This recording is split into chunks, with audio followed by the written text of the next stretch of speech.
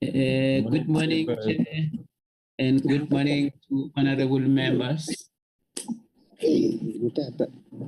Honorable members, National Commissioner and your team, I'm just waiting for more members to join us.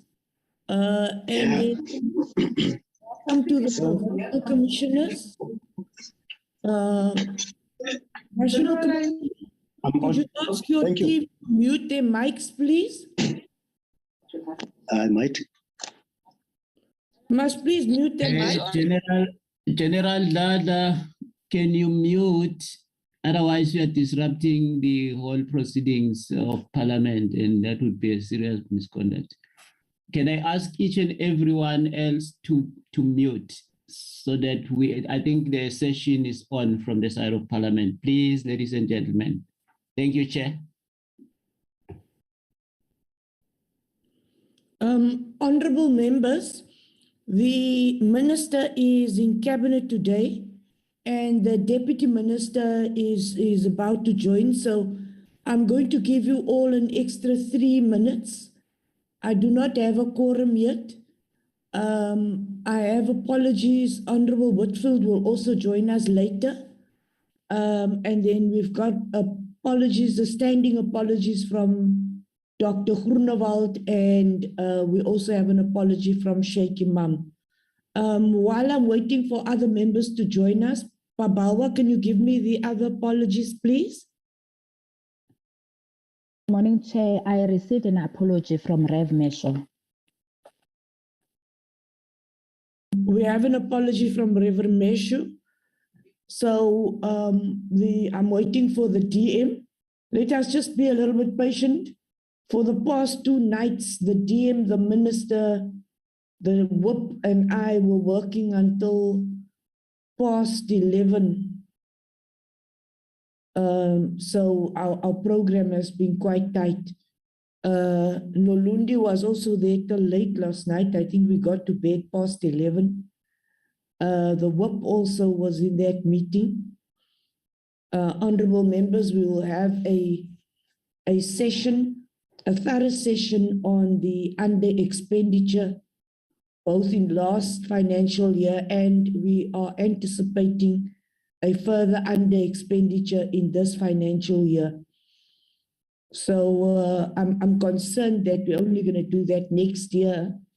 But in the meantime, we'll work with you, General Satole, and the team to look at the potential under expenditure for this year. Honorable Tablanche, good morning. Morning, Chairperson. How are you? Honorable Tablanche, I think we are just soldiering on. Yes, there's no rest. Yes, I think we are all on our last legs now. Yeah, we are working very hard nowadays, but we do it, Chairperson. Yes, I think that's what we have been elected to do. Honorable members, I'm still. Could we say that we give everybody 3 minutes now? Shembeni, Honorable Shembeni, good morning. Morning, Chair. How are you? I'm very good, Honorable Shembeni. There's COVID, so I was hoping to have a year-end function. You know, I've been promising you this for a long time, but I don't think it will be possible. It's social distancing is always there.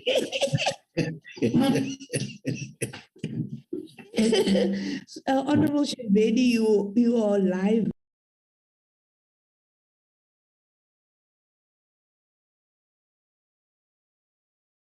Chair, but yeah, that's always the case. We are still at level 1. Yes, there's a corona command count today. So I'm just praying that it stays there. Let's hope.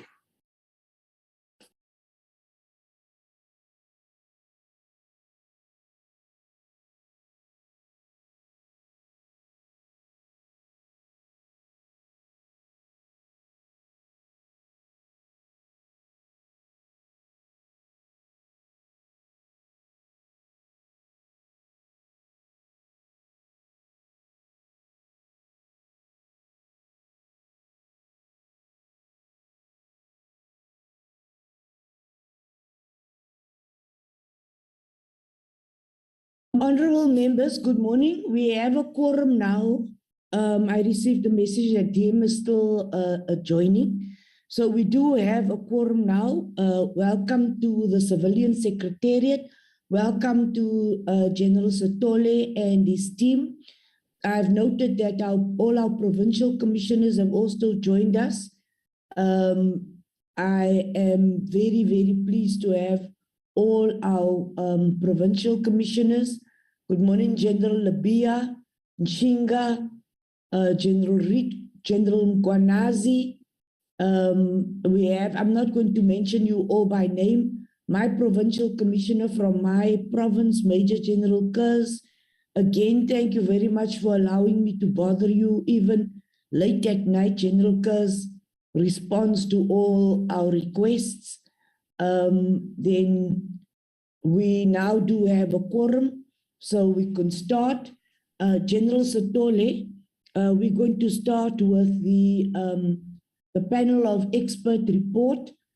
Before we do start that meeting, honorable members, I would like to thank you for always attending to those meetings, the joint meetings with other committees.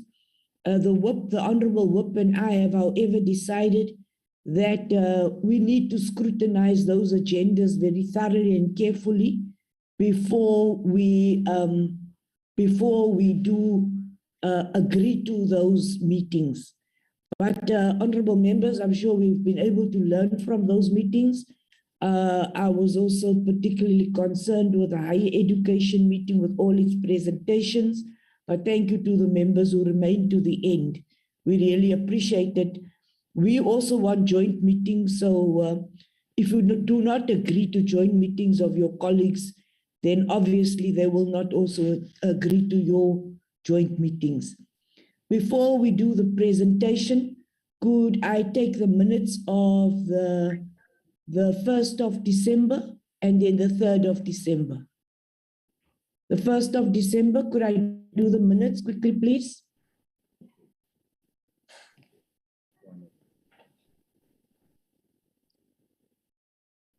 There we have the minutes.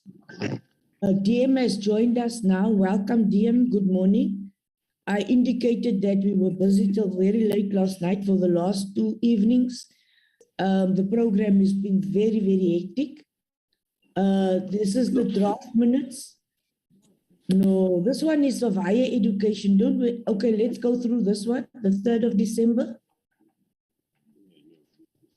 You can scroll down. That's the one that was This is the one with higher education. Honorable members who saw the minutes, do you have any corrections? Oh, Lieutenant Colonel Alfinan, you are disturbing me. Could you mute your mics, please? Do you have any corrections or additions to these minutes? Honorable Shembeni, you were there. Honorable Tablanche. If not, do I have a proposal for adoption of these minutes? Only those who are in the meeting, please. The minutes are... Thank you. Thank you, Judge. Honorable Molekwa, move for the adoption of the minutes. Thank you, Honorable Molekwa. Do we have a seconder? I, Linda Moss, seconded. Thank you, Honorable Moss, for seconding those minutes. Could we take the next set of minutes now, please? Chairperson, sorry if I may, you know our normal stance, please. Yes, Honorable Tablanche, you reserve your rights. Do you reserve your rights by minutes as well, Tablanche? Yes, Chairperson. All right. Could it always be noted that the DA and the EFF reserve their rights? Could I have the next set of minutes? Chairperson, can I be explained? I don't want to just listen to something in the past. Why did they observe the rights while they was in the meeting? Honorable Moss, the I think the explanation, Honorable Tablanche, would you like to explain, or else I do not think it is necessary. I will take it offline with Honorable Moss. Chairperson, no, I don't need to explain that, and that is just our position. Thank you. Thank you very much. That's a political position, Honorable Moss. So Honorable Tablanche does not need to explain that. We are now busy with the minutes of the 1st of December.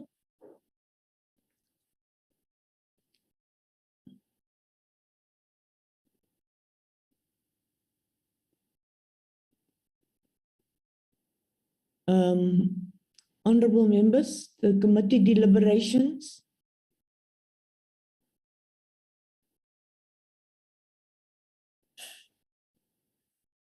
Do we have a proposal for, firstly, do you have corrections? Do you have additions? Any corrections or additions?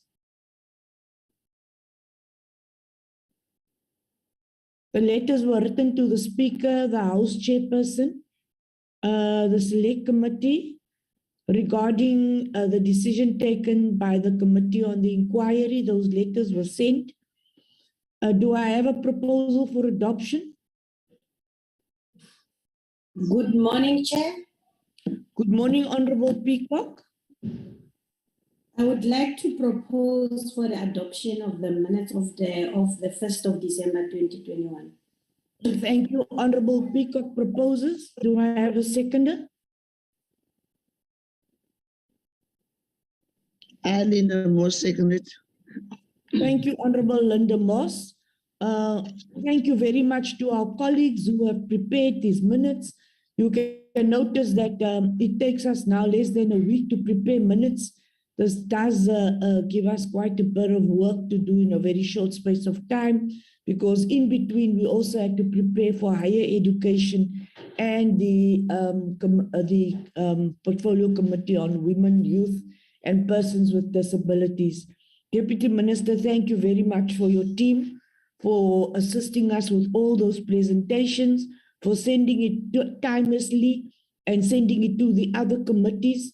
Thank you, DM. I know that the Parliament has been giving you additional work, and we appreciate the fact that you have been able to send your presentations and all your documents well in advance. I now take the 3rd of December, the report of the Portfolio Committee on Police on the National Investigative Hearing into the status of mental health. We need to adopt those resolutions. Do I have a proposal for adoption? Have your recommendations been captured? Could we consider and adopt the report now, the recommendations? Do I have a proposal for adoption?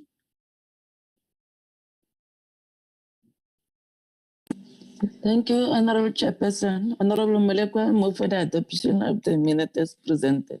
Thank you. Honorable Molekwa moves for adoption. Dr. Kinis, can you please ensure that you reserve the rights of the DA and the EFF? Do I have a seconder for that report?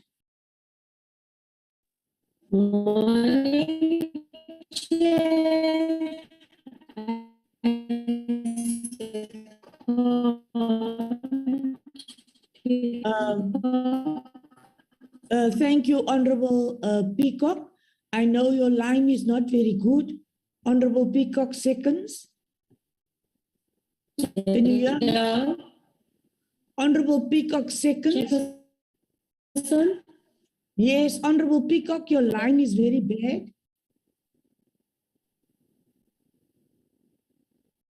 Could we then have the Human Rights Commission report of Northwest? Could I go to the recommendations, please?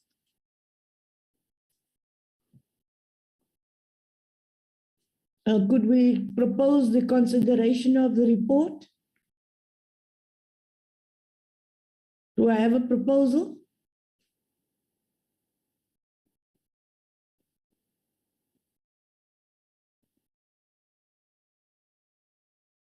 Chairperson, Linda Moss proposes be Linda adopted. Moss proposes adoption.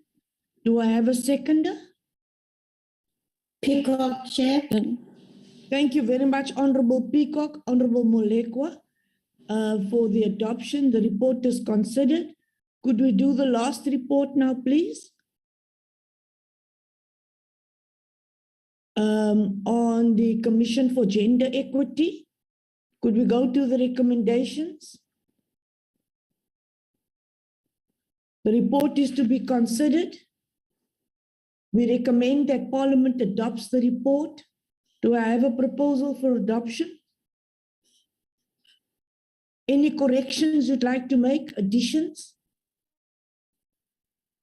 Peacock, do you propose adoption? Yes, sir. Yes, Chair, I propose the adoption. Thank you, Honorable Peacock. Honorable Peacock proposes adoption. Honorable Peacock, your network is very bad. You're going Honorable Makwa seconded. Molekwa seconds. Could we now, Dr. Kinis, have we approved all our documents now?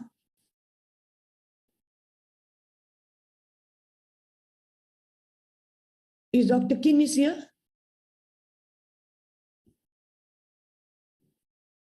Babawa, do you have any? I'm convinced that we've approved all our documents now. Yes, Chair. Babawa? Yes, All Chair, we approved all the documents. Is Dr. Kinis here today? Let me check him, Chair. I think he was in. Let me just quickly check on the list. Thank you very much. Our next item, morning, Honorable Deputy Minister. Our next item is now the panel of expert report with the assistance of the Civilian Secretariat, and then we'll do the annual crime statistics. Honorable Deputy Minister, you have the opportunity to introduce the panel of expert report. Thank you very much, Chair, and good morning to members of the committee. Morning to General Stolle and the Secretary for the Civilian Secretariat.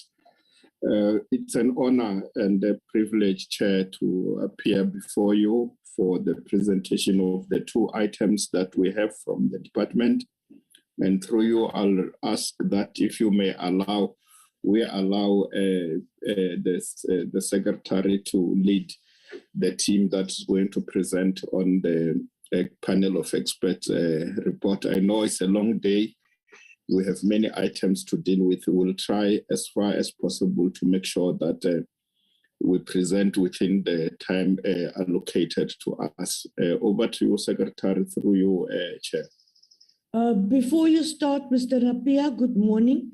Honorable members, I had to start this morning at 8 o'clock so that we do both reports in the morning.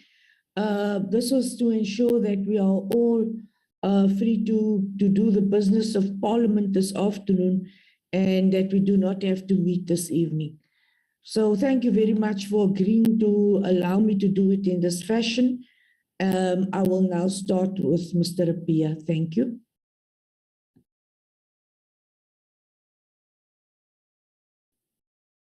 Thank you, Honorable Chair.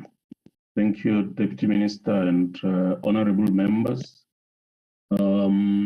Ms. Bilkis Oma will lead us in the presentation, and the panel of expert members are also part of this meeting.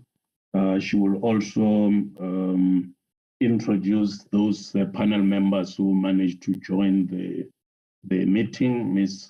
Oma was part of the panel of experts that developed the report. With your permission, Chairperson, I will... Thank you, Mr. Rapia. When they introduce themselves, could they please start their videos so that we could see them?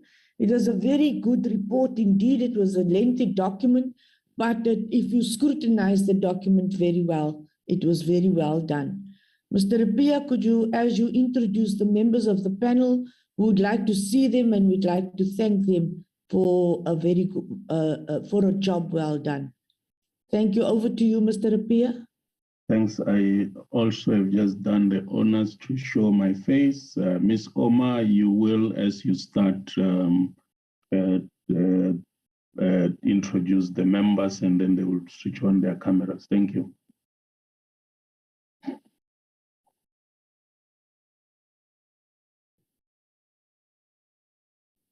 Good morning. Good morning. Thank you very much, Secretary. Good morning, Honorable Chair, Honorable Members, Deputy Minister.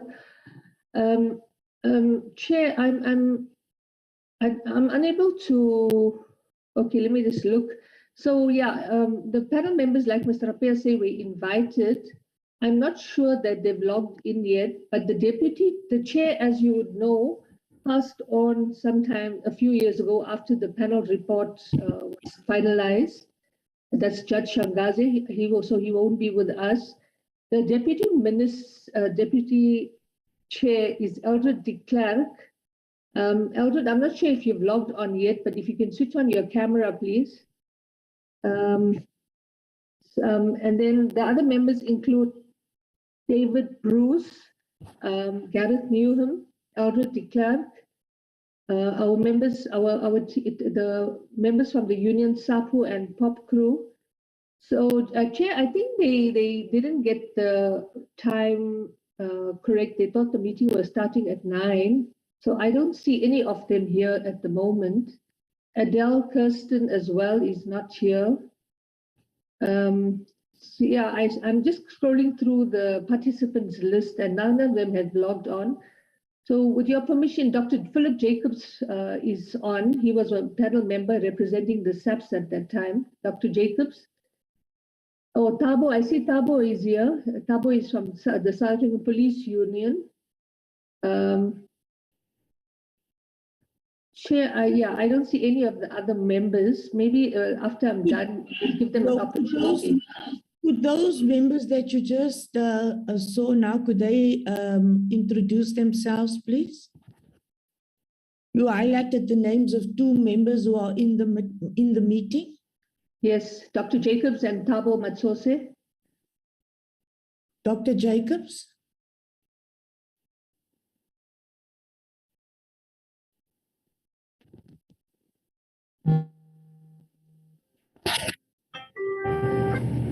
I don't know.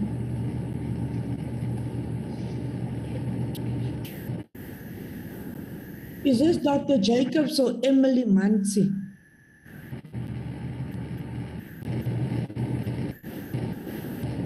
All right, could we go to the next one? Thabo.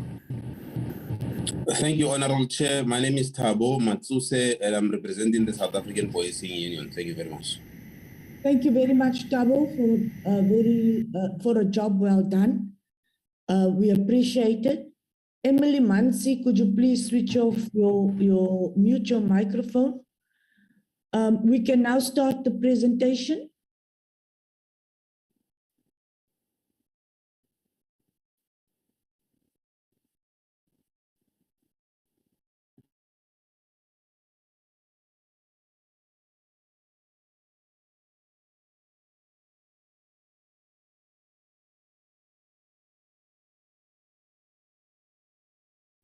I need volume, please.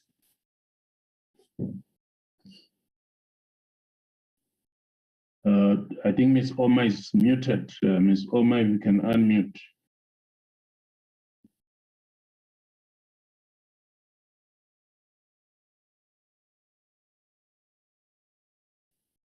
Thank you, Chair. My apologies for that delay. I was clicking on the mute button and I was unable to unmute. But thank you, Chair. I'm going to start the presentation. So as you know, it's a panel of experts presentation on policing and crowd management. In terms of the overview, Chair, the presentation is going to talk to a background, what went wrong at Marikana, the appointment of the panel of experts and their terms of reference.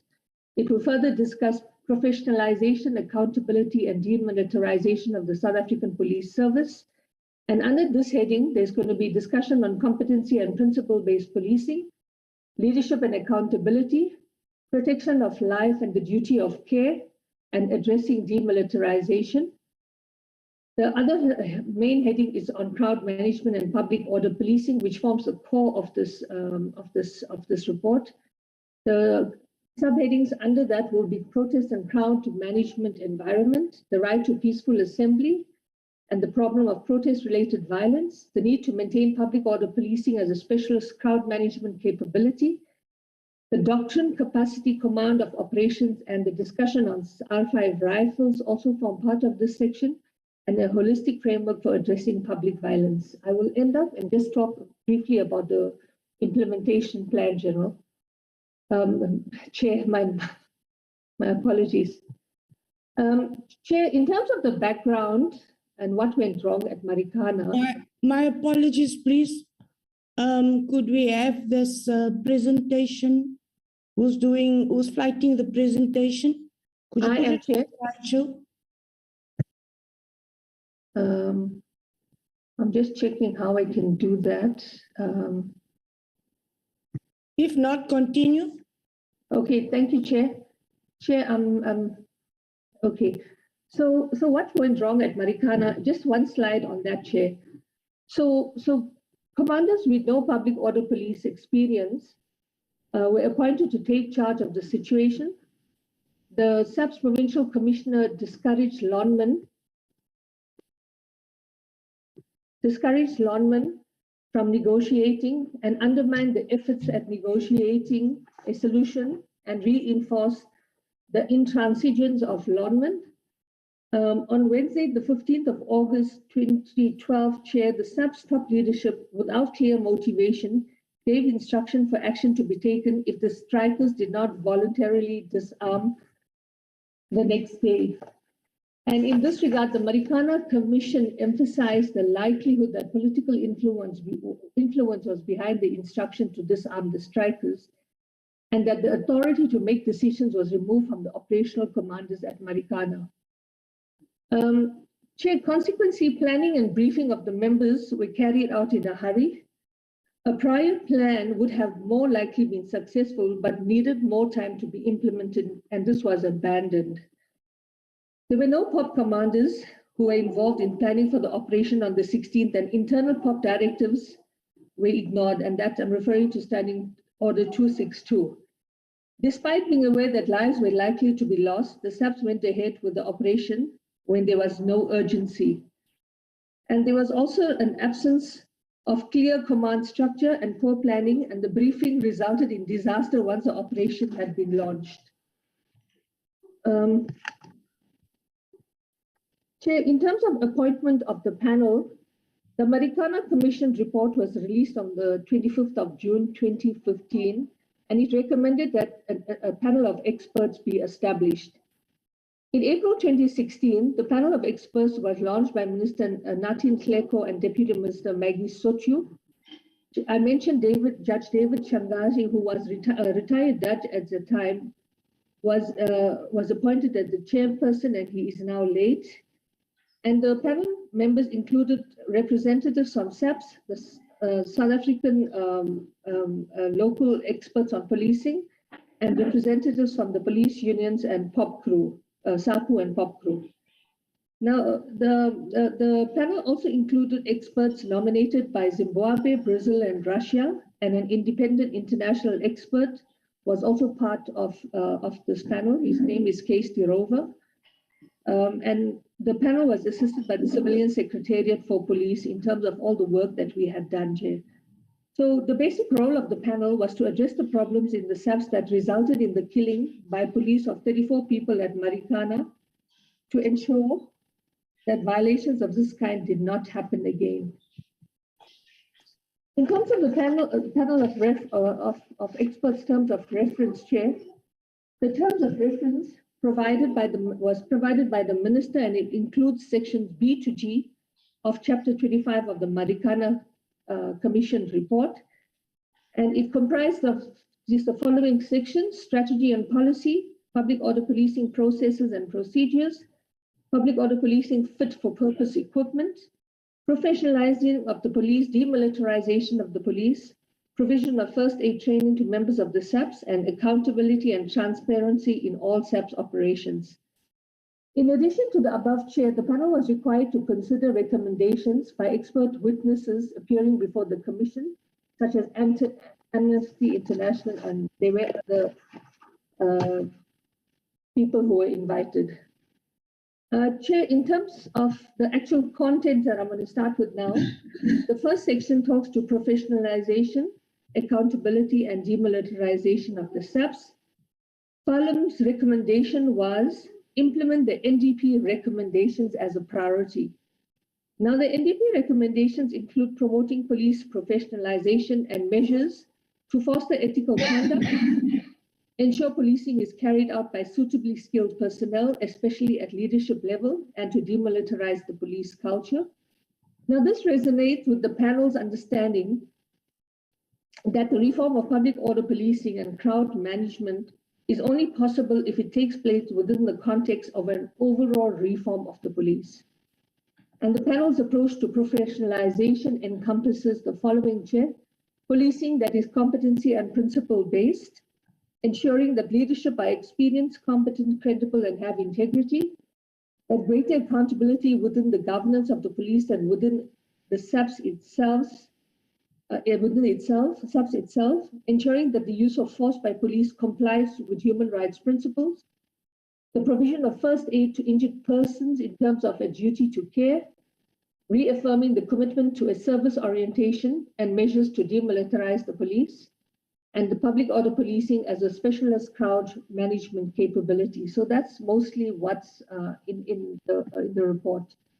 Now, in terms of competency-based policing, Chair, the panel is of the view that policing requires the appointment of highly skilled, experienced, and ethical leadership, a human resources management and training approach that ensures that roles and functions are performed by individuals within the required knowledge, skill, and experience are included, that rank is a necessary aspect of the authority structure, but that rank is not valued over competency. So members have to be competent. It doesn't matter what the rank is.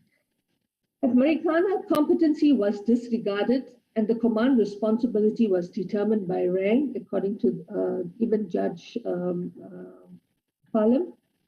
Rank should itself be based on competency, but does not confer competency on all issues. That leadership and guidance in each situation should be provided by the person with the most appropriate competency, whether or not they have the highest rank. Training must have clearly defined learning goals and training outcomes, Chair. All trainees must be properly assessed to determine whether their training outcomes are achieved. And independent assessments must be a standard part of the training cycle.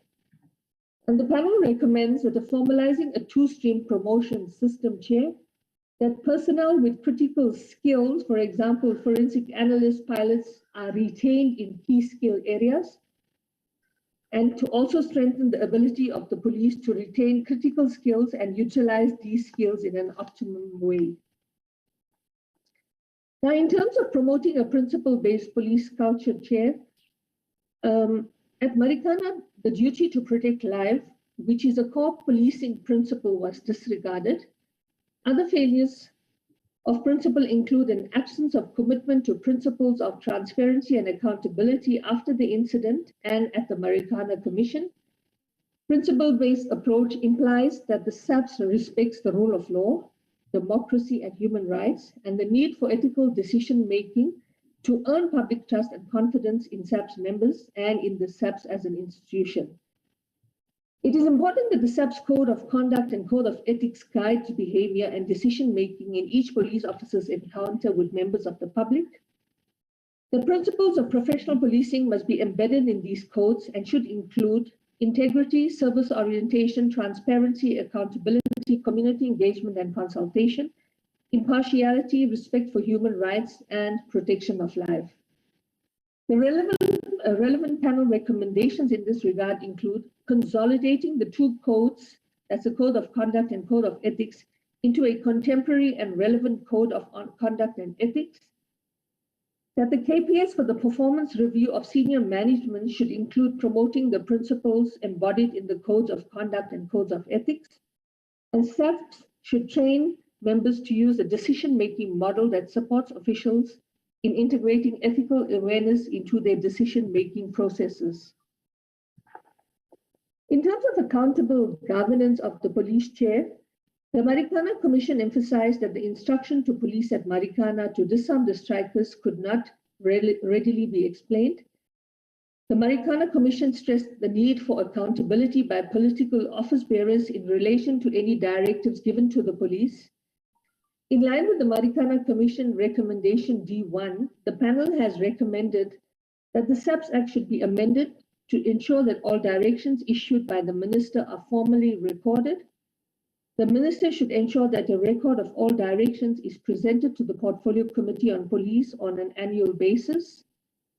And the pressure on SAPS officials to act in a biased or otherwise inappropriate way sometimes does not originate at the national level, but from politicians and others at the provincial and local level.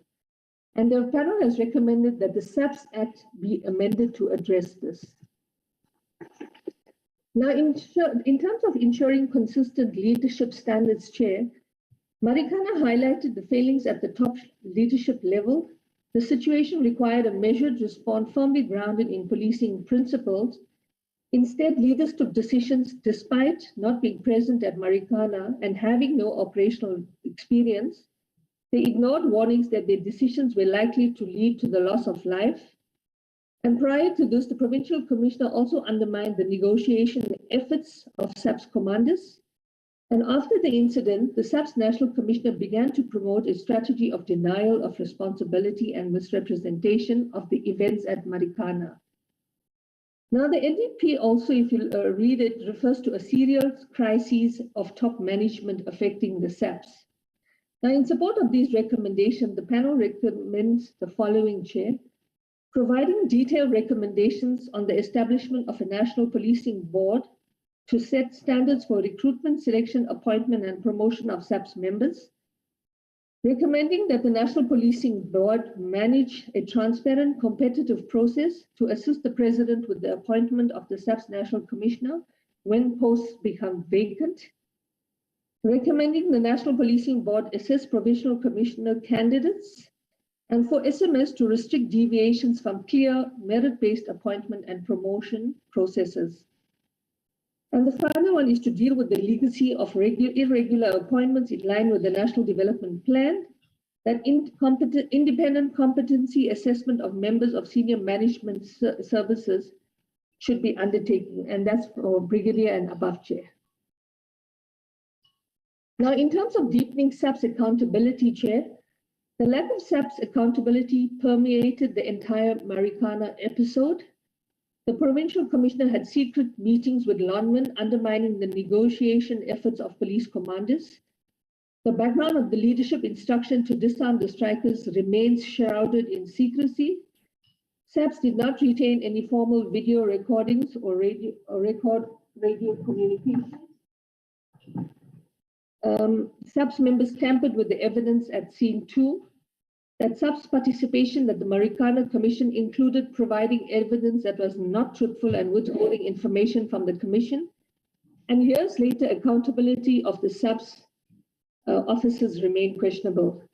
Now, the panel recommendations in response to accountability challenges includes to resolve unaddressed accountability issues from Marikana, to put in place measures to support an emphasis on truth-telling, a rigorous approach to address disciplinary matters relating to members of the SMS, to support strengthening the Civilian Secretariat and IPID, and in instances of gross negligence, malafide actions, and blameworthy conduct, the SAPS should recover damages that it has incurred in civil claims from the members who were responsible, Chair. In terms of the protection of life and the use of force, the Constitution protects the right to life and the right to be free from violence. The state must protect, promote, and fulfill the rights in the Bill of Rights, as in the Bill of Rights. Now, the principle to be applied is that planning for a police operation should seek to minimize the potential that lethal force will be used, and that's the McCann principle. This is a logical extension of the right to life, Chair, and it is recognized in international and South African law. and it was disregarded by police at Marikana. Now, the panel recommends that the adoption of the use of force policy, which the Civilian Secretariat developed, which had input from the panel of experts chair, and the use of force policy is grounded in constitutional and legal framework and professional principles. The policy foregrounds the protection of life, of SAPS members, of suspects, and of other civilians as the governing principle with respect to the use of lethal force. It recognizes the challenging nature of the environment in which the police work in South Africa, and it provides improved guidance to police in relation to the use of force. In terms of the provision of first aid and in terms of a duty to care, the current SAPS standing orders are clear that SAPS members must call for medical assistance and ensure that any injured or sick person receives assistance as soon as possible. Now, the issue of concern at the Commission was that there was a long period where no paramedics arrived at scene 1, Chair. And this was due to the fact that high-velocity rifles were used. Many of the gunshot injuries were fatal. At least one of the injured could have been saved by the provision of basic life support. And TRT members stood by and did nothing to assist any of the injured people. Now, the panel recommendations in this regard includes the number of SAPS members with first aid training must be increased. SAPS members to have clear directives that clarify their responsibility to provide first aid. SAPS members to be appropriately equipped to assist in this regard. And SAPS first aid teams should be deployed in crowd management situations. In terms of demilitarization, in the panel of experts report, the National Intervention Unit, the Tactical Response Team, and the Special Task Force were elevated above the POP units at Marikana and were relied on to deal with violent protests. And the SAPS's approach was based on the ability to deploy superior force. All police services have some militaristic characteristics, Chair, and the problem is when these detract from and undermine the ability to engage in service-oriented democratic policing. Now, the panel's approach to demilitarization includes that the advancement of professionalization will contribute to addressing aspects of any kind of militarization. The current disproportionate emphasis on rank authority should change to competency-based approach. The SAPS should renew its commitment to a service ethos that is community policing oriented, and an assessment of the structure and functioning of all units involved at Marikana, specifically the NIU and the TRT, must be undertaken. And the panel did not agree on the changes to the military rank system, but agreed that the priority was professionalizing the SAPS, Chair. Here at the heart of Chapter 3 of the report is also a focus on a renewed investment in maintaining, strengthening the public order police status as a specialist crowd management unit, implementing a public order policing doctrine that foregrounds protection of the right to peaceful assembly, and strengthening the public order policing capacity to address process-related violence by means of negotiated management and minimum force. Now, crowd management, sorry, the next slide.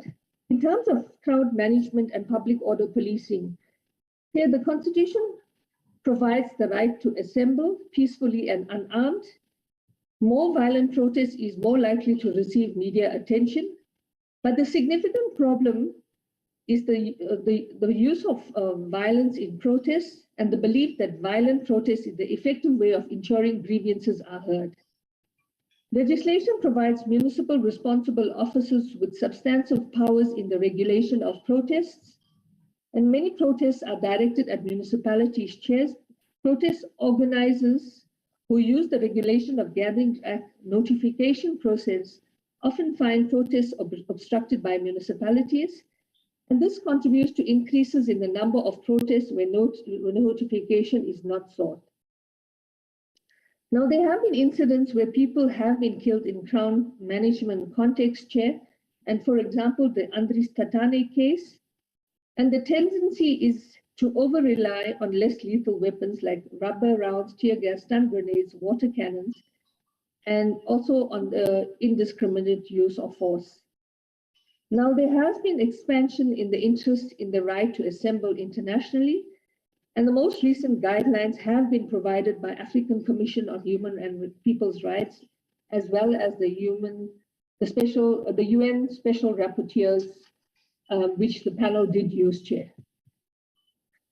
Now, in terms of crowd management, the key focus areas of the panel were ensuring that the right to peaceful assembly is foregrounded in crowd management and in relevant legislation and SAPS directives. The POP units to be maintained as a specialized crowd management capability.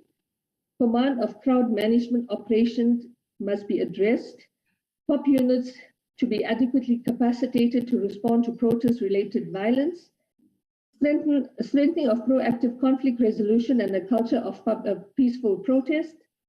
Entrenching the prohibition of the use of the R5 and other weapons capable of automatic fire in crowd management.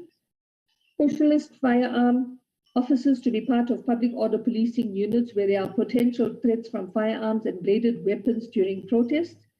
Improvements in the procurement and use of less lethal weapons. Enhanced transparency and accountability in the context of crowd management. Clarifying the role to be performed by other role players in crowd management and ensuring that consistent standards are observed by them.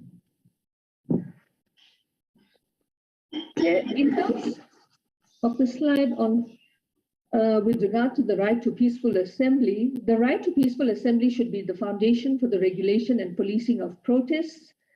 Neither the Regulation of Gatherings Act and National Instruction 4 of 2014 is grounded clearly in the right to peaceful assembly that is provided for in Section 17 and clarifies what is peaceful protest or how the situation should be categorized where some but not all participants in a protest are armed.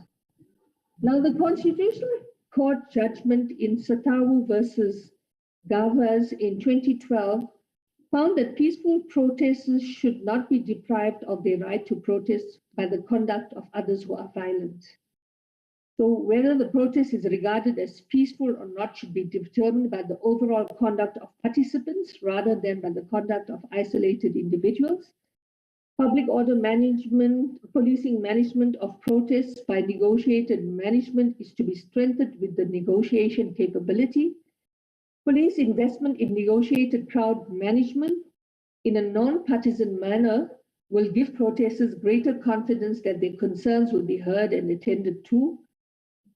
And also that public order policing must differentiate their responses to protests, those that are peaceful and those that are not peaceful.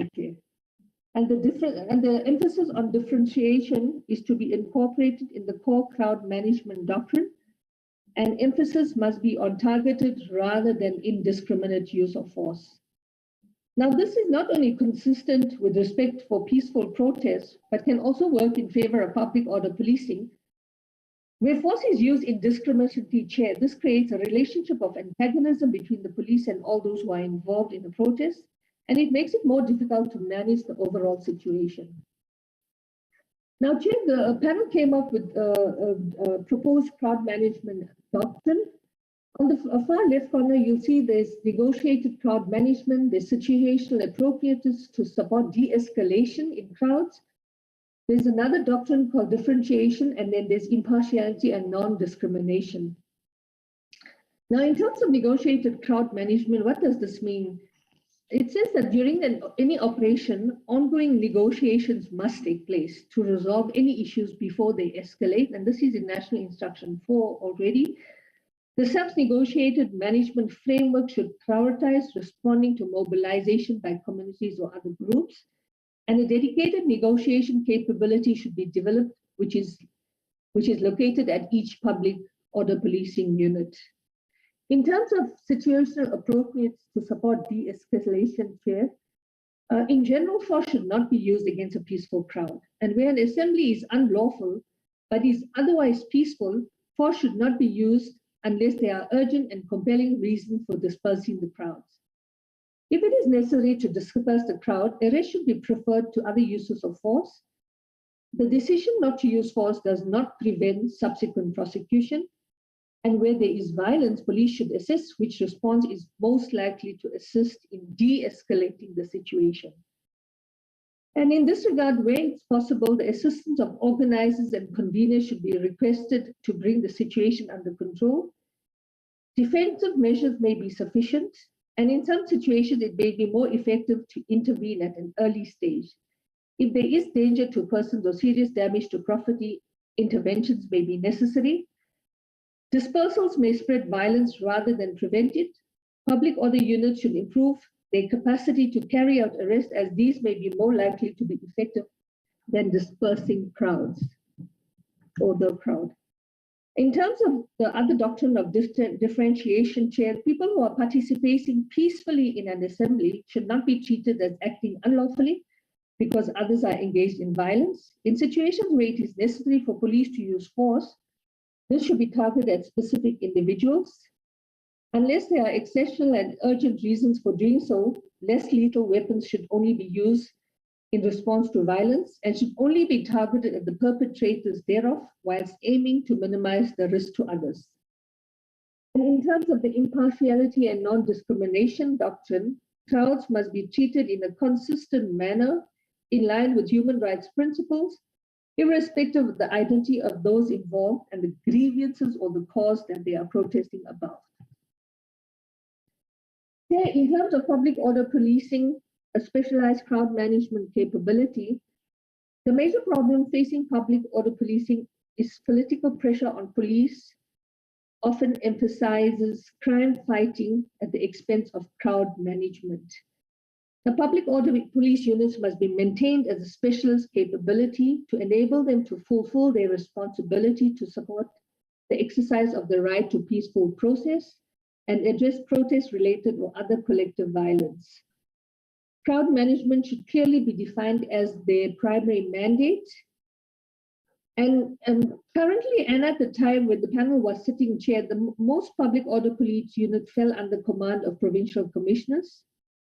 And in this regard, public order police units were used extensively as a stopgap to supplement the SAPS crime combating capacity.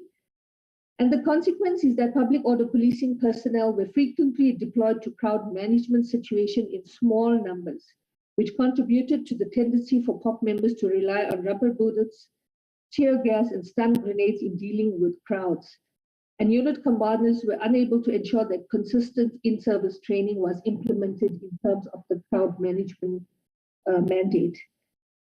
So the panel recommends all public order police units should fall under one command at national level so that they all form part of the National Public Order Policing Unit that is provided for in Section 17 of the SAPS Act, Chair. And in this instance, they would generally be deployed at the request and in support of a provincial commissioner and the head of public order policing at national level, acting on behalf of the national commissioner, will be able to ensure that their operational readiness as a specialist unit is maintained in line with Section 17(2) of the Act. Chair, in terms of command of crowd management operations, at Marikana, SAPS gave control of leading and planning for the operation to SAPS members who had no recent experience or training in crowd management. And the authority of these commanders was undermined. Major decisions about management of the situation were dictated by the national leadership. When the operation was launched, the SAPS failed to ensure that there was a properly constituted command structure, with the consequence that there was no one ultimately in charge. The recognition of crowd management as a specialist capability implies that crowd management operations must be led only by commanders with recent and relevant training and public order policing experience. And the complexity of control and management over large crowd management and other complex operations also requires a specialized command structure. Now, Chair, the panel came up with a framework to address the use of violence in protests. They say that most protest is peaceful, but the use of violence in protests is a serious concern. And in this regard, the panel response includes restoring the confidence that peaceful protests can be effective, and this will require a holistic approach to addressing social conflict, ensuring that the framework for regulation and management of protests does not narrow the space for peaceful protests, and in procuring better protective equipment for public order police members, especially fire retardant overalls, and for SAPS to implement the public order policing differentiation doctrine, where force is to be targeted at people involved in violence during protests. And public order policing units to include a restoration capability in platoons, to improve the flexibility and the ability to carry out arrests. And this requires improved use of law enforcement measures, especially against protesters using violence against members of the public, groups that are repeatedly involved in violent protests, and civil disturbances in which there is widespread destruction of property. A proactive strategy to address carrying of weapons in protests is also required, Chair, and better public order policing information systems for better understanding of protest-related violence is needed, and better information about the problem of armed protest is needed in order to guide a proactive strategy. In terms of the prohibition of the use of R5s, Chair, a major reason for the large number of fatalities at Marikana was the use of the R5, which is a high-velocity rifle capable of automatic fire. SAPS panel members repeatedly indicated that they fully agree that weapons capable of automatic fire have no place in crowd management and will not be used during crowd management situations. So the SAPS members were also in agreement with this, Chair. Panel recommendations in this regard includes the prohibition against the use of weapons capable of automatic fire in any crowd management situation, and this should be formalized in regulations issued by the Minister of Police and apply not only to public order policing units, but to other units who may be deployed in support of public order policing for crowd management.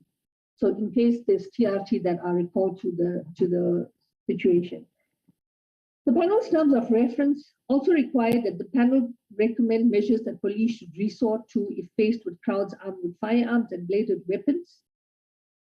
So persons who are armed at a gathering does not mean they are posing an immediate and direct threat, Chair. The situation can often be diffused through negotiations, monitoring the crowd for some time, or resolving the issue through the intervention of other role players. And experience shows attempts to disarm a large crowd by force can have undesirable consequences. So in this regard, the panel recommends that specialist firearm officers form part of the restoration section established within each public order policing platoon to provide for targeted interventions, Chair, to deal with armed threats during crowd management operations where there is an imminent threat to the lives of police or to members of the public. So in terms of the holistic approach to addressing social conflict, which I referred to in the earlier slides, Chair, the panel recognizes that society may face increased levels of social conflict in coming years and motivates for much greater investment in public order policing. But South Africa's response to violent protests cannot rely exclusively on public order policing units. So there are concerns that the Regulation of Gatherings Act, the Golden Triangle system, is being undermined by municipal responsible officers, Chair. And there have been allegations that powers have been misused, especially when municipalities are the target of protests. So if there's a service delivery issue against a municipality, that this contributes to declining confidence in the utility of peaceful protests, my apologies. And there should be improved quality in the administration of the Regulation of Gathering Acts in line with the right to assemble peacefully. And the responsible officer should take steps to facilitate the resolution of conflict where this is agreed to by protest organizers. And the proposal here is that existing mechanisms should be strengthened or new mechanisms should be established so that grievances and disputes that give rise to protest and violence can be mediated and resolved without the involvement of the police. Chair, there were also other crowd management related issues that did come up. These are detailed recommendations regarding the amendments to the Regulations of Gatherings Act and the National Instruction 4 of 2014, specifically on the relationship between public order policing and other role players in crowd management, that's visible policing units, municipal police officers and their role. The recommendations are also on clarifying the role to be performed by other role players in crowd management and ensuring that consistent standards are observed by them. and on the issue of the role of private security in crowd management. The Chair, there are also recommendations on the procurement and use of less lethal weapons, and the recommendation on transparency and accountability in the context of crowd management. Here, the panel recommends SAPS videographers to be identifiable unless safety concerns motivate otherwise. And there are many recommendations to speak to the issue of training, including a consistent training cycle for public order policing, including routine periodic assessments, a dedicated training curriculum for public order commanders, and a dedicated crowd management training facility for crowd management training on public order policing members. Now, in conclusion, Chair, the SAPS has grounded itself in the the panel has grounded itself in the events at Marikana in the domestic and international context with insight into trends in policing and crowd management. They have engaged with the current challenges in the terrain of policing and crowd management in South Africa, and they've put forward a detailed program for professionalization of the police. And professionalization of the police is also understood to form the basis for the recommendations on the reform of crowd management or the policing units. Now, Chair, you mentioned that the report was very well, it was also very well laid out. The panel's report consists of 136 recommendations. There are 45 recommendations concerning professionalization, accountability, and demilitarization. That's in Chapter 2. And there are 91 recommendations addressing protests, the law, and crowd management. That is Chapter 3. And Chair, the value of the panel's work will only be realized through political leadership and SAP's commitment to implementation. Now, in terms of implementation, Chair, Chapter 4 of the panel's report consisted of a table with all of the recommendations tabulated, which then SAPS populated, and that is the current draft implementation plan. And the recommendations are not only targeted at SAPS, Chair, while most of it are for the South African Police Service. IPID has 4 recommendations. The Department of Justice and Correctional Services has 2 recommendations. The NPA has 1 recommendation. Department of Cooperative Government has 3 recommendations. PSIRA has 1, and the Civilian Secretariat for Police has 2 recommendations that form part of the implementation plan. And the SAPS is also dealing with the payments related to civil litigation and arrests that took place at Marikana or because of Marikana, Chair. And the NPA is dealing with prosecutions in relation to Marikana. Chair, this is, I've come to the end of the presentation. I think the panel members should be here as well. They will be taking questions in terms of the report, Chair. So thank you very much, Chair.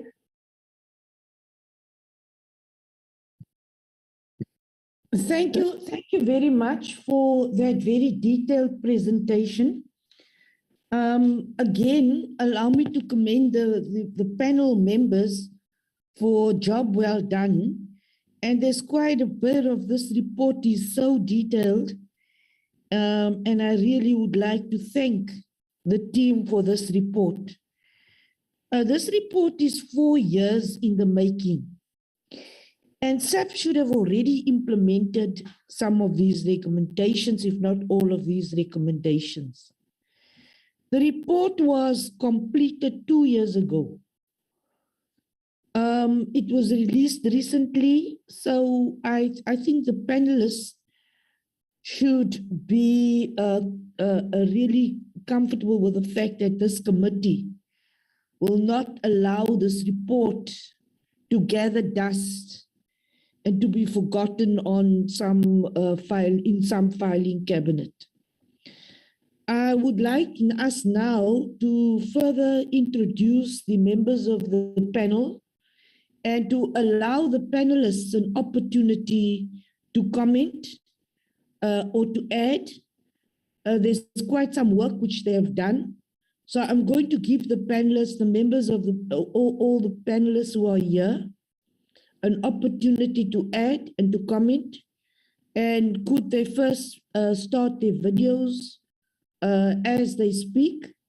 When they do speak, could they introduce themselves?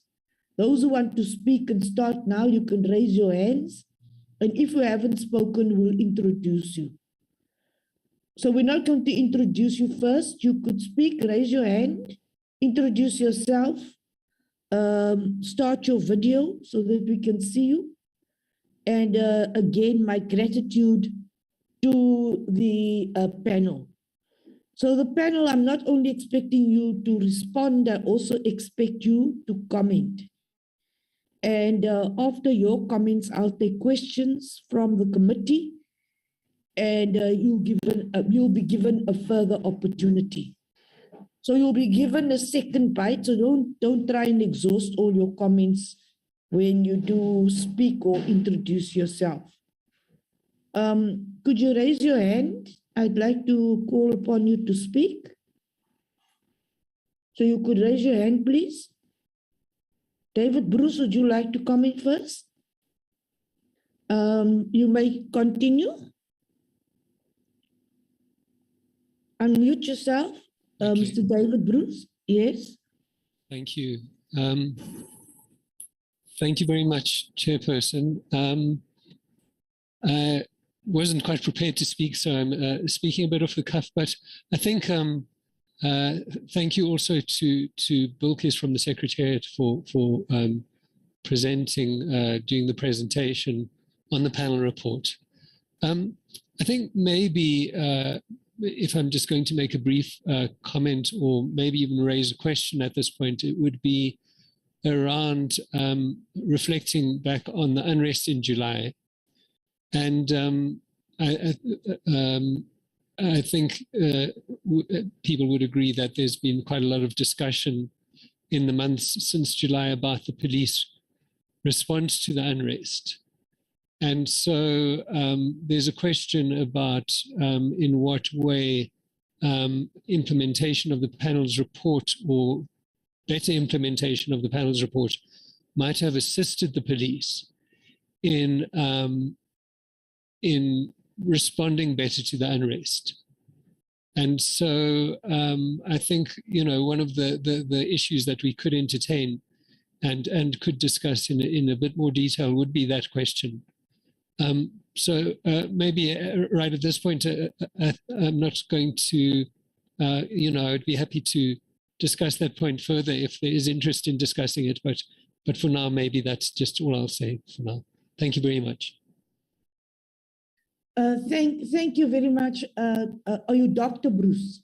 No, I'm David Bruce. Or, yeah, David Bruce. Thank you very much, Mr. Bruce. You have made quite valuable comments, and those are particularly relevant to our current situation. We have been following the Human Rights Commission inquiry on the violence in KwaZulu-Natal and Gauteng.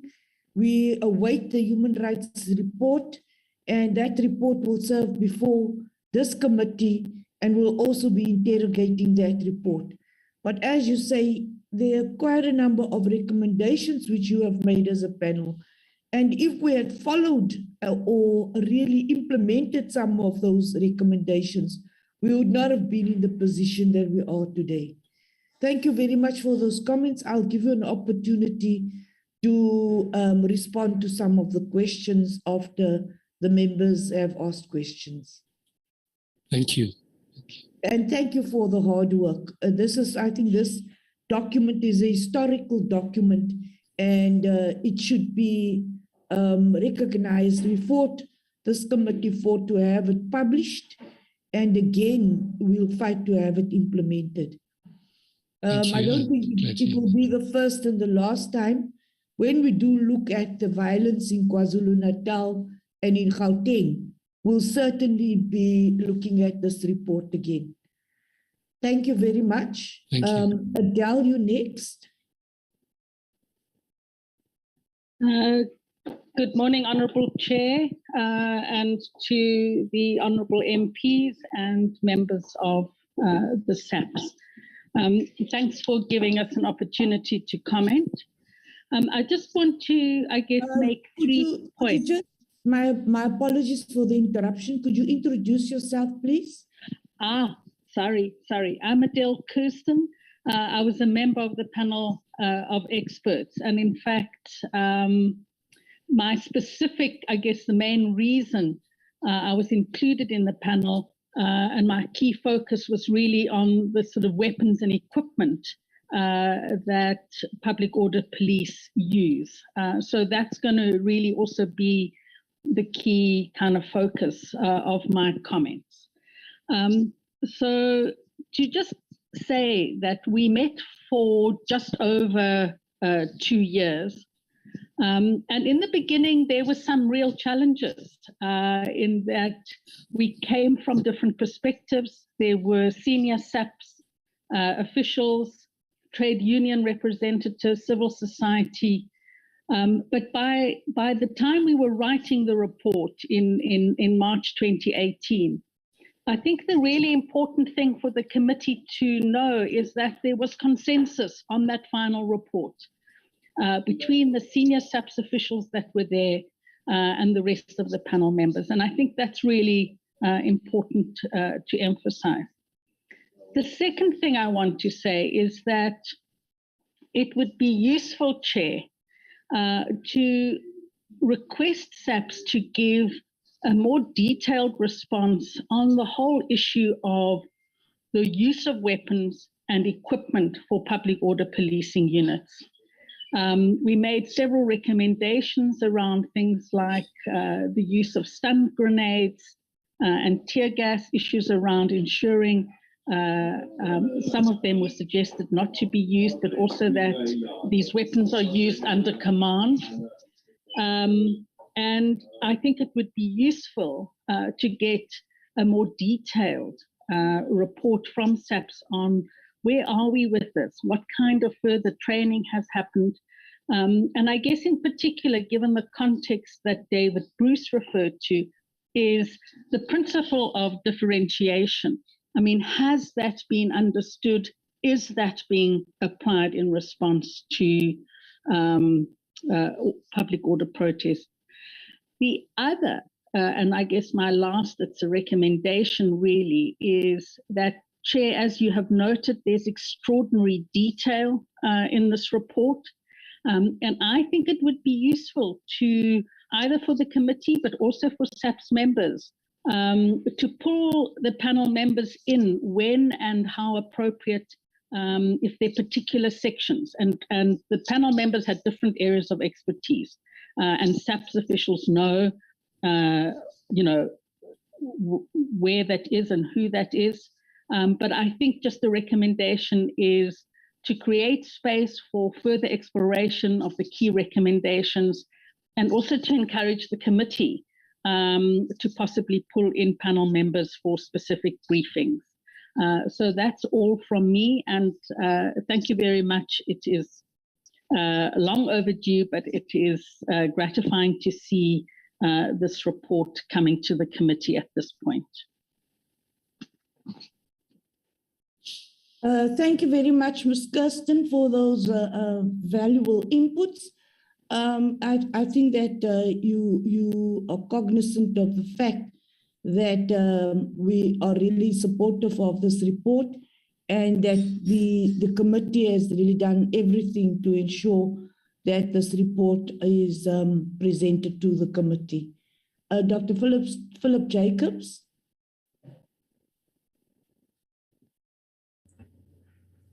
Morning again, Chairperson and honourable members.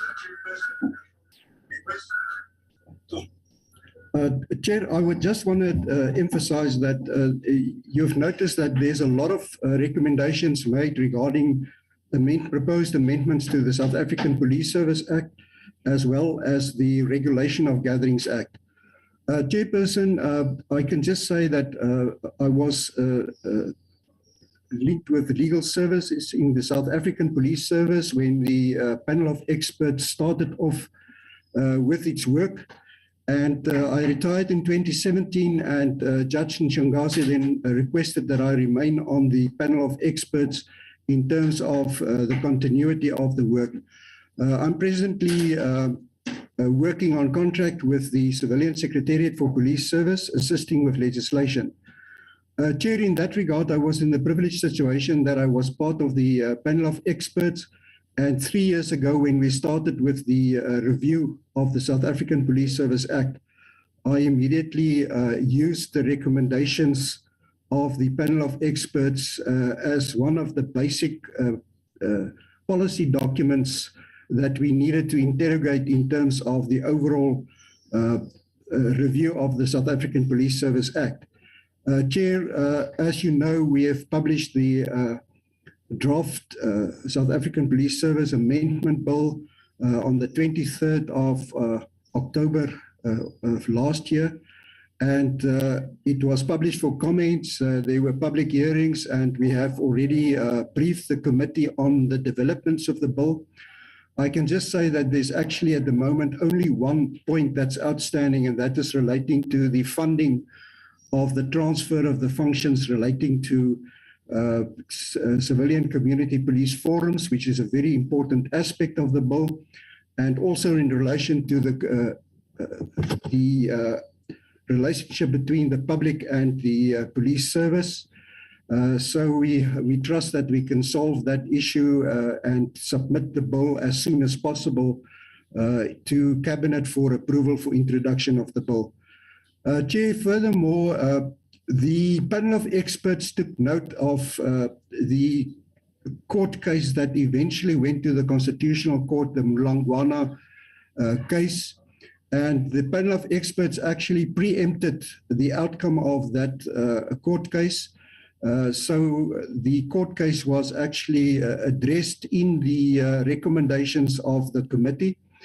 The effect of the judgment was that a person who convenes a gathering, convening of a gathering without giving notice, that is not regarded as a criminal offense anymore. So we have looked at the panel report and we've tried as far as possible to address the issues raised by the panel of experts in terms of the Regulation of Gatherings Act. Chairperson, I should also mention that when the Marikana event happened, Standing Order 262 of the South African Police Service actually regulated the use of force and events such as gatherings. Chairperson, shortly thereafter, in 2014, the National Instruction, revised instruction was issued, National Instruction 1 of 2014. And that was also interrogated by the panel of experts, and there were a lot of comments made in respect of that national instruction. So I want to say in terms of the regulatory environment, we are looking at the Regulation of Gatherings Act, which is amended now together with the South African Police Service Act. But what must still also happen is the review of the National Instruction 1 of 2014 by the South African Police Service in line with the recommendations of the panel of experts. Chairperson, we trust that we really addressed the most important issues. Of course, if one look at the recommendations and you look at legislation, one also realized that it's not possible to address all of the recommendations in legislation itself, that as national instructions and other instruments might be more appropriate. You know that legislation is not always in that much detail, but there are definitely things that can be done in terms of the review of the national instruction. Chairperson, I think I'm going to stop at that. Thank you for the opportunity, and we are looking forward to promote the South African Police Service Bill with the amendments before the committee. Thank you, Chair. Thank you very much for that presentation, Dr. Jacobs. The following person is Gareth Newell. Good morning, Chair, and thank you very much for the invitation to this morning's meeting, and also thanks to the Bilkies from the Civilian Secretariat for her presentation on the report, and good morning to all the members of the panel or the committee. Just wanted to sort of echo what Adele Kirsten said a bit earlier, just about assessing how the recommendations could be implemented or further engaged with in a meaningful way for the SAPS, not only whether this requires changes to legislation, but also changes to things like ministerial regulations or standing orders or practices and other policies. I think it would be quite useful, given that a couple of years have passed since the report was handed to the minister, and of course there are a lot of developments in SAPS and things are changing all the time, that there is a team set up between the Secretariat, key members of the SAPS top management team, and members of the panel, and potentially others with specific expertise, to go through some of the findings and recommendations and really look at how these recommendations could be implemented, how best that would take place, or what it would look like. Are there things that have already been done? Are there problems with some of the recommendations that they can't be implemented, and maybe potentially another alternative is looked at to achieve the ultimate objective, which is professional principle-based policing, service-oriented policing in South Africa. And that work goes on and can be then reported to the portfolio committee, so that you and your fellow committee members have a much more detailed sense of how this report can be used to improve policing in South Africa in a collaborative way between the SAPS, the Civilian Secretariat, members of the panel, and potentially others from outside the police, and of course the portfolio committee. So I just wanted to emphasize that as a potential way forward. And thanks very much for the invitation again, and all the best of the committee meeting. Thank you very much, Mr. Newham. Do we have any further members of the panel who would like to comment?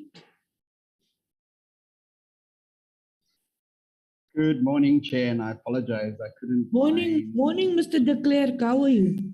I'm very well, thank you. I couldn't find the put up your hand thing. And yet we've all been so familiar with Zoom up until now. Chair, thank you very much. I'm Albert de Klerk, and I was probably a member I was privileged to be part of the member of the panel of experts. I think it just falls to me to thank all the members who are on the panel, especially both our local members and our international counterparts, who gave a lot of their time and effort. As Adele said, we met over a period of 2 years. However, we only met every few months for a very short period of time. So given the volume of work that the panel was able to generate in committee and in plenary, needs to be commended. There were other people also involved, like the Secretariat, and we thank Volkers for her constant presence. We had the presence of various ministers and deputy ministers and some of their staff. We also engaged civil society, who had an opportunity to air their views and to make contributions to their vision and understanding of a transformed South African police service. All this should be on record, and one of the encouragements that I want to make is that maybe the Civilian Secretariat, together with the police, becomes the custodian of the body of knowledge and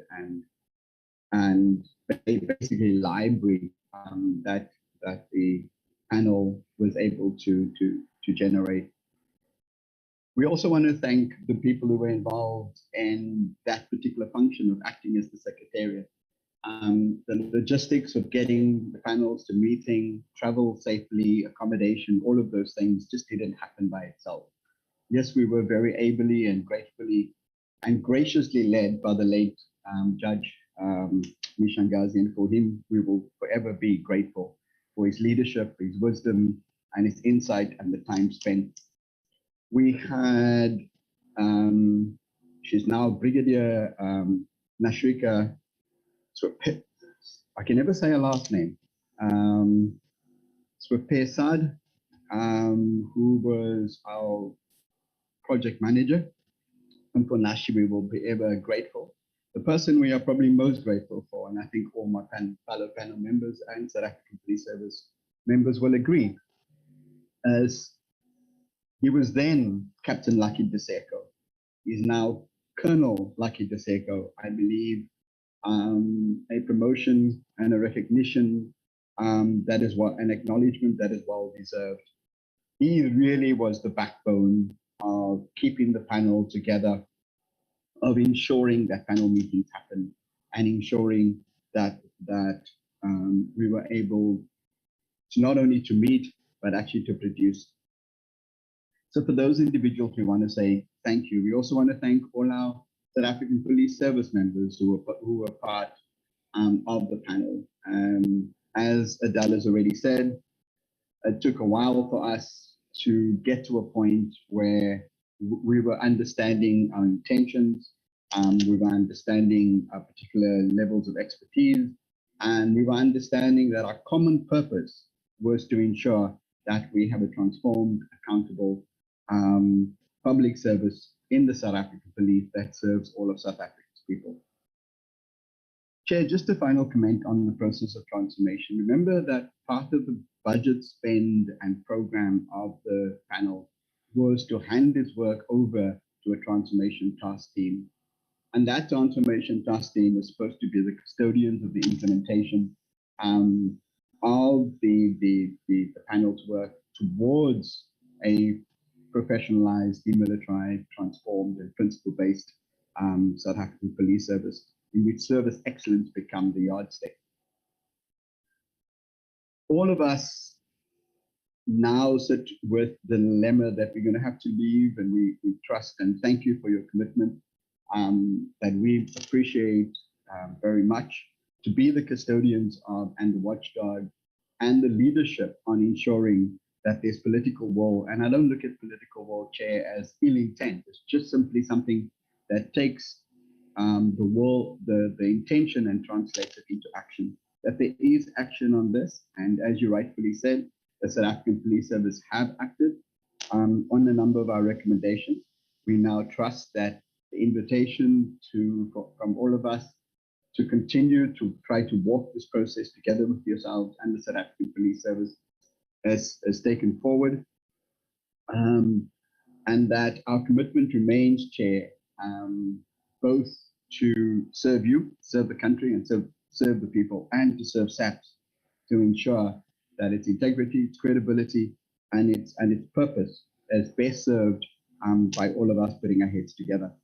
So my contribution is simply to say once again, thank you to all of us who have been involved in the panel, and thank you for those people who work tirelessly outside the recognition of the so-called panel members to ensure that we were able to work and meet and to be able to produce both a report and a body of knowledge, which we continue to hope that you will be the custodians of.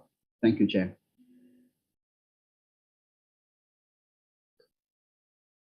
Thank you very much for the input. Do I have a further comment from Mr. Ali? Faisal? Thank you, Mr. De Clercq.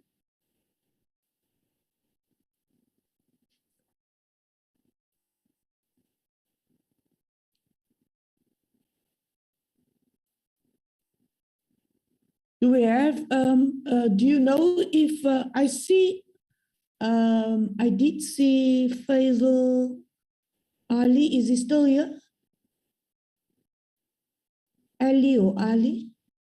He's here, but he's muted as he's talking. Oh, he's not muted. Faisal, could you hear me?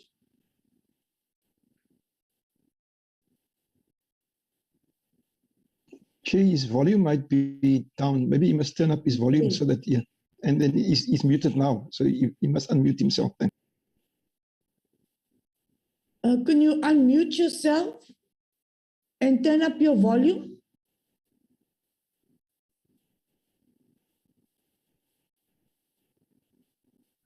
Whilst we try to sort out that technical glitch, do you have any Bilkis? Do you have any other members that you have to introduce?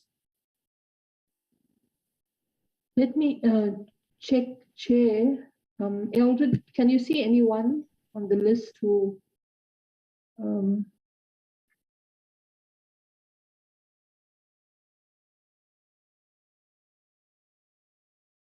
Chair, I don't think so. I think that's about it. The SAPS members who were part of the panel haven't spoken, Chair.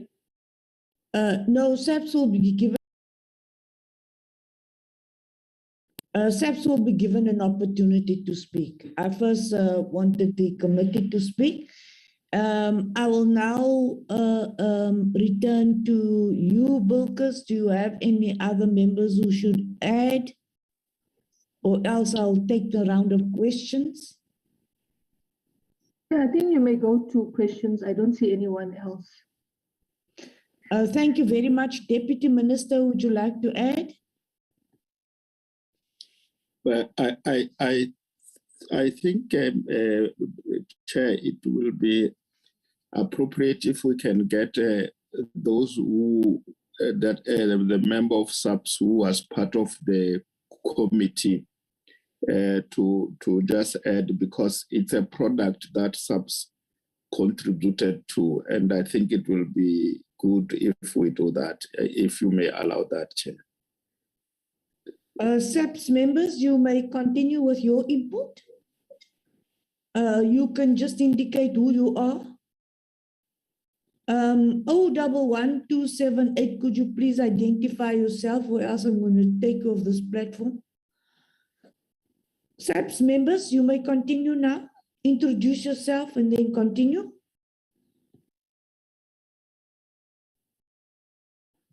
Good morning, Chair. Good morning, the Deputy National Commissioner. National Commissioner is Major General Mkwanas here. Chair, I would like just to indicate I was part of the panel of Major General Mkwanazi, I have a view of your breakfast. Could I please see your face and not your breakfast? Yeah, you must just tilt the camera. General is pointing on the wrong direction. It's not pointing at you.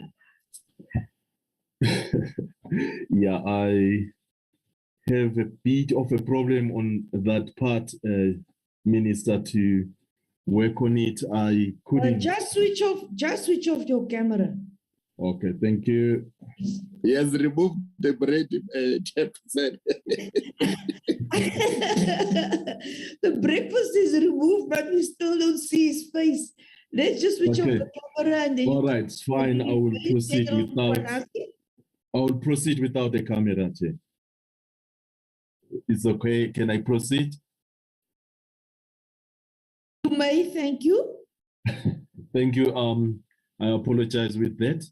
What I was trying to indicate is that I was part of the panel of experts when they started until we finalized everything. And when as well, it was the report was handed over to the minister, I was part of the team as well.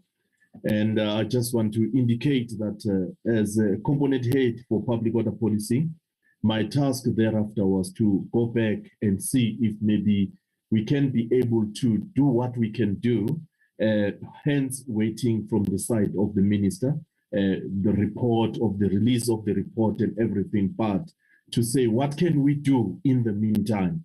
So we never wasted time. We did that, Chair, Honorable Chair.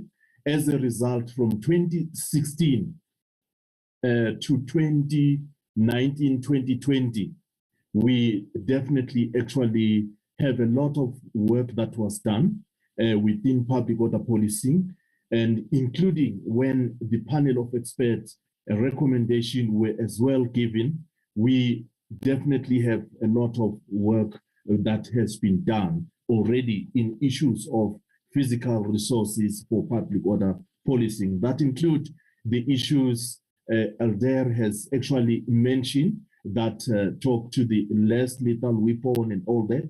We have a lot of issues talking to issues of training. However, in 2020 to 2021 financial year, we have a problem of COVID where everything came to standstill. We couldn't go on with our training because we have to stop. And on 2021, we resumed our training. However, again, we once more... General Mkwanazi, sorry, Chair. The intention that you speak was not in terms of what you have done as the police, but just to indicate that you were part of the panel and the report that is presented here you contributed to its production. In terms of what you have done, I think that those will be questions that committee members will ask us, then we'll respond to that. I'm sorry, Chair, but I thought I must guide General Mkhwanazi. Thank you very much for that guidance, dear. General Mkhwanazi. Yes, okay, no, it's fine. I understand that that's a thing. I was part of the panel of experts, and I agree with the report that has been read now on the presentation. Thank you, Chair. Thank you very much. Do we have other members from SAPS who are part of the panel? I think Mkhwanazi was the person who was, General Mkhwanazi was the person representing us. Thanks. Thank you, Dim. Honorable members, I'll now take a round of questions. You may raise your hands.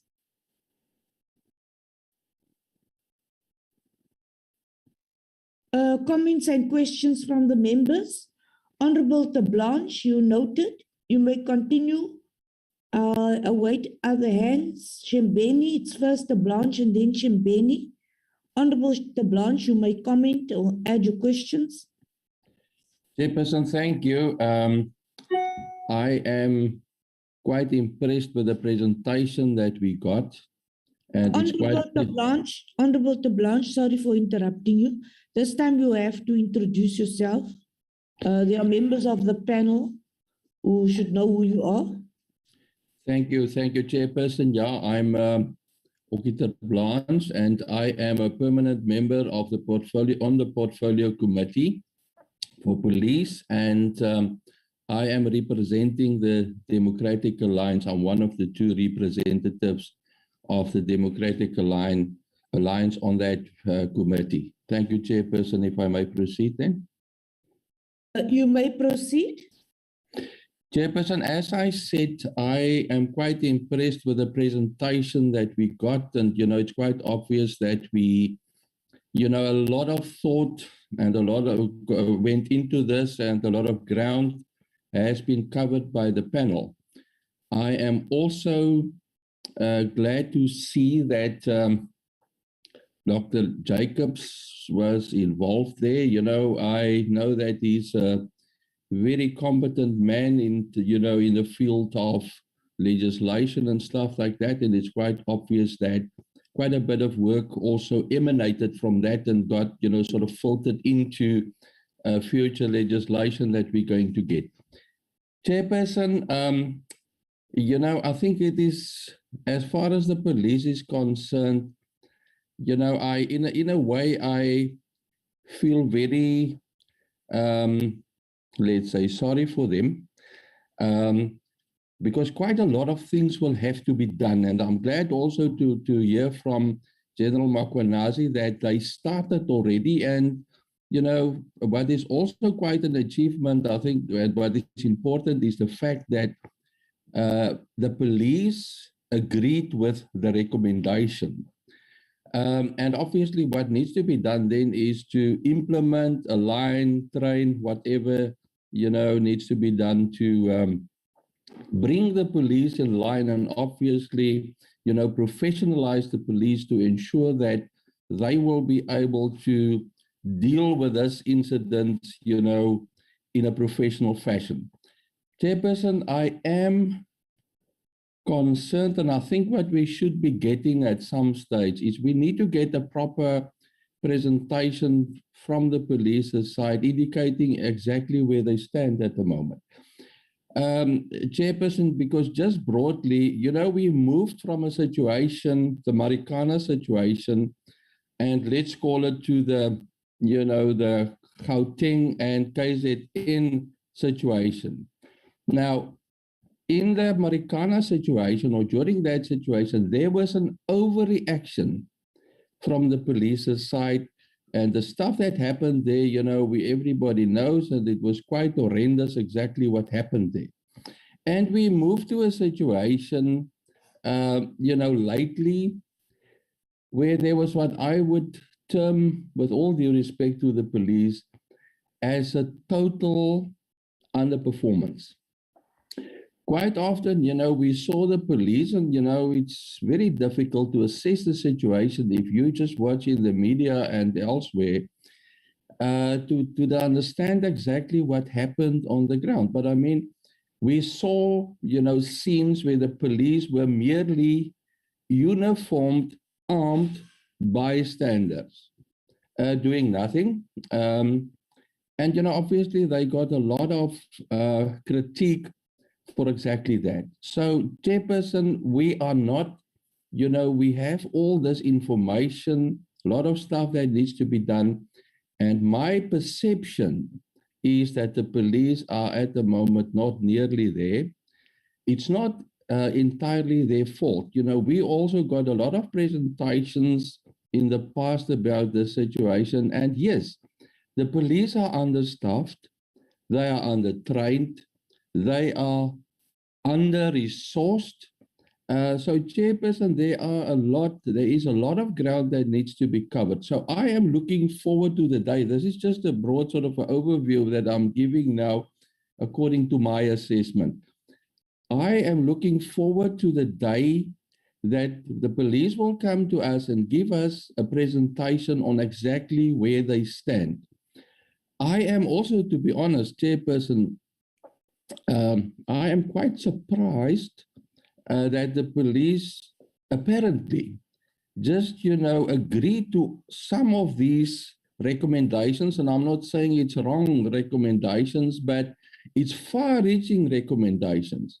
And I was just wondering how it's going to impact on the police's ability, to do crowd control, because, and with due respect to the committee, or to the panel of experts rather, Chairperson, I'm just concerned that some of these issues, and my question is, do these people have operational expertise, the panel of experts? Because, I've been there in my life myself, and I think it's very difficult for some of these stuff for the police to comply with to the T. Chairperson, for now, that is my little observation, and maybe I'll add something at a later stage. Thank you. Thank you very much, General Tablanche. Honorable Shembeni.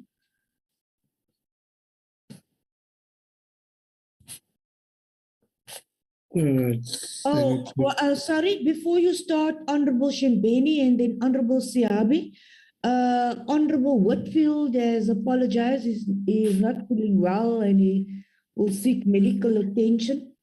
Could you then include his apology, please, Babawa? Honorable Shembeni. Thank you, Chairperson. Honorable Deputy Minister, Civilian Secretariat, and the panel of expert representations, all protocol observed. Chairperson, I thank you very much. I think the Honorable Blanche has covered me in most of these questions that I wanted to ask up to so far, but I want to check most importantly from the panel of experts' recommendations. I've noted some of the important things that I would like to know whether the South African Police Service has done anything on them, like the National Policing Board that speaks to the standards and the recruitment, selection, appointment, and promotion of the South African Police Service. Is there anything about that, like the National Policing Board? And then the political pressure on SAPS officials. That one, that makes the police officers to act biasly or otherwise inappropriate. It sometimes does not originate from the national level, as it's said, by politicians and others at the provincial level and local level. Yes, I do agree with the finding. And then we have seen this happening in Mpumalanga, where there was a lot of deaths on politicians, of which the investigations up to today are unknown. There are no results. I remember there was one time an appointment of a provincial commissioner, General Ubakadlela, who promised that he was going to do something. Yes, there were suspects, left and right, people were arrested here and there. After that, nothing was done. Ubakadlela was removed and replaced by somebody else here in the province. What is happening? All right. These are some of the things that I say I concur with the panel of experts on their findings. The issue of demilitarization of the South African police and the professionalization, I don't understand what is happening on this one. I would like to understand more, okay, either I will get a debriefing from the so-called the South African Police Service to say, when they talk about the demilitarization of the SAPS, I've once seen the changing of the ranks. Today, the inspector is a warrant officer. Tomorrow is an inspector. Something was just involving there in that rank. And then if the sergeant is a sergeant, constable is a constable, warrant officer. A lot of changes here. The captain is a captain, and then it goes up. There is a rank also that is not there. I would like to hear from the management, starting from level 5 or 6, 7, 8. I don't know whether between 9 and 10 or 11 and 12, there is a gap between a lieutenant colonel and a colonel. There is a gap there on salary level, a very big gap of between 300,000 to 400,000. I just want to know also what is happening there. If there is a gap or there is a level that is not closed, why is it not pushed? And then they tell us what is the name of that rank that is not there, so that they close this gap between these two senior officials. I think a lot of questions were not answered, like as Honorable Blanche said, we are waiting for the South African Police Service to give us the responses to all those recommendations, so that we get a report whereby we can ask that what about this one? What is happening here? Because looking back at so many years, 2017, 18, that is 19, 20, 21, nothing is happening. Other people, their term will lapse and then come in another one who is not going to do anything. He does not have any idea of what was happening. Like now, we've got a national commissioner who was not involved in the Marikana issue. But now here, he must answer. So these are the things that I think as the committee, we must make sure that there are timeframes whereby if there is something like this, we get exactly as to from when to when are we expecting to get the responses from these people, the management. And then when it comes to the capacity of our management, you have seen now from the recommendations that there are people that are in positions, but they don't know what to do. What is the cause of that? Because when a person is promoted to a higher rank or whatever, those people, they must be evaluated. They sit in a panel, but ours they don't, or even if they sit, you go there while knowing that the position or the post, it's for General Mkhwanazi or it's for so and so. Already that person has been told. Now we are just accompanying that person in an interview. It does not work like that. And this is exactly what is happening in the South African police services. That's why we are having this bunch of, I don't know what called, people that are there doing nothing. They don't know what to do exactly. And the real police officers are there on the ground. Most of them are dying. Most of them are resigning because of the pressure. And I remember asking also the criteria of our senior management, besides the senior management, from everywhere. You cannot just promote for the sake of promoting and all that. There must be experience accompanied with qualification and all these things.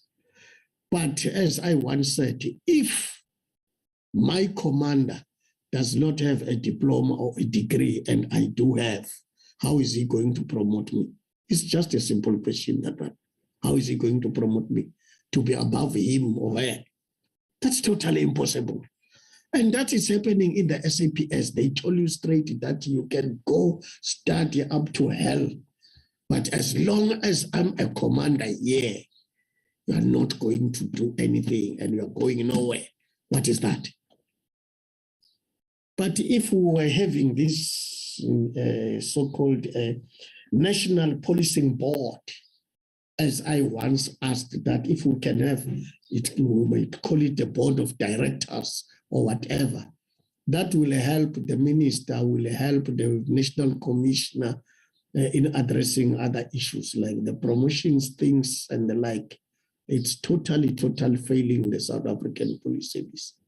We have got people who have been in the South African police for more than 30 years that are still warrant officers today because the commander, whosoever, it's a church goer, and I'm not going to church, I'm drinking, so I won't be promoted. It's not going to help us, that one.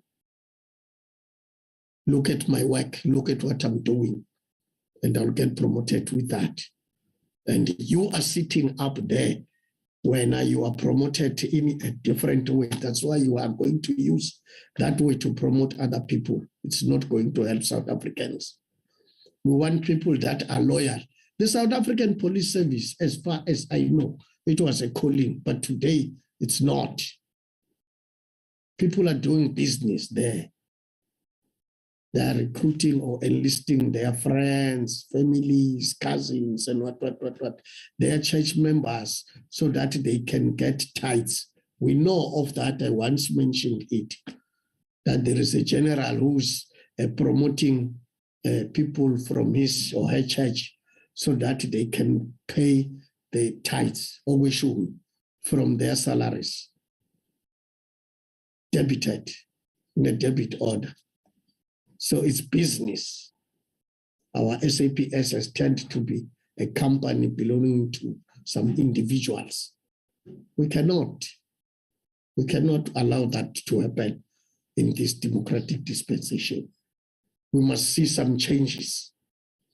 Our people must be loyal to our South Africans. Those leaders that are sitting up there. I remember one time when General Mkhwanazi acted as a national commissioner, we saw a difference. He was removed. I don't know whether he misused funds by buying fast cars that will cause a disruption to the heists and everything. We know what is happening, and we are looking at that. That people, they want to cover their tracks by sitting up there. No, South African police services must be seen as a department that is so special, that it's looking after all those departments. Because if there is something wrong in any department, we as police, we are expected to act on each and every department. So the South African Police Service, it must be seen as the biggest and the most different, and I don't know, when it comes to capacity and when it comes to I need your protection. Please, sorry, Honorable Shimbeni. Kirsten, please mute your mic. Ms. Kirsten, please mute your mic. Adele, please mute your mic. Thank you. Honorable Shimbeni, you may continue. Thank you, Chairperson. So what I'm trying to say that now, if we can follow those recommendations by this panel of experts, I think we can see a lot of changes in our South African police services, because this, most of them, goes with discipline. There is no longer discipline in the SAPS. The SANDF is much better than us. There is no discipline that they know, finding police officers going around without their hats. They cannot even salute. And we are having a mix of service in the SAPS. That's why we are having a problem. And this mix of service in the SAPS is caused by people who want to, I don't know whether it's approve or whatever, their egos, and who wants their people to be promoted. You see, the PSA is PSA. The Police Act is Police Act. But now, you take me as a clerk and make me a police officer, go and train for 3 months. I'm going to cause trouble. These people are dying, they cannot use firearms. These people, they like uniform, whereas they cannot protect themselves in front of the criminals and anything that is happening out there.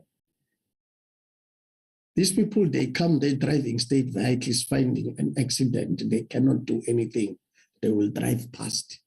And the name will be the South African Police Services past year, not knowing that that person cannot do anything in that accident.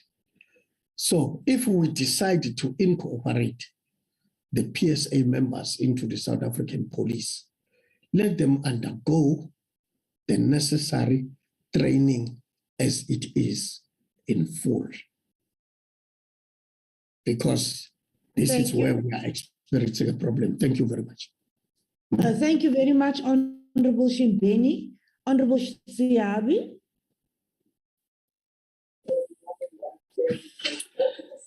Thanks very much, Chairperson, and greetings to all on the platform, the Deputy Minister and the National Commissioner and the delegation and members of the panel. My name is Nox Siabi. Honorable Work, sorry for interrupting you. Do you have another gadget which is on? We can hear a lot of background noise. No. Oh, whose mic is on? Can you mute your mics, please? Thank you, Honorable Siabi. Thank you, Chair. Maybe first I must acknowledge the report as presented by the panel and agree with the view that members of the police service are really in trouble. Like the Honorable Blanche pointed out, the two extremes. That the Marikana one, where they used force, they were blamed by society. The Gauteng and KZN unrest, where there was nothing happening, the society still blamed them. So it's a problem. But I also want to agree with colleagues, Chair, that maybe the SAPS must come and do a full presentation on how do they think to implement successfully the recommendations of the panel.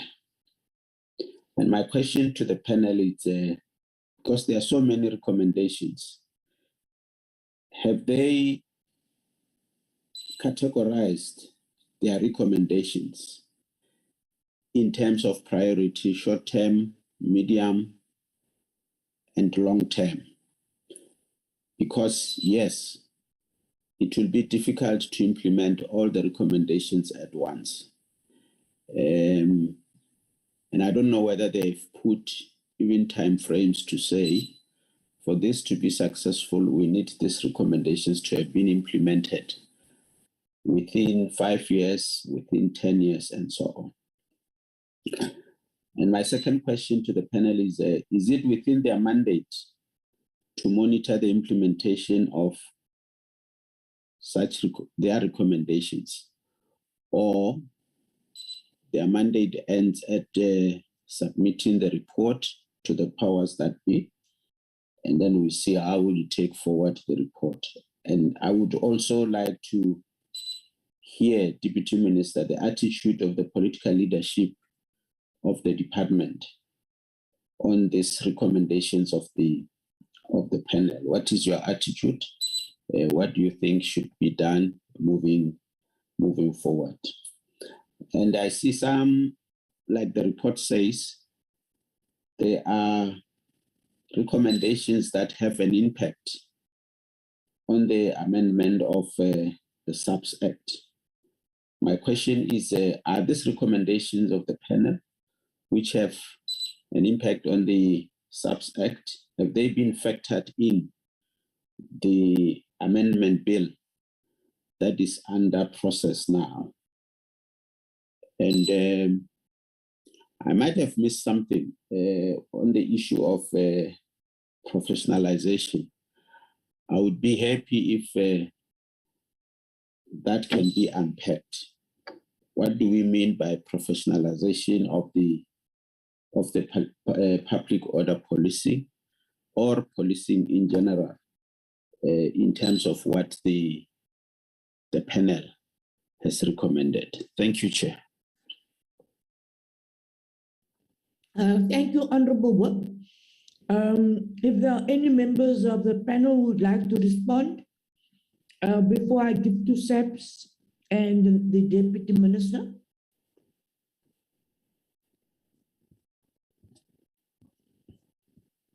Do I have any members of the panel? If not, DM, you can come in and then you can indicate who else would support you. Thank you. I think we will get responses generally from the Civilian Secretariat and the police, particularly General Mkwanazi. But what we can say as the leadership is that we note the report of the panel of experts, and we have already, as General Mkwanazi said, and Dr. Jacobs from the Civilian Secretariat, that the amendment, the bill that is being processed has taken into considerations recommendations that the panel have made, and that from SAPS already we have been responding since 2016 to date on the observations that they made to make sure that we prepare the police to be in line with the recommendations made by the panel. Obviously, commissions are appointed for a specific purpose, and in this case, it was as a result of what happened in Marikana. And that is the mandate that they were given, and they have executed their mandate very well. you can see in terms of the report that is now being submitted to you. And this is the closure of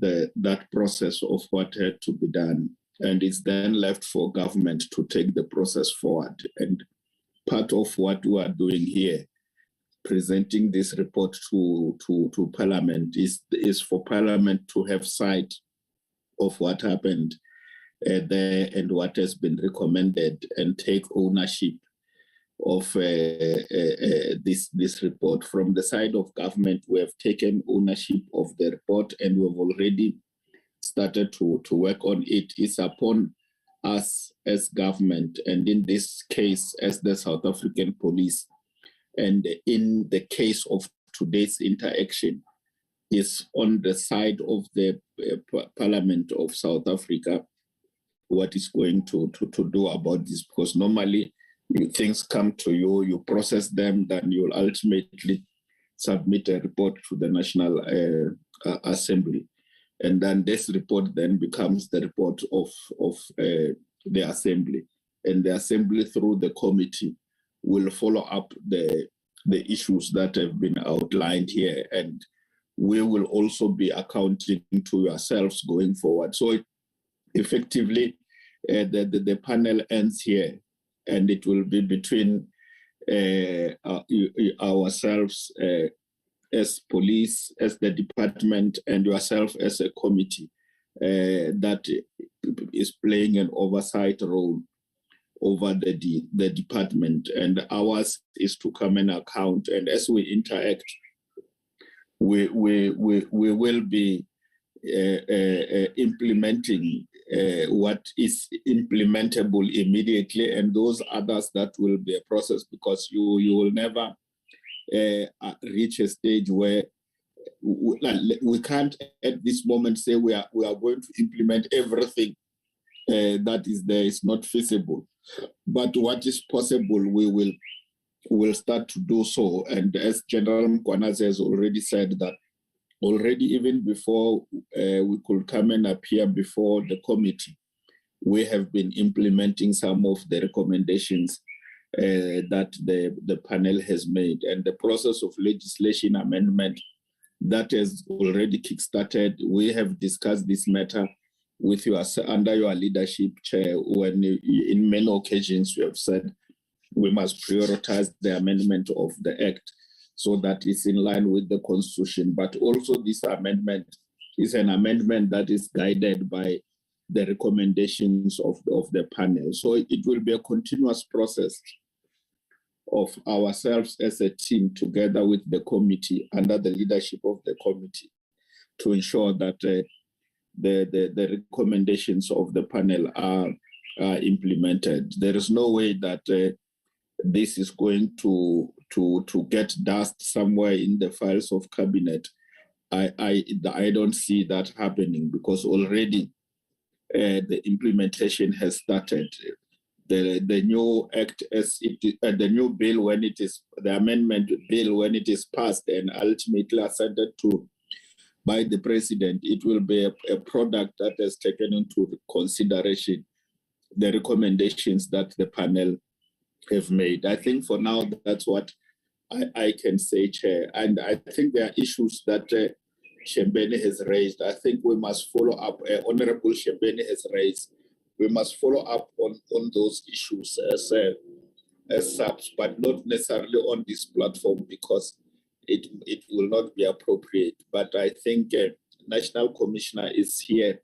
We and the police management, we must interface through your Chair with Honorable Shembeni, so that we get details around this general who is running SAPS like a spaza shop for their church activities. It can be accepted by the leadership that such a thing can be raised at this platform, and we do nothing about it. We'll have to follow that matter, and I think the commissioner can talk to that as well. But I think we need to take action around that, because that can't be allowed. Allow me, Chair, to ask the leadership of SAPS and the Civilian Secretariat, led by both General Stolle, the National Commissioner, and Mr. Rapia, the Secretary for Police, respectively. And if there are each issue members of the board who will want to come in, we can also allow them to do so, Chair. Thank you very much for this opportunity. Thank you very much, DM. Mr. Bruce, your hand is up. And then I'll take the Civilian Secretariat, the National Commissioner, and you could then also, Mr. Rapia, I'll also see Mr. Chauke, you were also there in terms of the private security. If you would like to respond, and then I'll conclude with the National Commissioner. Mr. Bruce? Thank you very much, Chairperson. I'd like to speak to the issue of the implementation of the panel report. I'd like to do so in a very kind of respectful way. But I think we need to be clear that we cannot seriously say there's one major qualification to what I'm about to say, which I'll clarify in a moment, but that we cannot seriously say that the panel report has been implemented. So now the major qualification to this is that I think it is clearly correct to say that in the process of developing the draft amendment to the SAPS Act, there has been engagement with the panel report, and that is, and there is the panel report has Mr. impacted. Bruce, we have a bit of difficulty hearing you. Okay, sorry. I hope I'm clearer now. Sorry. So I was saying that I wanted to just. Mr. Bruce, I think your network is bad. Okay, I'm going to switch off my video then, and maybe that will improve things. That's better. If you could switch off your video, please. Okay, there we are. So I think what I just wanted to say was, okay, sorry. So I'm just going to start again in the interest of being clear. I just, I just wanted to emphasize that I, firstly want to speak very respectfully to all concerned, but then just to say that I want to seriously question the idea that there has been any proper engagement with the panel report. And there is, what I was saying was that there is one qualification to this. So I clearly understand and acknowledge that in the process of developing the draft amendment to the SAPS Act, which was circulated by the Civilian Secretariat last year, it was clear there that the panel report, the recommendations relevant to amendment of the SAPS Act had been engaged with in the process of developing the draft amendment. But my understanding is that beyond that, there hasn't been any serious engagement with the panel report. And I think, I think my understanding is that this starts with an issue of ownership of the report. That the report was, the panel was appointed in 2016 when Minister Nhleko was Minister of Police. By the time the panel had reported it had completed its work, and when it submitted its report, Minister Tiele had become the Minister of Police. And I do not think that, first of all, at the ministerial level, there has been any full ownership of the report. And there hasn't ever been full backing at a political level for implementation of the report. And so, I mean, and I can, we could then go into the detail of what has and hasn't been done. And so I think the critical point here is that in order for the panel report to be implemented properly. Okay, and I would like to emphasize that I don't see the panel report as being a type of a document of the status of a kind of Bible or a constitution or anything like that. I think there is still room for critical engagement with the panel report. So I do not see it as simply being an issue of that there's anyone who must, for want of a better word, blindly implement the recommendations of the panel. But nevertheless, the work of the panel is a very considered engagement with the challenges facing the SAPS broadly as an organization, but also within the terrain of public order policing. And I think that what is required is that there needs to be something that is constituted whose mandate is to monitor implementation of the panel report. There needs to be somebody that is tasked with monitoring implementation of the panel report. And in that process, there should be some allowance made for some kind of further critical engagement, because, for instance, there are clearly constraints of resources on South Africa as a country and the police service and so on. Not everything that the panel calls for can necessarily be done.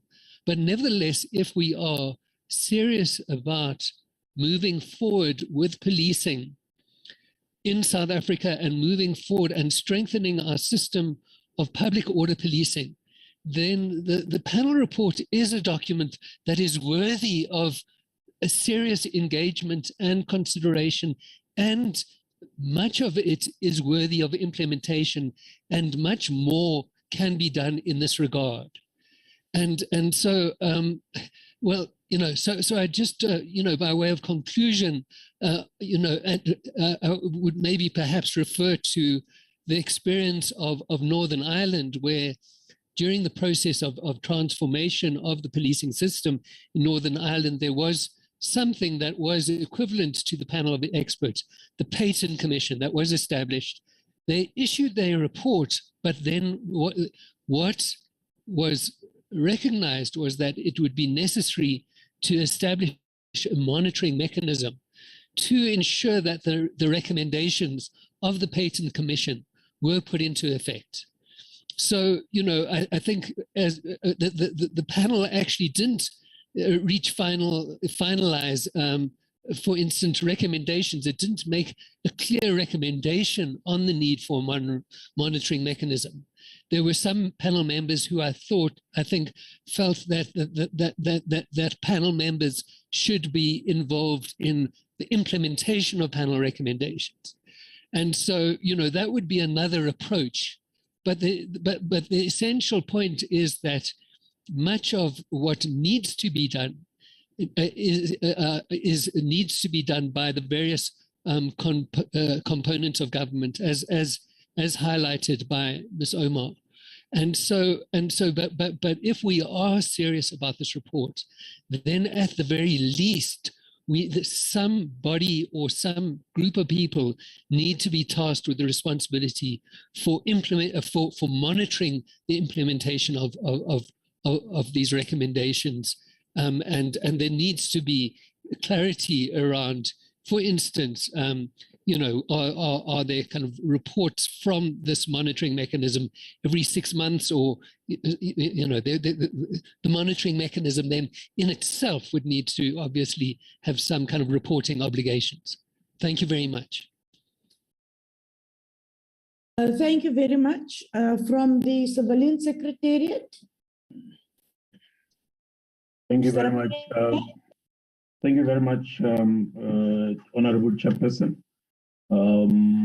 I think when Dr. Jacobs commented as the member of the panel, he also dealt with the tasks that the Civilian Secretariat has to do in terms of those recommendation, which is the legislation amendments that we are busy with. And also the Deputy Minister also touched on those issues. Our responsibility as the Civilian Secretariat is to ensure that the recommendation of the panel of experts are implemented through oversight. And I just want to indicate to the portfolio committee members that the minister has given instruction to the National Commissioner that he need to implement this. There is an implementation plan that must be populated, and we have been instructed to monitor the implementation of that implementation plan. But our observation is that not enough resources have been allocated to deal with this issue. And the National Commissioner maybe will deal with it when he responds. We are not seeing SAPS putting an effort on making sure that these recommendations are taken on board seriously. And I'm sorry I have to indicate this, but it will be in the report that we will be providing to the minister. But there was clear instruction from the minister in terms of what needs to be done. Thank you very much. Thank you very much. Bilkis, would you like to comment? Chair, I think Mr. Rapia has covered most of the issues I wanted to raise about. The minister has already launched this publicly, and there is commitment from the ministry. Chair, I'll just on the National Policing Board, I'm sure Dr. Jacobs will elaborate on that, but just to mention that we have developed a policy framework on the National Policing Board, and I'm good otherwise, Chair. I think SAPS will address most of the other recommendations in terms of the draft implementation plan that they have updated. Thank you. Thank you very much, National Commissioner.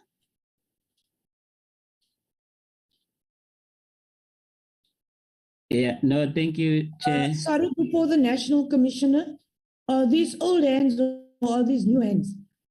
Mr. Shembeni? Mr. Bruce? Lower your hand, please, and switch off your mic. All right, National Commissioner.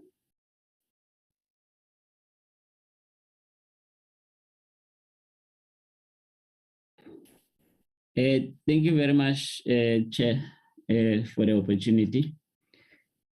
Firstly, Chair, let me extend on behalf of SAPS the word of appreciation to the panel of experts for the splendid job which they have done in producing a report that is intended to assist SAPS to change the current situation, moving from the Marikana phase right up to the recent unrest. I also want to further thank them for their preparedness to avail themselves in trying to assist the implementation. Chair, the detailed progress in terms of what SAPS exactly has done, I think General Mkhwanazi is leading that particular process, will be able to share a brief. I would just like to give just the strategic overview of this particular matter and how it maybe can be assisted, or the SAPS can be assisted to speed up the process of implementation and covering a broader scope. Firstly, Chair, there has been no resource requirement determined for the implementation, full implementation of the recommendations. And that is the first handicap. And immediately after the implementation plan was put in place and we started with the execution, there has been a resource cut that took place. And the majority of the resource cut impacted on this particular environment. Then there's also been growing developments, and which I think created other challenges. Like, for instance, the judgment referred to increase the number of protests, which demanded higher numbers for us to provide a response or to police them. Yet, on the other hand, the personnel plan was scaled down. So we have to make some adjustments.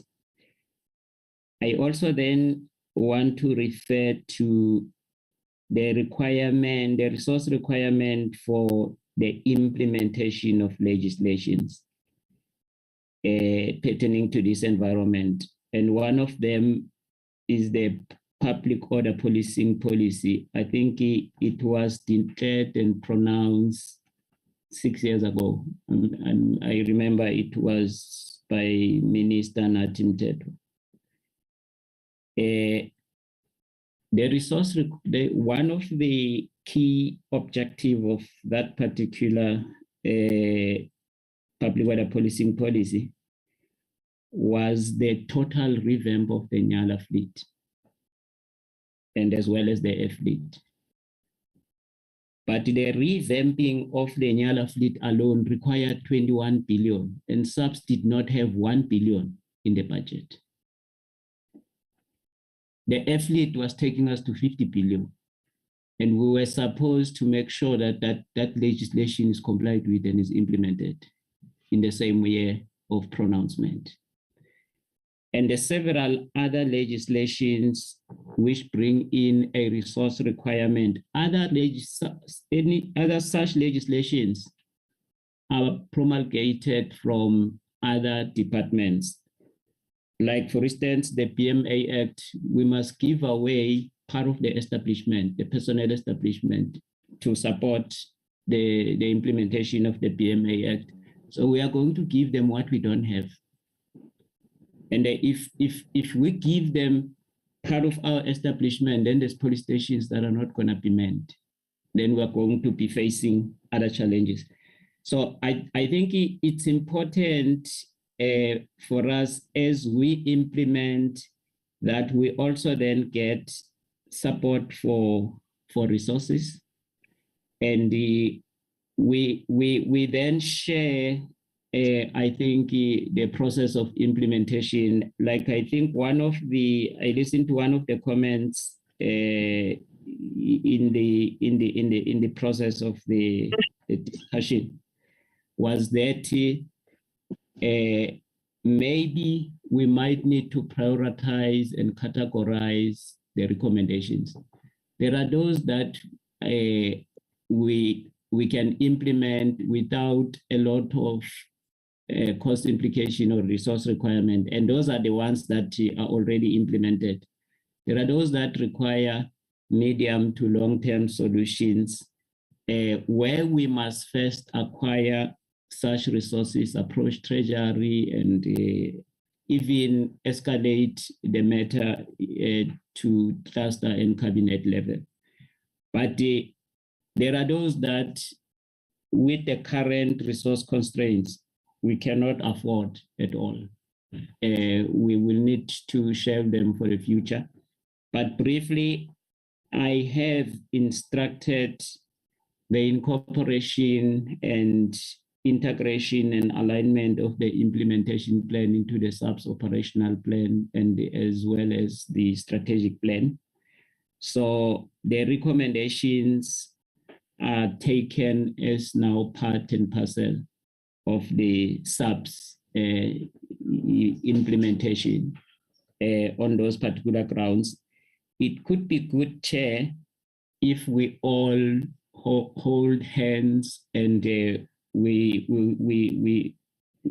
implement together and we get observations, because there's developments that are going on the side that are impacting already on the recommendations.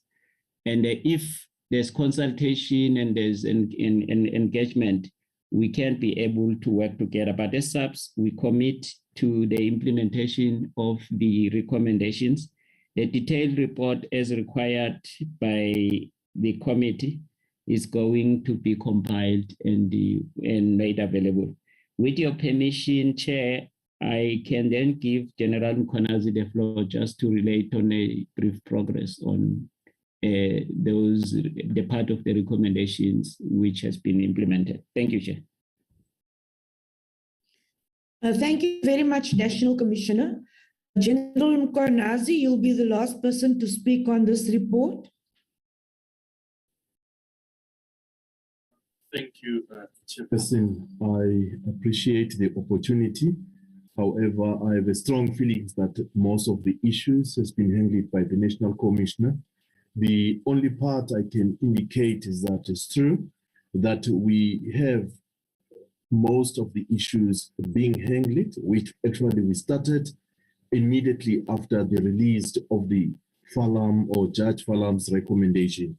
From there, 2016 upward, we have a lot of issues we dealt with them until at the time when the panel of experts handed over their recommendation, their report, what happened into that was that we have to look to issues that are more operational, especially in public order environment, to say, let's start working on them as well, of which we have done, and we're still working on them as well. And it's true what the National Commissioner is saying, that there are those that are short-term, there are those that are long-term. Those are short-term, we manage just to look at them without wasting time and indicate how actually and start implementing and see what we can do as well. That has been done. So I think, Chair, maybe without laboring a lot, maybe I will allow the situation with your permission that I must not talk too much. I must just focus on the issue to say, let's put a report, let's do a presentation from 2016 until at this stage, what have we done? And I think it will assist as well to say all the issues of the panel of experts, as they have already indicated, is been already indicated by the Civilian Secretariat that these need to be attended to now already by the Minister.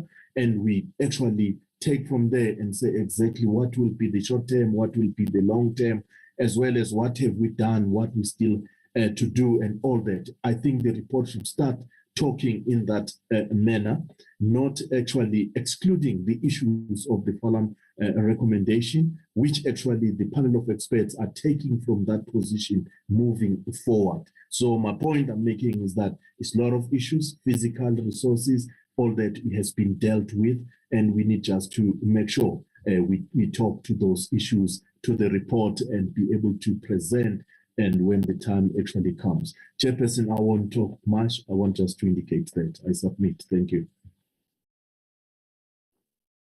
Thank you very much to the panel of experts, the Civilian Secretariat for their presentation, the Deputy Minister and the National Commissioner, the honorable members of the committee.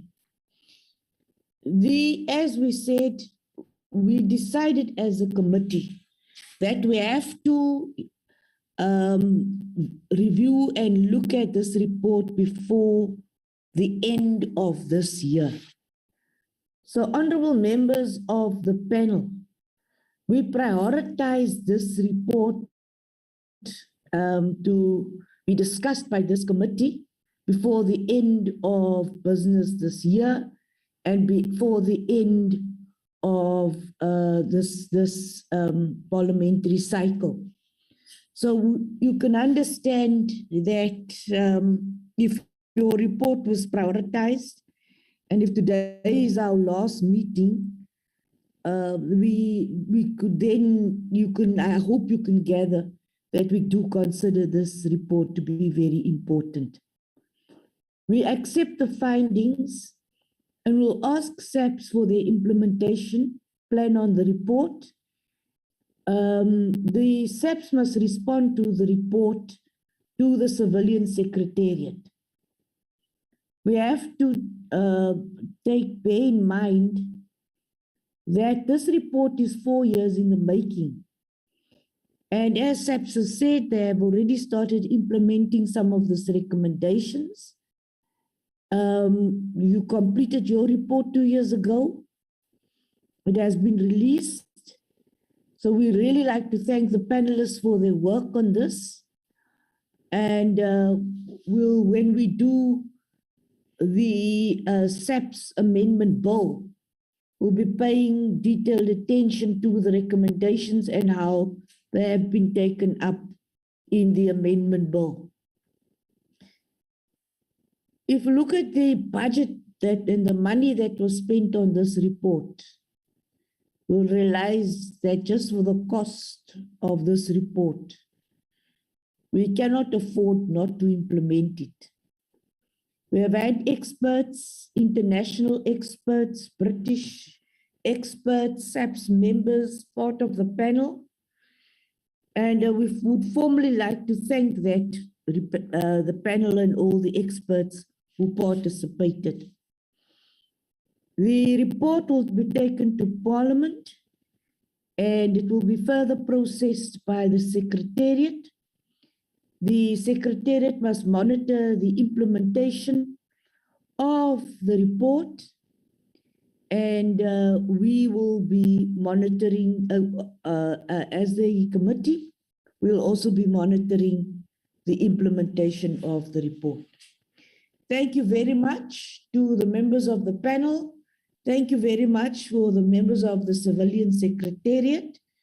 You may leave the platform unless you would like to listen to the debate on the crime statistics. You're welcome to join us for the presentations and the debates on the crime statistics. If not, Mr. de Klerk, thank you very much, Eldred, to you. And I'm sure you could leave here today convinced that the committee has prioritized this report, or else we would have not listened to it today, since today is our last meeting as a committee. Thank you very much for that. Members, could I take a 5-minute comfort break? We'll be back at 10:45. Can I have a tea break? 10:45. Could you have your presentation ready for the crime statistics at 10:45, please? Thank you, Chair. Thanks, Chair. Thanks, Recording stopped.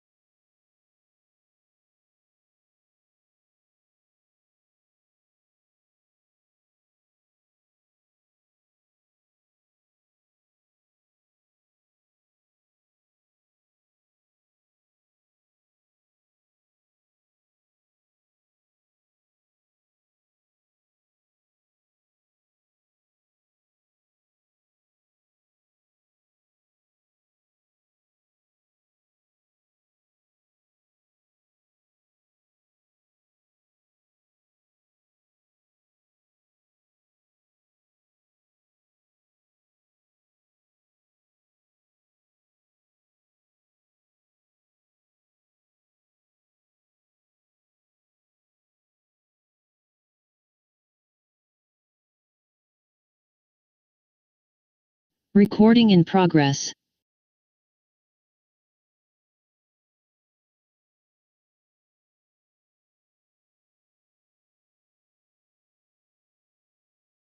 Recording stopped.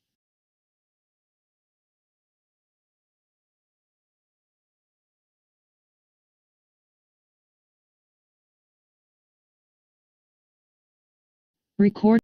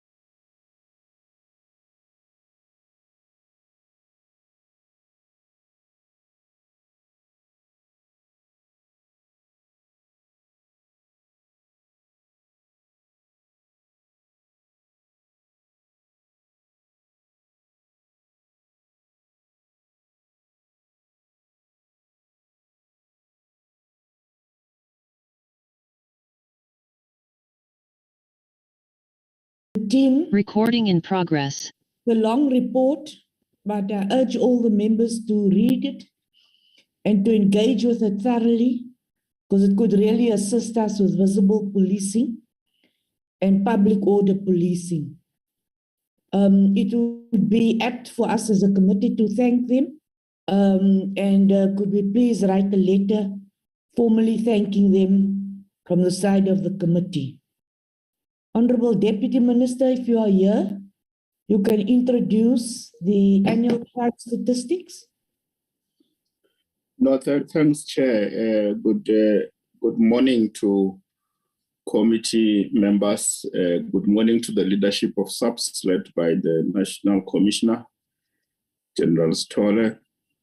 We are here to present to you, Chair, and the committee, a consolidated report of our annual statistics. As you are aware, and the members, that quarterly we have been releasing the reports, and we just recently released one of our quarterly reports. So this is a consolidation of the statistics that we are presenting to yourselves.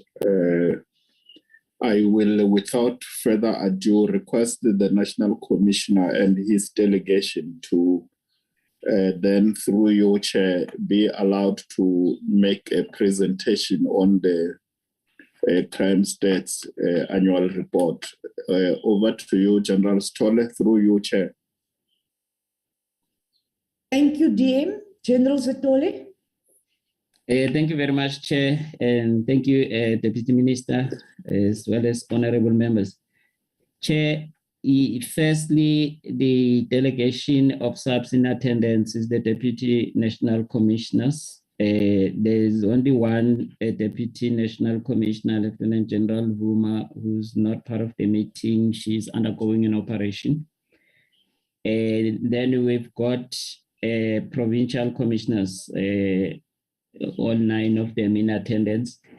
Maybe, Chair, I might just need to take the opportunity to introduce the one new provincial commissioner who has started on the 1st of December in the Eastern Cape, is Lieutenant General N.L. Mene. She has been appointed as the new provincial commissioner of the Eastern Cape, replacing Lieutenant General Jinga. I also want to confirm. National Commissioner, my apologies for interrupting you. Thank you very much for replacing a woman with a woman provincial commissioner. If she's here, could she please show her face? Thank you very much, Chair. General Mene, if you can be able just to switch on your camera so that the committee can see you.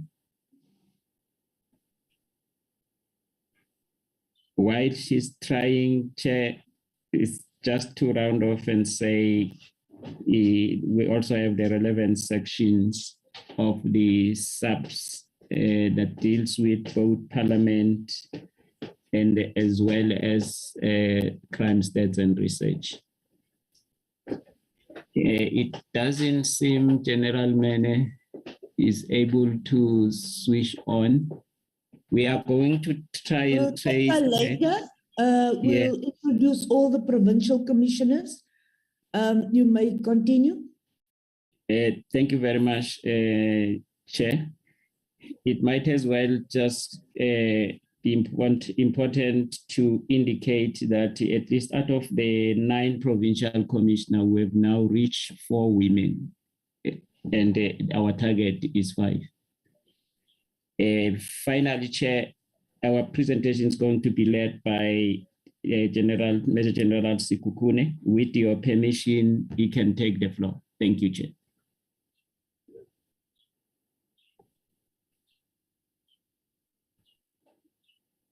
General Sekhukhune, are you ready?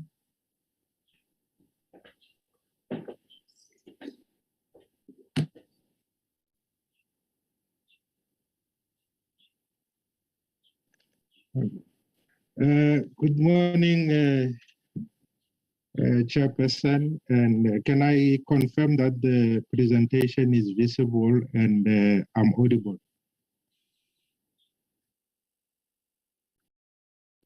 Yes, you are, General. Yes, yes. Thanks, DM.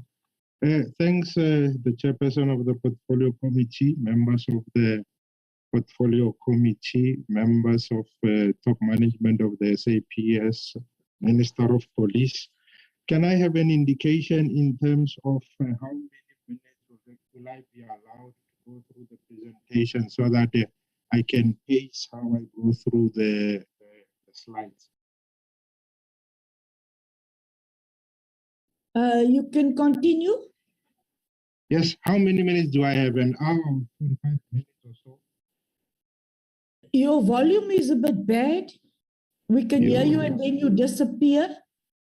We are going to be engaging this. It is 11.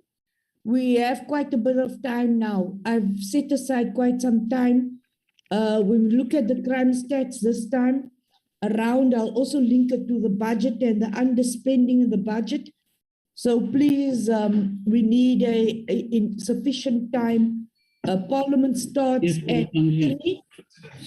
Parliament starts at 3, so honourable members will be prepared to work until 2, if with your permission. You may start. All right, thanks, Chairperson. Like it has been said, we will be taking you through the 12 months of the financial year 2020-2021, covering the period from the 1st of April 2020 up to the 31st of March 2021. We have consolidated these reports based on the 4 quarters that have been presented, and then we normally view the annual crime stats report as a evaluation report of the 4 quarters, which are regarded as a formative report, and the details are mostly shared in the quarterly report, and the annual report is a consolidation of the 4 quarters to give an idea in terms of how we have fared for the financial year. That being said, these are the introductions, the broad categories, the analysis, and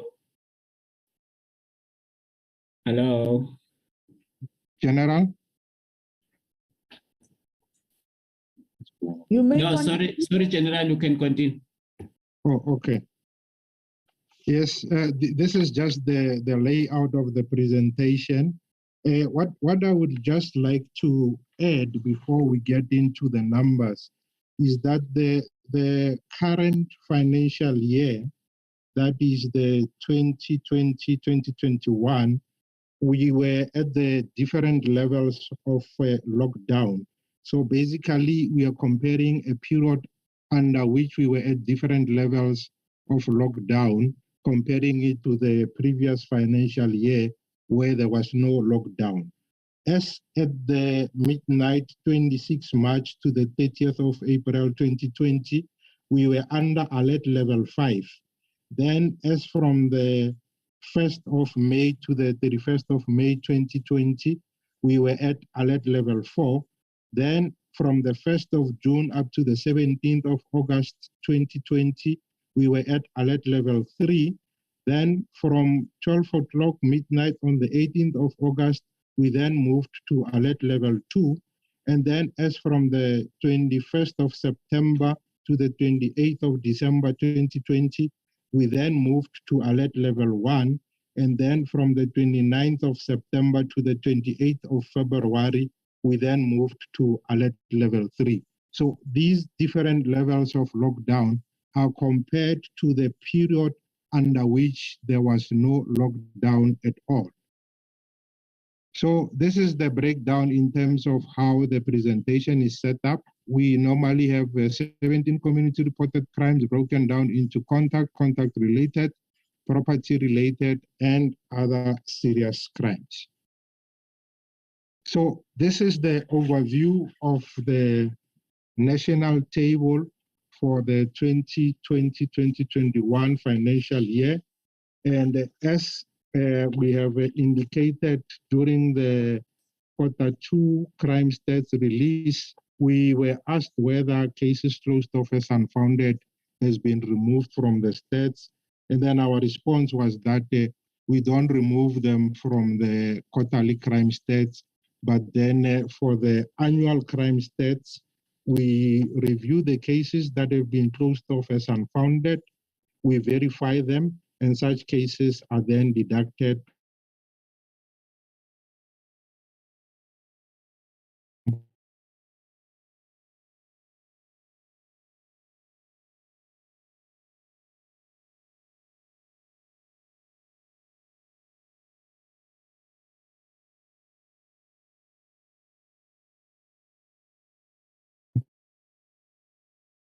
Honorable members, do you have sound?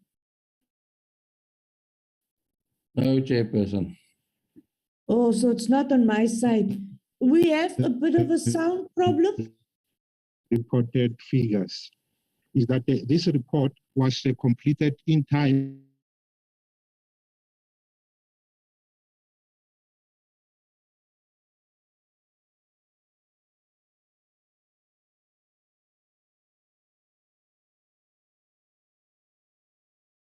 Something is going wrong.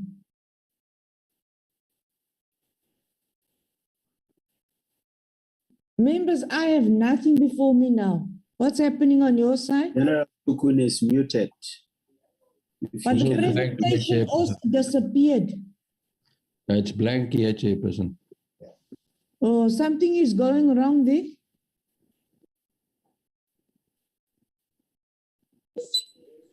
I think he has a network problem. Yes, Honorable Whip. General Satole, we are having a problem with your presentation. I think they have a network problem on that side. Do we have a replacement? Thank you, Chair. I think we are just going to check quickly now with Brigadier Michel so that strategic management can be able to continue. Chair, we apologize for the inconvenience. Honorable members, could you please kindly be patient while we find an alternative?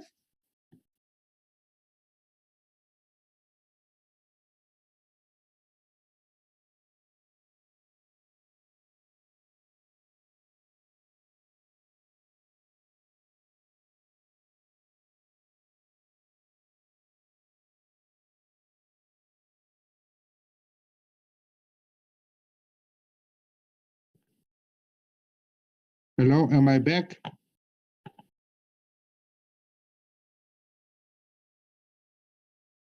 Am I back on the... Yeah, yes, you are.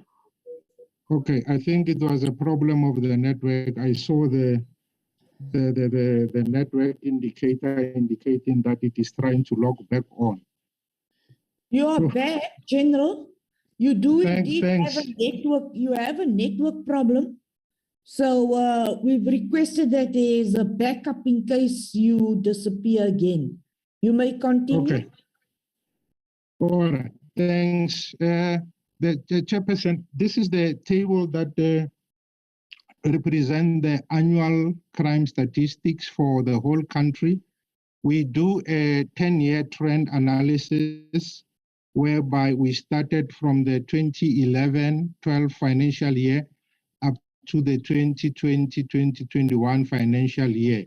So the last three columns is the 2021 financial year. Then the second last is the count difference in terms of the crime that had been reported. And then the last column indicates the percentage change when we compare the 2019-20 financial year to the 2020-2021 financial year. So starting with the murder, the current financial year, we had recorded 19,972 murders.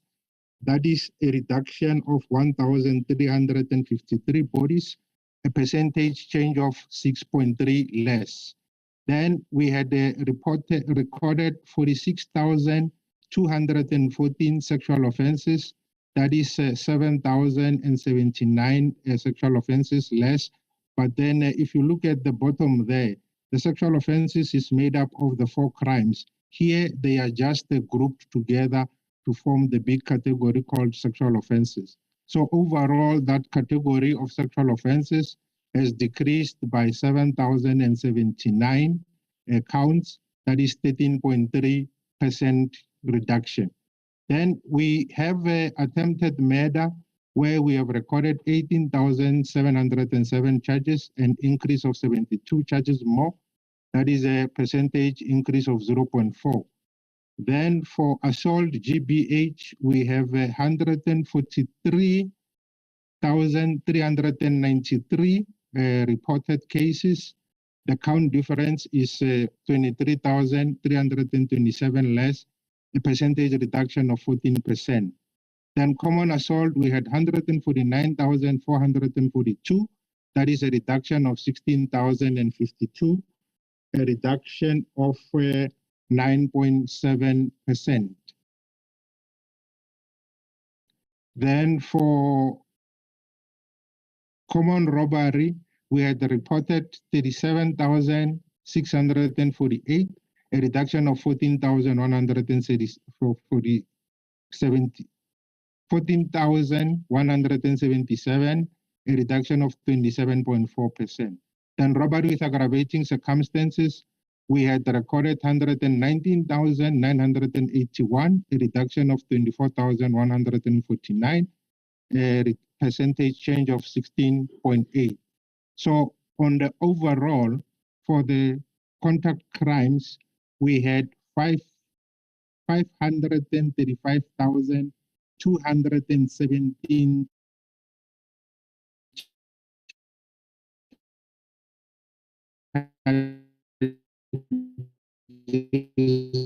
that were reported in the percentage reduction of the total. General Sekukune, General, we're not winning I think it's improved, but we're not really winning. This is very important for us. Could we please have another presentation? Do we have another presenter who has a better connection? Chair, we're trying to give Brigadier Mitchell hosting rights so that he is able to do that. We've just asked Babawa and Nobasutu to give Brigadier Mitchell the hosting rights. Thank you, Chair. I am with Brigadier Manamela. If it is allowed, we can then try using his machine. Can you please do that? You can continue.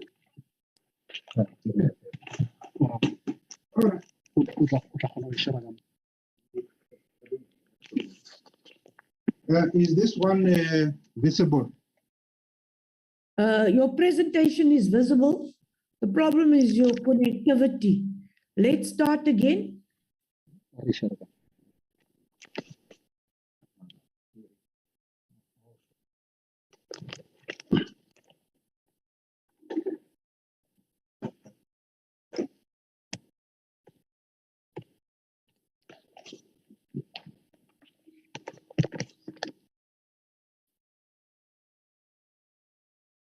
Okay. Yeah.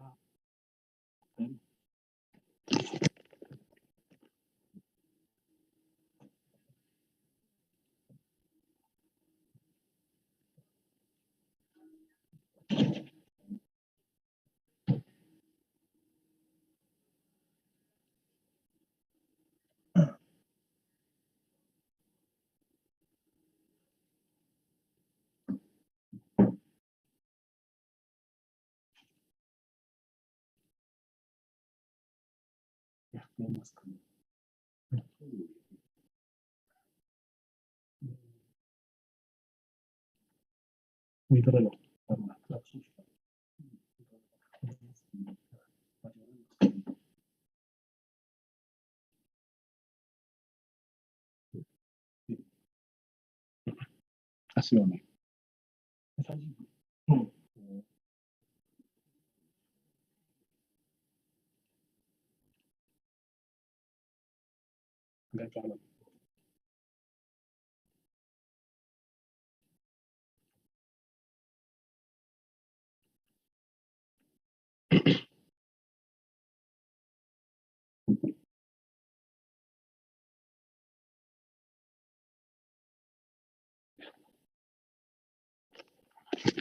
Yeah.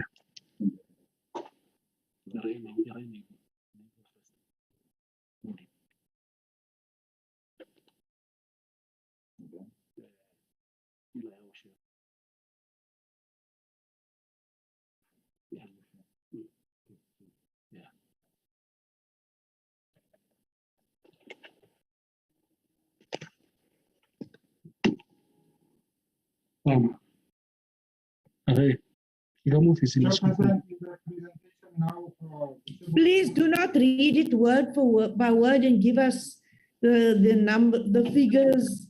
Can you try and give us a more summarized version of your presentation, please?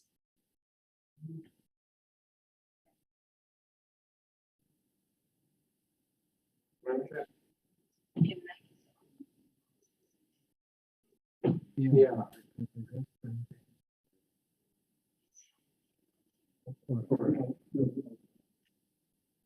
Am I audible now?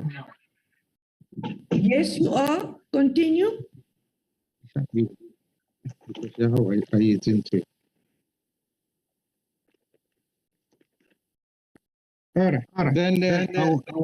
I was at the point when I was talking about annual contact crimes having gone down to 86,065, which is a 13.5% increase. Could you please mute one of your gadgets? Now you have an echo.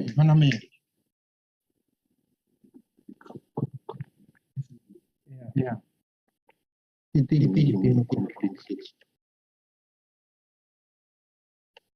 Brigadier Manamela, Brigadier Manamela. This one. How is it?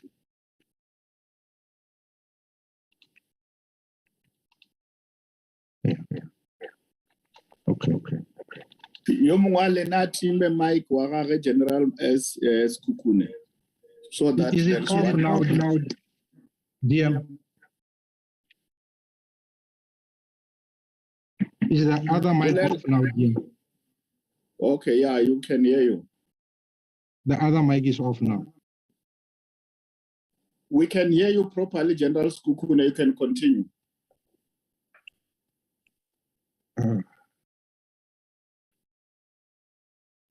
General Sekhukhune, we can hear you. Just talk. Yes, I was just switching off the thing that appeared on the presentation because it was hiding my screen. All right. Now we looked at the total contact crimes, and then I indicated that the sexual offenses has decreased by 7,079. Now these sexual offenses, they are made up of rape, sexual assault, attempted sexual offenses, contact sexual offenses, whereby for the rape we had recorded 36,330 counts of rape. That was a reduction of 5,959, a percentage change of 14.1 decrease. Then sexual assault, we had recorded 7,025 counts of sexual assault, a reduction of 724, a percentage change of 9.3 downwards. Then for attempted sexual offenses, we had recorded 1,800 offenses, that is 276 less, a percentage change of 13.3. Then contact sexual offenses, we had recorded 1,059, a reduction of 120, a percentage reduction of 10.2, and overall, the total sexual offenses decreased by 7,079, which is a percentage reduction of 13.3. Then the subcategories of robbery with aggravating circumstances, which we had indicated that we had currently reported 119,841 at the big table with a reduction of 24,149. They are broken down into the subcategories of robbery aggravating, which are the 6 crimes led by carjacking, robbery at residential premises, robbery at non-residential premises, robbery of cash in transit, bank robbery, and truck hijacking. So for the crime of carjacking, we had recorded 16,731 carjacking crimes. That is a reduction of 1,431. And then the percentage reduction is 8% or 7.9. Then for robbery at the residential premises, we had recorded 20,870, a percentage reduction of 1.2 or 260 counts less. Then for robbery at non-residential premises, we had 18,231 counts, a reduction of 2,420, that is 11.7% decrease. Then for robbery of cash in transit, we had 195 counts from 164 in 2019-2020, that is 31 counts more. That is 1,431 counts more, a percentage decrease of 7.9. I was at the robbery at cash in transit. We had 31 counts more, that is 18.9%. Then for bank robberies, we had 2 counts more from the previous year where we did not have any bank robberies. Then truck hijacking in 2019-2020, we had 1,202. Currently, we have reported 1,397, a count difference of 195 increase. That is 16.2% increase.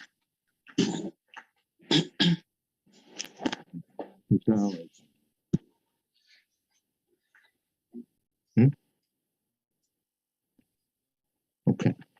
All right. Then on the next slide, we had calculated what is called per capita crime. That is an instance whereby we take all the contact crimes where the victim is intended to be a person. And then we use the mid-year population estimates that were obtained from Status A using the 2017 series. So what we do in this instance, we take the whole total number of the population and divide it into 100,000 equal portions for the population. And then we look at the probability of a person being a victim of a crime within that particular divisions of 100,000 of the population. So for murder, for the current financial year, we had 33.1 per 100,000 persons out of 100,000 who could likely be a victim of murder. Then for attempted murder, the ratio is 31.0 per 100,000. Then for rape, we had 60.2 per 100,000. Assault GBH, we had 237.5 per 100,000. Then common assault, we had 247.5 per 100,000. Then common robbery, we had 62.3 per 100,000. That is, as I've explained, that is if you take the total population of the country and divide it into equal portions of 100,000, and for each crime whereby the possibility of a person to be a victim of crime is calculated based on the total number of people, we then come to the ratio or the per 100,000. That is how the per capita per crime are computed. And these are only done for crimes whereby the likely victim or the possible victim is a human. Then continuing with that, we then move on to the other broad category of crime, which is called contact-related crimes. That is made up of arson and malicious damage to property. For arson, we had 3,238 counts of arson that were recorded in the current financial year. That is 545 less when compared to the 2019-2020 financial year, a reduction of 14.4% decrease. Then for malicious damage to property, we had 99,031. That is from 108,461 in 2019-2020 to a reduction of 9,430, resulting in a percentage decrease of 8.7. So for the total contact-related crimes, we had recorded 102,269. That is 9,975 counts less, a percentage reduction of 8.9. Then for property-related crimes, leading there with a burglary at non-residential premises, we had 65,508 counts reported for the current financial year, a reduction of 4,205 counts and a percentage reduction of 6.0. Then for burglary at residential premises, we had 159,000 counts, 721, a count difference of 46,238, resulting in 22.5% decrease. Then for theft of motor vehicle and motorcycle, we had 35,023 counts, a reduction of 11,898, a percentage reduction of 25.4. Then theft out of or from motorcycle, we had 83,183. That is a reduction of 35,030, a percentage reduction of 29.6. Then stock theft, we had 26,310. That is a reduction of 2,108 or 7.4% decrease. Then the total property-related crime had decreased by 99,479 or 21.2. Then we also had a reduction across all the three crimes making up other serious crimes. And the total 17 community reported crimes, we had 1,361,000 counts 797, a reduction of 267,522, or 16.4% decrease. Then the crime detected as a result of police action, whereby the ideal situation, as they are proxy of proactive policing, the ideal situation is to have these crimes being on the increase. However, as you can observe across all the 4 crimes, we have recorded decreases, which is why it resulted in the color coding at the end there being indicated as red. For illegal possession of firearms, we had 12,900. Please do not read all the figures. You can go to the next slide. Okay. Then when we do the visual representation of the 17 community reported crimes, the current financial year, we had indicated that we have recorded 267,000 less. That is from 1,629,319 to 1,361,797. The reduction is 267. And the 17 community reported crimes have decreased across all the provinces. Then these are the top 30 stations in terms of the 17 community reported crimes. All the top 17 community reported crime stations have recorded decreases, led by Honeydew, Johannesburg Central at number 2, Park Road, Mitchell's Plain, and Durban Central making up the top 5. Then we then look into the individual crimes or the broad category of contact crimes. If you can observe, we came from 2 financial years where the contact crimes had been on the increase, and then in the current financial year, maybe partly due to the different levels of lockdown and the fact that we were comparing this period with a level where there was no lockdown, it might have resulted in the decrease that we are seeing of 86,065. And this is the highest decrease that we have observed across all the 10 years. And this has been observed across all the 9 provinces. And then when you look at the top 30 contact crime stations, at the top we have Nyanga and Khayelitsha in the Western Cape. Even though Nyanga has recorded an increase, most of the top 30 contact crime stations have recorded decreases. The only ones that have recorded increases, it's Nyanga, Plessis, Liar, and then Ivory Park. All the other top 30 contact crime stations have recorded decreases. Then one of the categories or the crime that make up the contact crimes is the murder. We have recorded a decrease of 1,353. That is a reduction of 6.3, and we have recorded decreases across all the 9 provinces in this crime. That is, we've been coming up from 9 years, whereby this crime has been on the increase, and the current financial year, we have recorded a decrease. Then these are the top 30 murder stations led by Khayelitsha in the Western Cape, Inanda in the KwaZulu-Natal, Delft, and Nyanga in Western Cape, and Plessis Liar in KwaZulu-Natal, making up the top 5. Then murders of police officials. We had recorded 80 members of the police service that were killed, both on and off duty.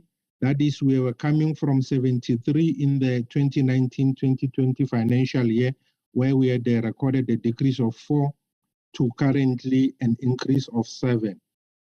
Of these 80 members, 49 were killed while they were off duty, and 31 were killed whilst they were on duty.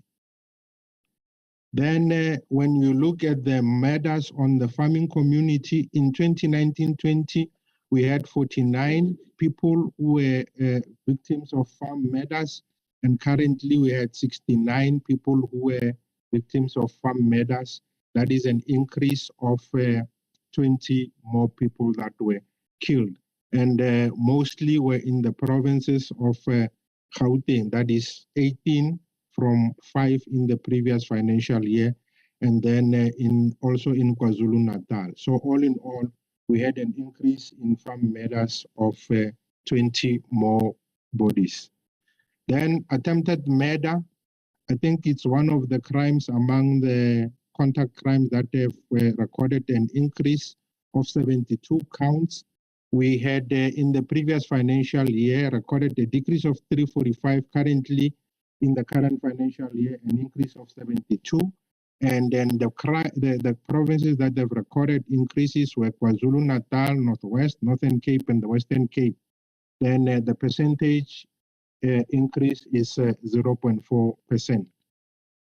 Then the top 30 stations are led there at the top by Umlazi and Inanda, both in KwaZulu-Natal. And then at number 3, we had the Bethelsdorp, Elsies River at number 4, and Kraaifontein at number 5 in the Western Cape. That is number 4 and 5 are in the Western Cape. Then when we look at the crime of rape coming from 2 years of consecutive increases, in 2018-19, an increase of 1,548, in 1920, an increase of 706, and in the current financial year, a decrease of 5,959. And this crime has decreased across all the 9 provinces. Then the top 30 stations in terms of rape, number 1 is Inanda, number 2, Lusikisiki, 3 is Delft, 4 is Toyando, and number 5 is Umlazi, making the top 5. Then assault with intent to commit grievous bodily harm. We had an increase in 2018-19 of 3,627, followed by a decrease of 4,259, then another decrease of 23,327. And the crime of assault, GBH, have decreased across all the 9 provinces, and for the whole country, the percentage decrease is 14%. Then the top 30 stations in terms of assault GBH, they are led from number 1 up to 3, all the stations in Gauteng, Themba, Ivory Park, and Mamelodi East, then Inanda at number 4, and Diepsloot at number 5.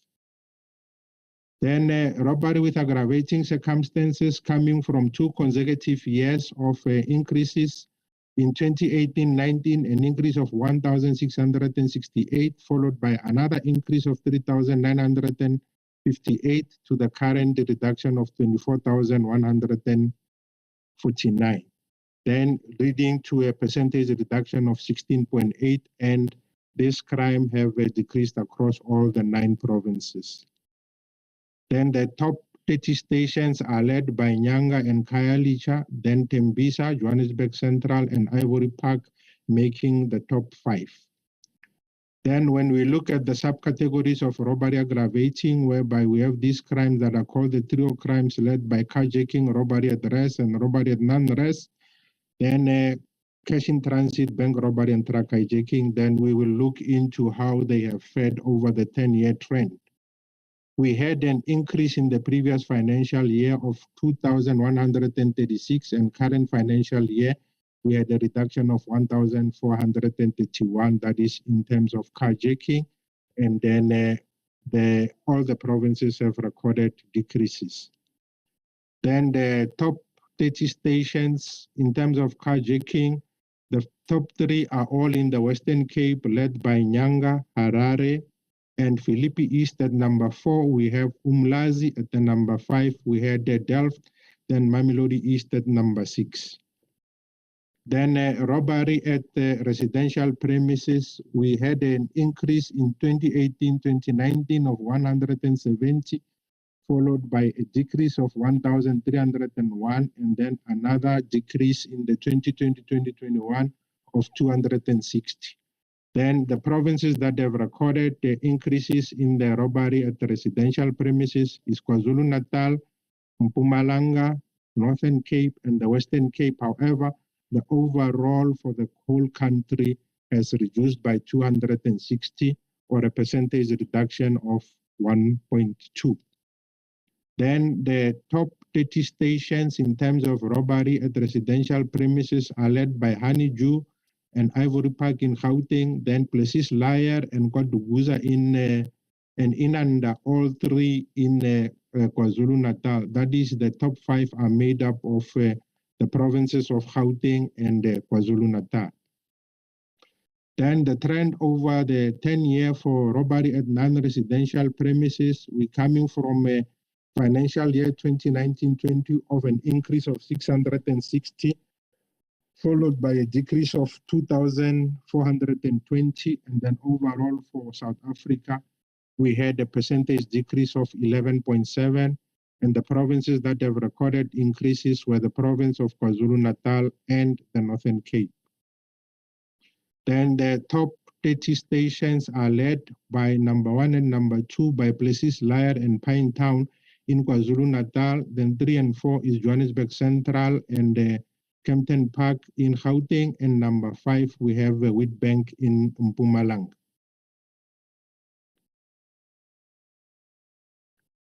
Then robbery of cash in transit. We came from 2 consecutive years of decreases. 2018-19, a decrease of 55, followed by another decrease of 19 in terms of 2019-20, and then the current financial year, an increase of 195, that is 31 for the current financial year. And then the provinces that have recorded decreases is the Free State, Limpopo, Northwest, and the Northern Cape.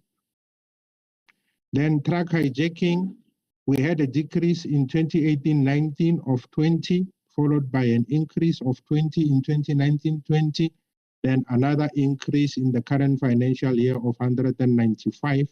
And this crime has increased in all the provinces with the exception of Limpopo and Mpumalanga, whereby they've recorded 7 reduction and 33 respectively. Then the top 30 stations are led by Olifantsfontein, Kempton Park, Klerksdorp, and Orange Farm, all in Gauteng.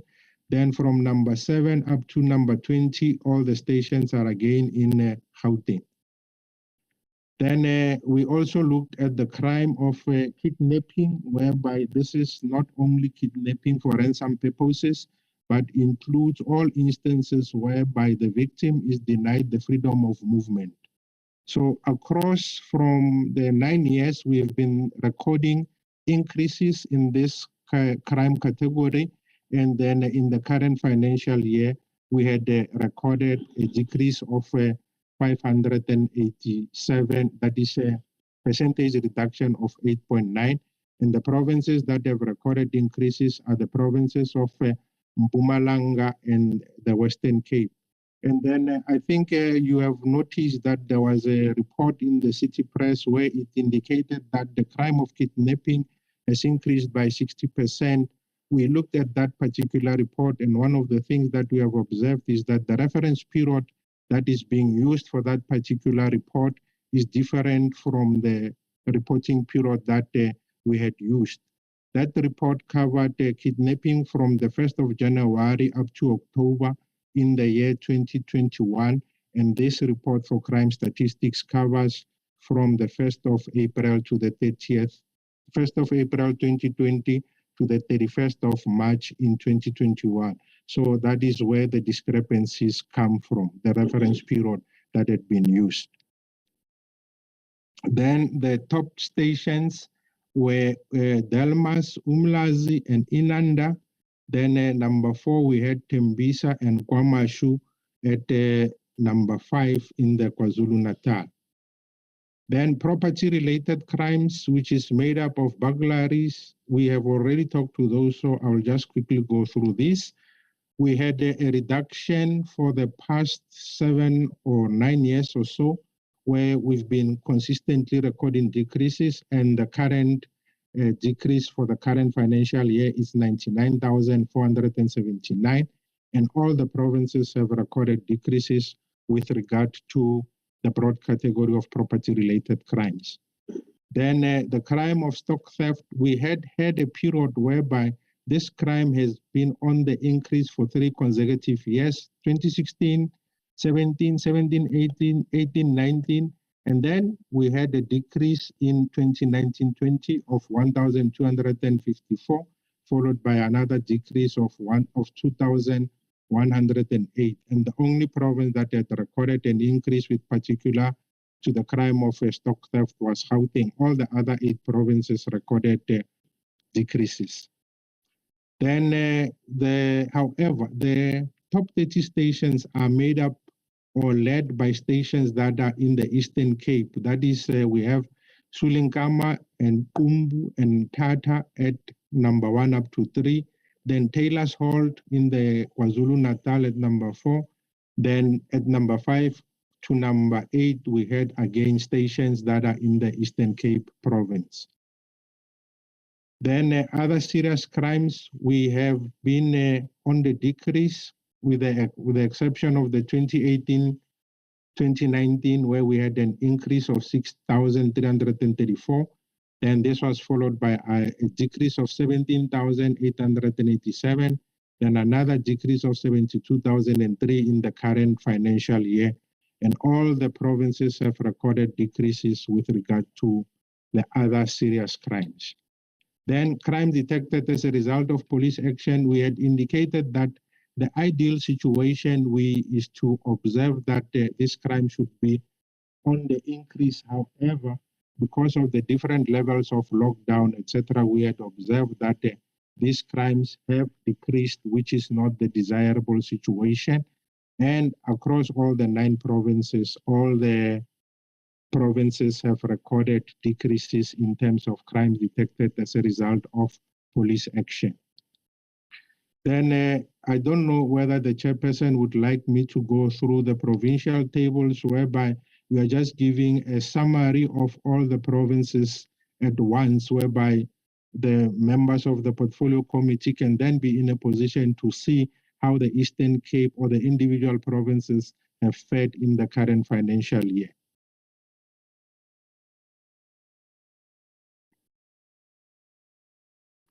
Should I continue on this table or should I stop the presentation at the other? Honorable members, would you like us to continue with the provinces? Yes, Chair. I think that is very, very much important. That was part of my questions. Thank you. Thanks. Yeah, the members, you have been asking for the provinces, so I requested it as per your request. You may continue. All right, thanks, Chairperson. Starting with the Eastern Cape, across all the categories that make up total contact crimes, they have recorded decreases across all the crimes. Then again, they have recorded decreases in terms of the total sexual offenses, and they have recorded decreases in the subcategories of robbery aggravating, with the exception of cash in transit, where they have recorded an increase of 11. Then they had 1 bank robbery more than the previous financial year. And then the truck hijacking also have increased by 35. Then on the next slide, to complete the Eastern Cape, both categories of crimes making up total contact related crimes have recorded decreases, and the total contact related crimes have decreased by 1,048. Then for property related crimes, the only crime that has increased in the Eastern Cape was burglary at non-residential premises. All the other crimes making up property related crimes have recorded decreases. Then for other serious crimes, the only crime that has increased for the Eastern Cape was commercial crime. The 2 others, that is all theft not mentioned elsewhere and shoplifting, have recorded decreases. And the 17 community reported crimes for the Eastern Cape decreased by 22,042, a percentage reduction of 13.1. And then for crime detected as a result of police action, they have recorded less, and hence that's why the numbers are indicated in red, because the ideal situation is to have these crimes being on the increase as they serve as a proxy response for proactive policing. Then the second province is the province of the Free State. Similar to the Eastern Cape, they have recorded decreases across all the 7 crimes making up contact crimes. Then again, they have recorded decreases in total sexual offenses. Then they have also recorded decreases across most of the subcategories of robbery aggravating, with the exception of truck hijacking, whereby they have recorded 1 crime more in truck hijacking than the previous year. So they moved from 44 to 45 such crimes, and that resulted in a 2.3% increase. They did not have any bank robberies since 2018, 2019, and up to 2020, 2021. Then to complete the Free State, they have recorded an increase in terms of total contact-related crime due to the fact that they have reported an increase in terms of malicious damage to property, where they have recorded 50 counts more, and then in arson they have recorded 21 counts less. So the difference led to an increase of 29 for the total contact-related crimes. They then recorded decreases across all the property-related crimes. Then they also recorded decreases across all other serious crimes, and the total 17 community-reported crimes, they have recorded a decrease of 12,226, a percentage reduction of 13.4. And similar to the Eastern Cape, they have recorded decreases in crimes detected as a result of police action, hence the color coding of red. Then the next province is Gauteng. Similar to the previous 2 provinces, Gauteng recorded decreases across all the 7 crimes making up the contact crimes. They again recorded decreases in terms of total sexual offenses.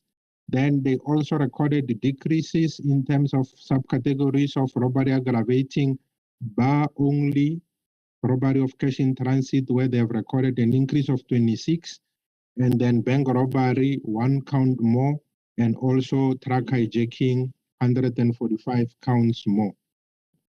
Then to complete the picture for Gauteng, they've also recorded decreases for the total contact-related crimes for the 2 crimes made up of arson and malicious damage to property. They, however, recorded an increase in terms of property-related crimes in terms of stock theft, but the other crimes that make up property-related crimes, they have recorded decreases across all. They have also recorded decreases in terms of other serious crimes, and the total 17 community-reported crimes decreased by 88,807, a percentage reduction of 19.2.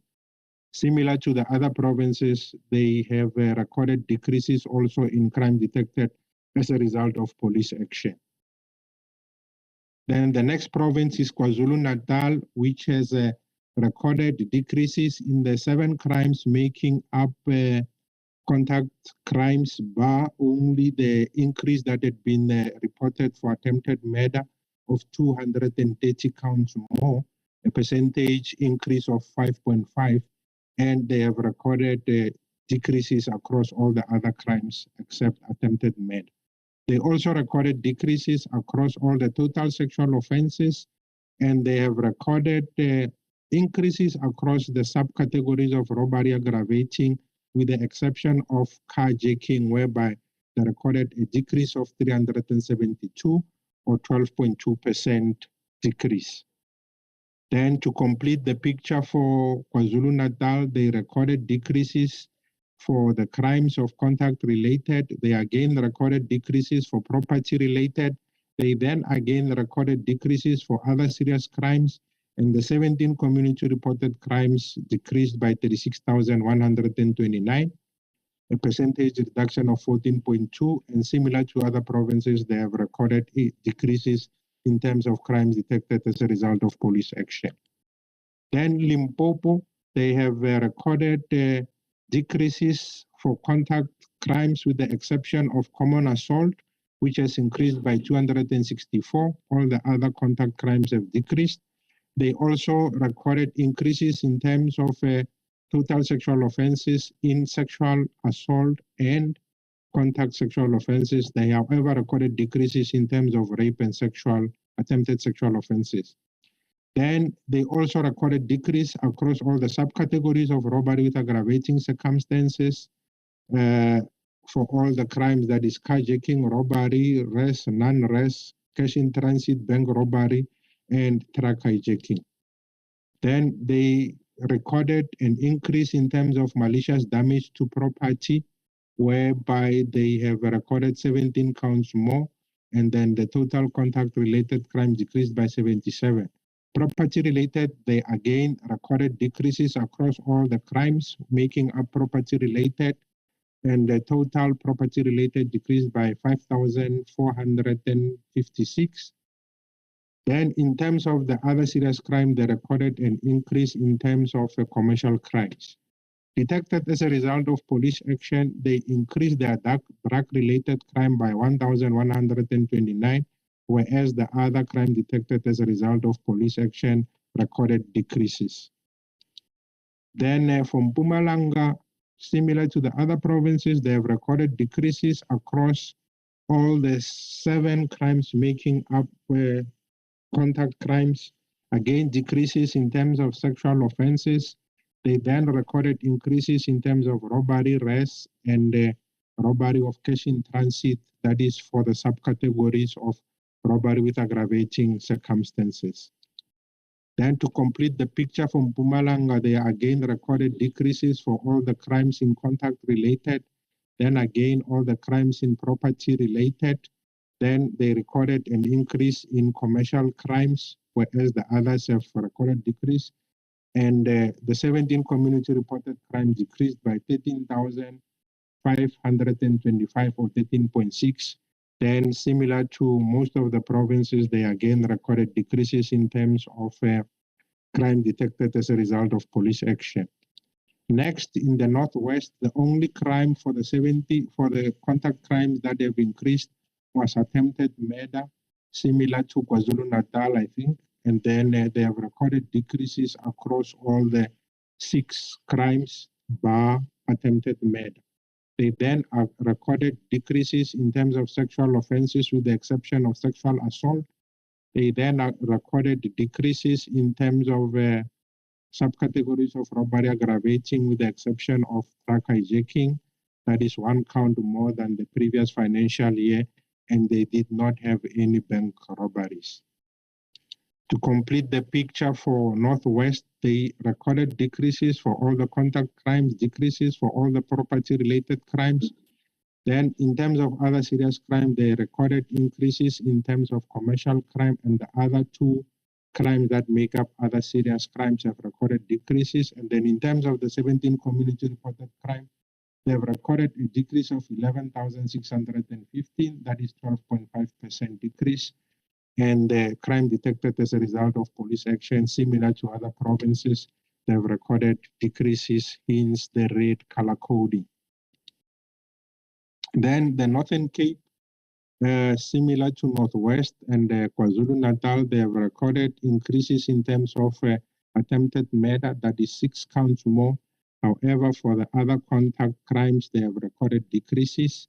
They then recorded decreases in terms of total sexual offenses. Then in terms of robbery with aggravating circumstances, they have recorded increases in terms of robbery res, robbery at non-res, and also truck hijacking. And if you look at the percentage change here, this is the practice that we are trying to move away from, whereby if the numbers of the reported crimes are less than 100, counting or computing a percentage indicates an inflated number. So we're trying to move away from that situation. And if you have observed the other slides where the count was 1 more, we just simply wrote 1 count more without calculating the percentage. Then to complete the picture for Northern Cape, we have they have recorded decreases in terms of property contact related. The only crime that they've recorded an increase in terms of property related was burglary at non-res. Then for other serious crimes, they again recorded decreases, and their total 17 community reported crimes decreased by 5,436, percentage reduction of 12.3. Then in terms of detected as a result of police action, they managed to increase illegal possession of firearms and ammunition and sexual offenses detected as a result of police action. And then drug-related, they recorded decreases and also driving under the influence of alcohol.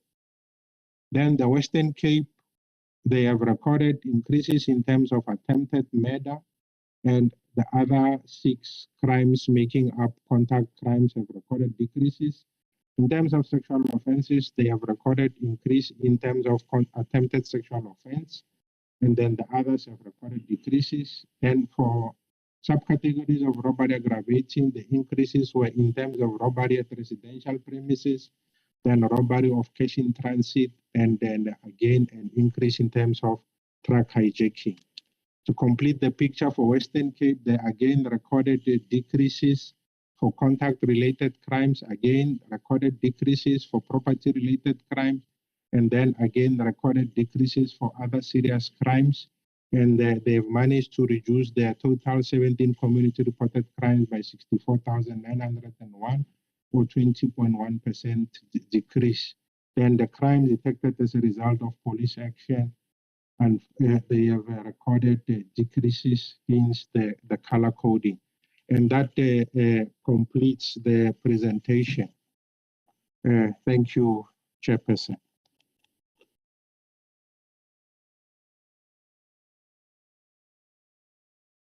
Thank you very much for the presentation. National Commissioner and all our provincial commissioners, we are not going to waste this opportunity that we have. We have been waiting for these crime statistics. We have been dealing with it on a quarterly basis. But the concerns I have been regular concerns, and I'm not going to allow you to get away with this any longer. Why do we have the top 30 crime stations remaining as the top 30 crime stations? When are we going to have programs which show us? You see, wherever I go, you can switch off your sound now. Recording stopped. Valent, you can switch off that. You can mute your mic. All right, that's better. So what steps are being taken to address the crime statistics at the top 30 crime police stations? You cannot have the same police stations being the top 10, the top 20, as if these are matric results where it's fashionable to be in the top 30. Why does Nyanga remain the top of the top 30 station for years? It was taken off for the last 2 years, but now it's back on top. It's like a beauty contest. What have you done to take these stations off this list? Since I arrived in this committee, I've asked this question. These stations cannot be on that top 30 list for years. It means that SAPS is not working to reduce the crime at those stations. This is the same police station where a constable raped someone. We are not just going to have crime statistics being presented to us and then you run off to a press briefing and then we are unable to interrogate those crime statistics. But we do not see, you give us statistics which show us that there's a reduction in crime, but people on the ground recording in progress, losing confidence in us. They are not only losing confidence in SAPS, but they now also appear to be losing confidence in this committee in terms of our ability to monitor your work and to perform our oversight. DM, we were in a meeting last night with the chief whip, which was not party political, but if the chief whip calls you a meeting, and you are told that you are going to report to the chief whip on a monthly basis, and if you are told by that committee that you're releasing crime statistics, but they actually do not mean much.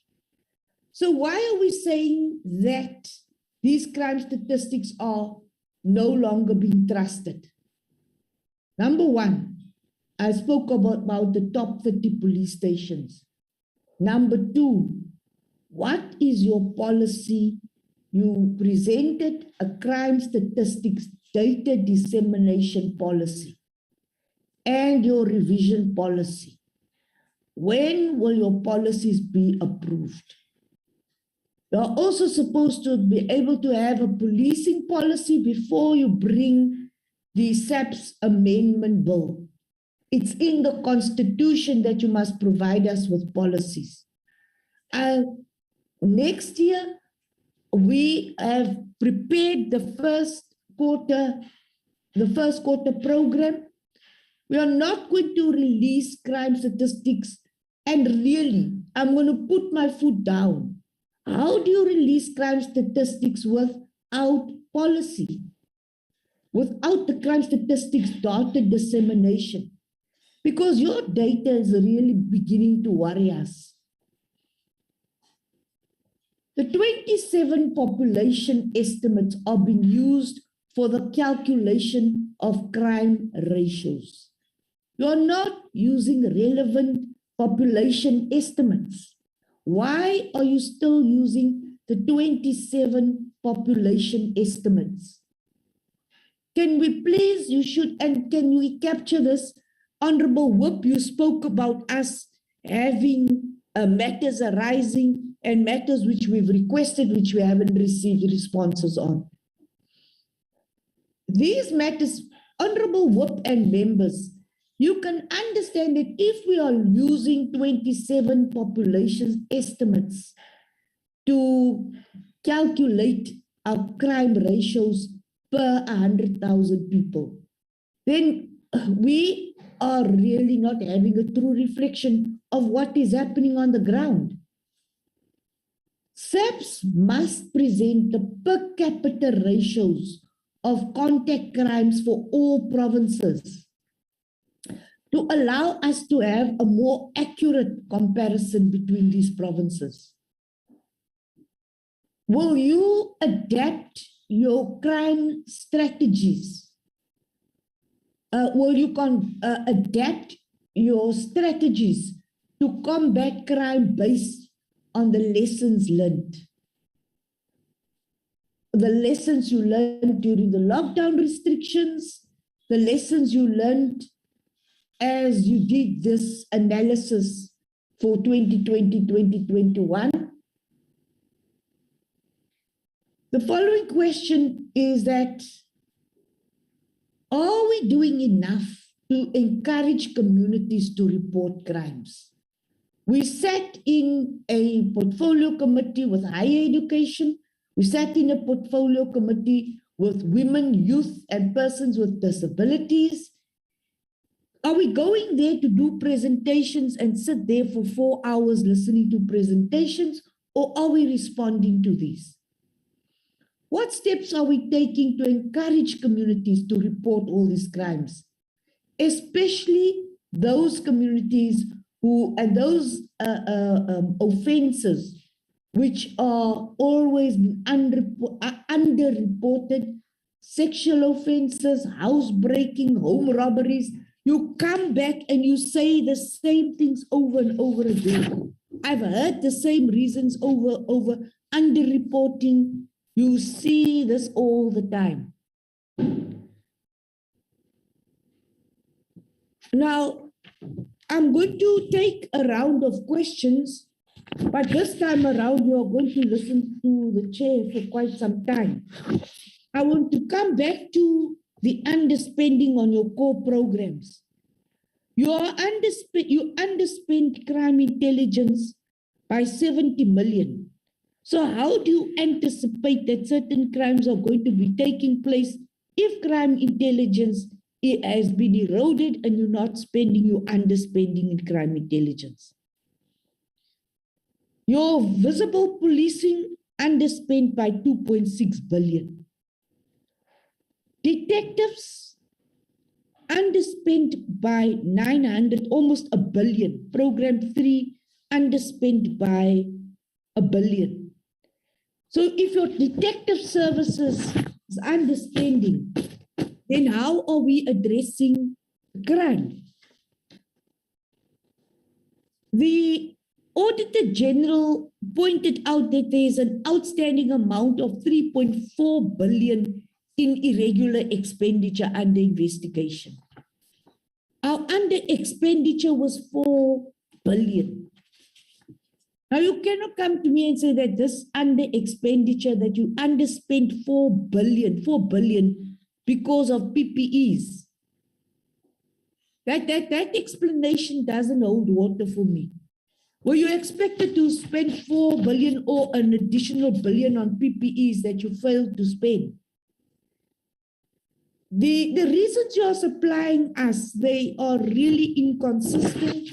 And I think you have the impression that when you tell us something, we forget about it, and you come back and you tell us the same story as if you haven't told them these things over and over again. And we remember that you have come back. It is as if your presentations, you just add other figures, and it's basically a cut and paste. Honorable members, I'll take your hands. Could you please list my questions? The measuring of the performance of police stations on crime statistics. How are you measuring this? What steps are you taking to prevent the manipulation of crime statistics at station level? Are you taking petty crime seriously? Then again, the white paper on safety and security has been left somewhere and is gathering dust somewhere. This committee, we are going to be requested to account on policy matters. We are halfway through our term. We'll have a strategic planning session where we're going to look at all these policy papers and all these acts. In 2016, you approved and you agreed to a white paper on safety and security, where you spoke about a holistic approach to crime prevention and crime fighting. The country has all but forgotten about your 2016 white paper on safety and security, and have you also forgotten about your white paper, or do you intend implementing your white paper? Could we dust off your white paper and bring it to this committee so that we could I want your white paper back here, a report on your white paper.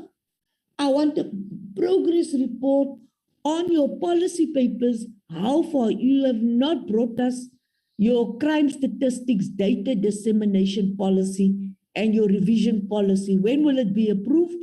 What is the hold-up? When are you bringing it to the committee? Honorable Shembeni, and then I'll take more hands.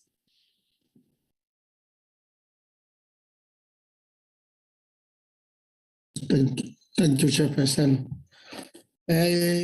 Chair, you have covered me in most of the things that I wanted to ask. I wanted to actually stress my questions to provincial commissioners.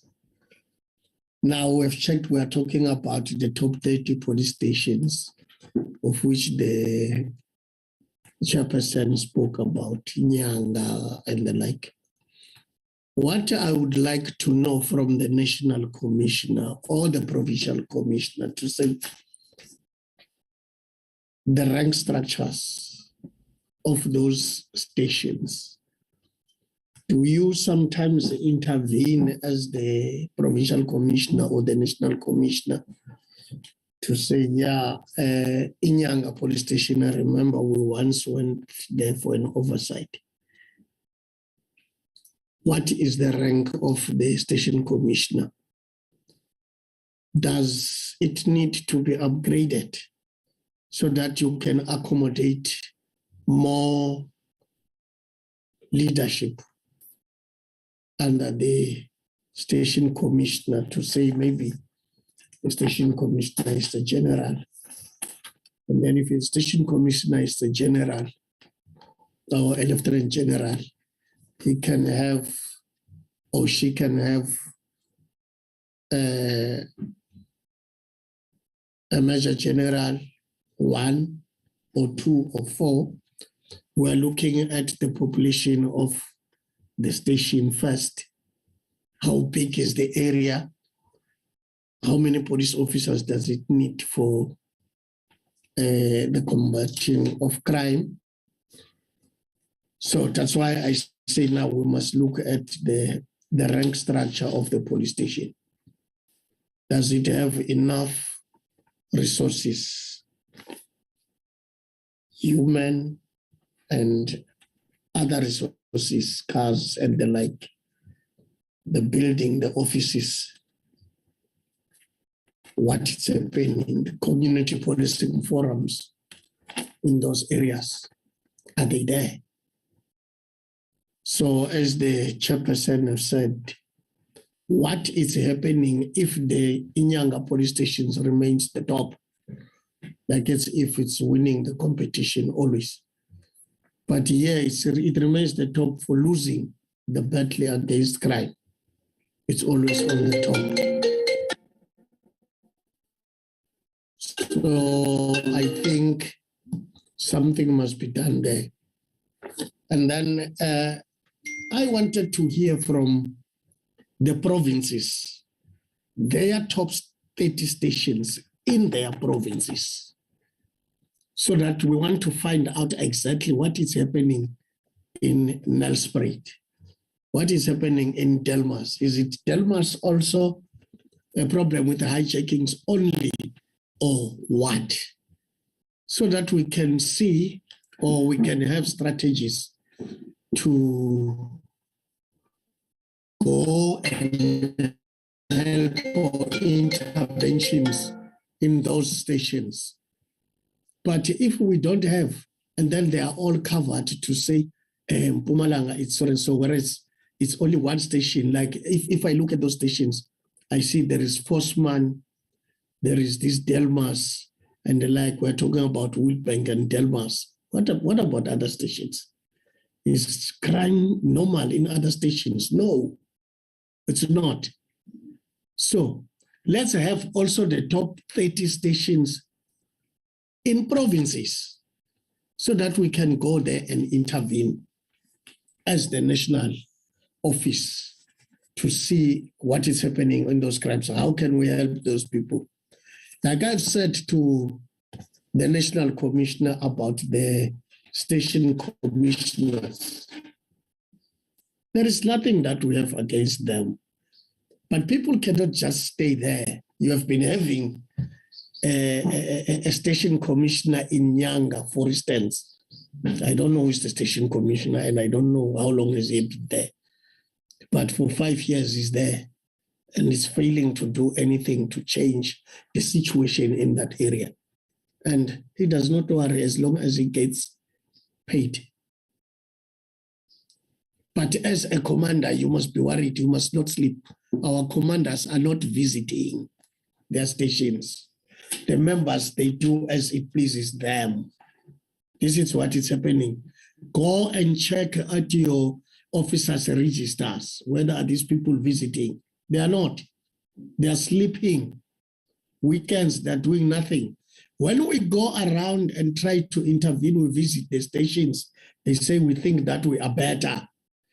And we are looking at useless things as politicians. That's what the station commissioners are saying.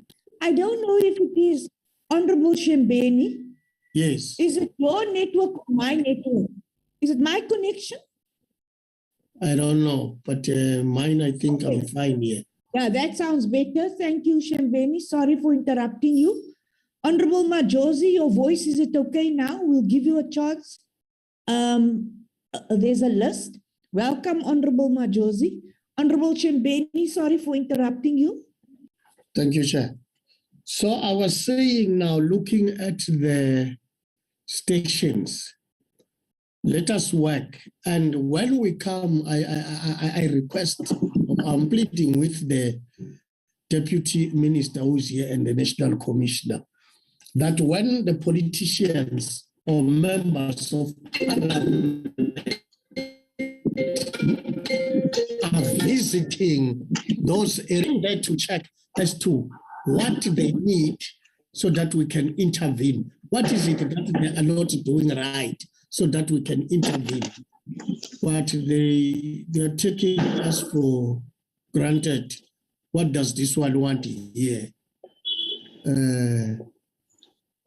This former warrant officer or whatever. What is that? That shows that the commander is not disciplining himself. So, but he's expecting people under him or her to be disciplined. They are not. So they must first be disciplined, those people, so that they can be able to discipline the members under their command.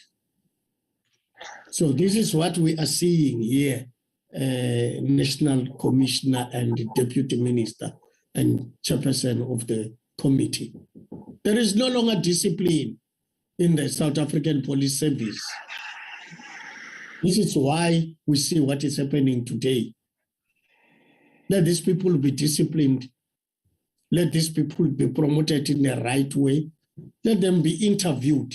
Let a person qualify for his or her position. Thank you, Chairperson. That is what I needed most. That let us get the provincial 30 top 30 stations according to their crime statistics, so that we can see and find out from the provincial commissioner first, before, or would ask the provincial commissioner when he or she comes next time to sit here with his or her commanders, the station commanders or commissioners, so that they give us the answers. What are you doing here? What are you doing there? Have you done something? Because they will come here and say, I don't have resources. And then to whom did you report such things? Because here, when the commissioner or whoever wants the report. So you are disrupting me. Can you please switch off your mic? Thank you. Sorry, Shembeni. Honorable Shembeni, continue. When a person says, or the commissioner says he wants the reports sitting in the office of the operations outside, how many members do you have on that operation that you are having there? He says 20, whereas he's having 2 members in the operation. And you are writing members that are on duty in the CSC, that they are in the operation, whereas they are not there. They are inside the CSC. But you say they are in the operation outside. This is what is happening. And our provincial commissioners have not detected such things. They are lying. As the chairperson have asked, or the so-called now, the crime statistics from the station level, how do you determine that this is true or not? That's why I will request from the portfolio committee that we go on these surprise visits also when doing oversights. We go and station somewhere in a province or whatever we decide. I know of some that are giving us lies here about crime statistics. So I think we will have to go there and get those crime statistics ourselves. We will identify the stations where things are not going well, and we go direct to those stations. You will see, Deputy Minister, that these people are lying here in front of us. These crime stats are not a true reflection of what is happening outside there. Thank you, Chairperson. Thank you very much, Honorable Shembeni, Honorable Tablanche, and then Siabe, Moss, and then Majosi. Tablanche. Thank you, Chairperson. Chairperson, let me start by thanking the police for the presentation. And yes, I also want to acknowledge where there is an improvement. You know, apparently we are singing from the same hymn book, and we haven't discussed our approach. Chairperson, I was worried about the very same things. You know, the crime stats for the top 30 police stations remains the same. You know, and really, we cannot, you know, just leave it at that. Chairperson, then I was also worried about the possible underreporting of crime. And, you know, are we sure that people are still reporting all the crime? And, you know, then, Chairperson, we have serious things within this crime stats also. You know, the murder of police officials. You know, apparently it doesn't, nobody is concerned about it. You don't read a lot in the media about it, and even us, the police and us, apparently we are accepting it. This is just, you know, business as usual. Police officials are murdered on a daily basis and nothing is happening. There's no serious effort, you know, for intervention, what I am aware about. Chairperson, you know, we have a serious condition with a farming community. The increase in crime there is very worrying, you know, so the farming community, our rural areas, is really quite a concern. Chairperson, then attempted murders. I don't know why are people so vicious nowadays, and why do they want to murder one another? Chairperson, and then, you know, let me just get to my other notes here. We have increases in, you know, robbery, you know, that's transit sort of robberies and stuff. That is very concerning. And obviously we need to see what can be done regarding that. Chairperson, and obviously our main concern, I think, you know, we have been talking about, you know, gender-based violence, and really nothing is happening. We see significant increases, you know, in the murder and, you know, women and children, and crimes related to that. Chairperson, then I want to focus on something else. The question that I want to ask, the policing style that is employed by the South African police. I think it's high time that, you know, that must be scrutinized. Chairperson, we are sitting here, you know, and people are offering excuses of, you know, not having or not being properly equipped for the work. And then we are seeing huge under expenditures. And then we must believe now that the police cannot perform because they don't have the necessary funding for that. Now, I've been working with this for a very, very long time in my life, also in the police. And I know very well, if you don't spend your allocation, it becomes all the more difficult to get Treasury to, you know, allocate more funding, you know, for that specific department. Chairperson, really, I think that something needs to be done. The police must really revisit their approach and you know, get serious about, you know, for instance, crime prevention, detection of crime, huge under expenditures. And then we are complaining we don't have resources, we don't have X, Y, Z. Then another thing, Chairperson, really, if you I'm traveling quite a bit, visiting, police stations, not only police stations, but also constituencies and other people. You don't see a lot of people, busy with crime prevention.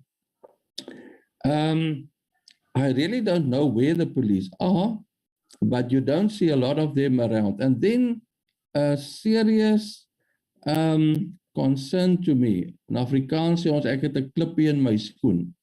Chairperson, it's just about impossible. If you want to contact the police, the management of the police after hours, the provincial commissioners, his deputies, station commissioners, district commissioners, and what else? It's just about impossible to reach people. They are just not available. They're just not answering their phones. And I think that something needs to be done. I think that we need to request the National Commissioner to come with a plan where the police will become more sort of, client service orientated and, ensure that police will be, that one will be able to contact them after hours. Chairperson, I think for now I'll stop there. Thank you. Honorable Siabi, I think we should also not forget the point, Honorable Whip, that on Friday we'll be requesting these rollovers. I'm not going to put words in your mouth, but Honorable Siabi, the two of us also have to account for all of this, besides our committee doing their oversight work. Honorable Whip. Yeah, thank you. Thank you very much, Chair. And let me also join colleagues in welcoming the presentation. Of course, colleagues have said what I wanted to say, because in the stats, what we see maybe is under reporting by communities, because if you compare what is reported in the statistics and what is happening on the ground, really there's a disjuncture there. But what I wanted to check, Chair, is in the presentation there was an emphasis on the lockdown levels. Now, what is the impact of that emphasis on this crime statistics? Are we saying because of lockdown, the crime went down generally, or because of lockdown, crime went up generally?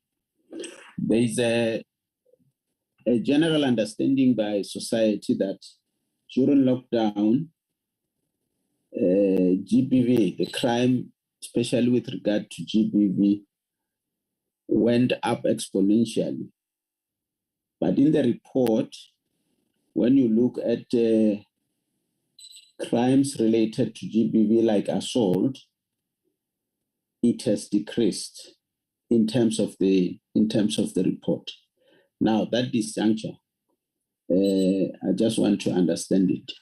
Now, taking forward what colleagues have said with regard to the top 30 or top 5 stations, my question would be, what interventions are there? For example, if you look at Limpopo, maybe the Provincial Commissioner of Limpopo will come in.